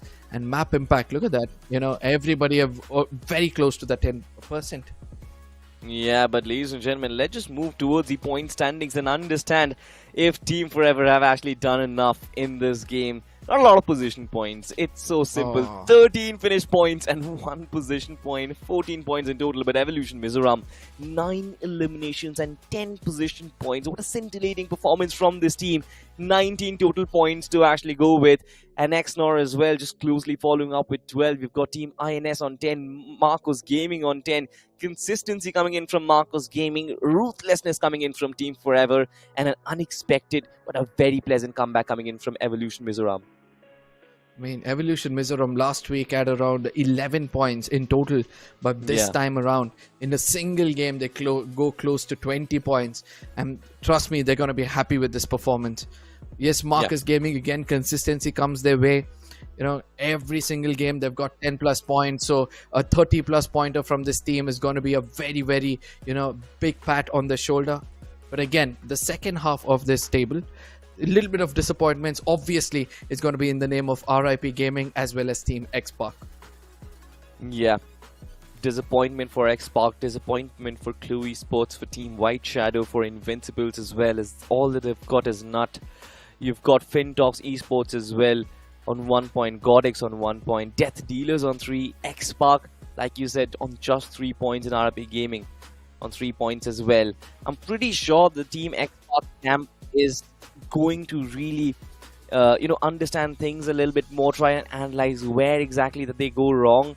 But it seems like this team is not really the same X Park that got to the BGIS Grand Finals last season. They dominated the Grand Finals last season and got the 3rd point. But ladies and gentlemen, all the games for the day are done, and you know what time it is. It is the time for the report card. Overall standings in front of your screen right now.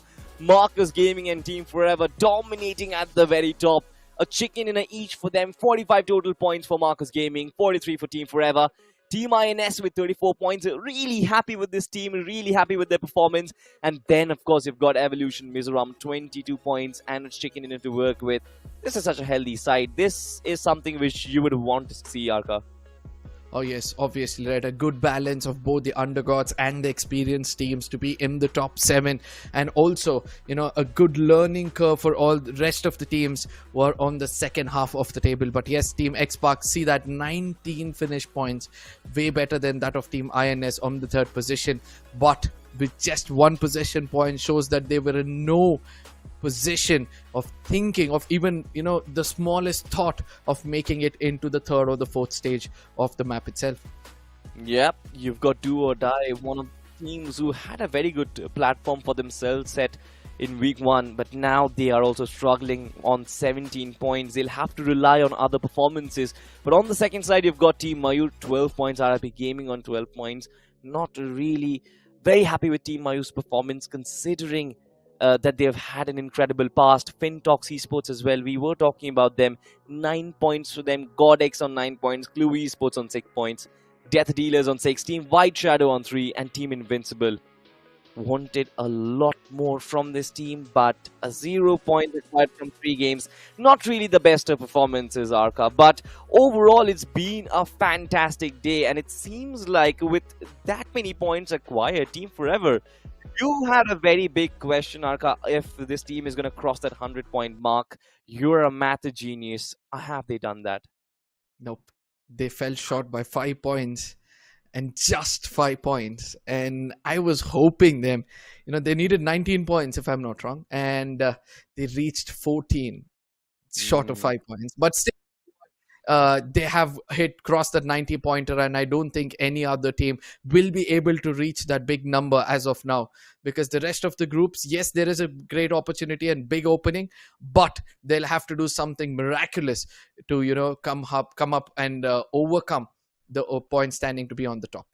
Absolutely, but speaking of miraculous plays, ladies and gentlemen, hopefully you get some miraculous games for yourself in the in-game qualifiers that have started already. It has started on 15th of April. It will go on till 21st. All that you've got to do is bring your 4 main players, no substitutes required, 4 main players, and play 15 classic matches, and out of which 10 best games will be calculated. Just to give you a pro tip, try and get a chicken dinner in majority of your matches and try and get as many finish points as you possibly can to secure your slot in BGIS, the main event of 2024. It's been a fabulous day so far, ladies and gentlemen. I really expected certain teams to perform, but then we have seen the comebacks inside of Group 3. But inside of Group 4, Marcus Gaming, the comeback that we saw them, the rise from the ashes, it's been brilliant. Team Forever, they were dominating. It's been brilliant. Arka, before we close down the show, do you have any final words? I somewhere feel the undergods are coming up, so watch out. Absolutely. But with that being said, ladies and gentlemen, it's time for me to take a leave. We'll see you tomorrow, same place, same time.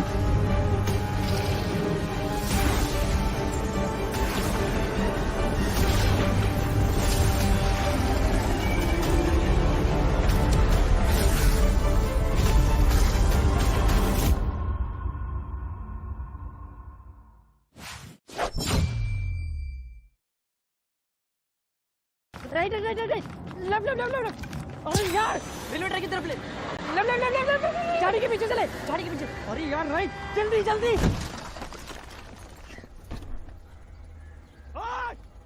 उतर उतर चल finish कर दे उसको रुकना मत Action redefined, even on the go. Download Bullet Echo today. रुक रुक यार, जिगल विगल करके दे दिया. Who's that guy? पकड़ बे कौन है? जिगल विगल करके सब लोग बोले मुझे सेंसे. बोलो जिगल विगल करके सारे प्रो अपने लड़के. जिगल विगल करके सब लोग बोले मुझे सेंसे. बोलो जिगल विगल करके सारे प्रो अपने लड़के. जिगल विगल करके सब लोग बोले मुझे सेंसे.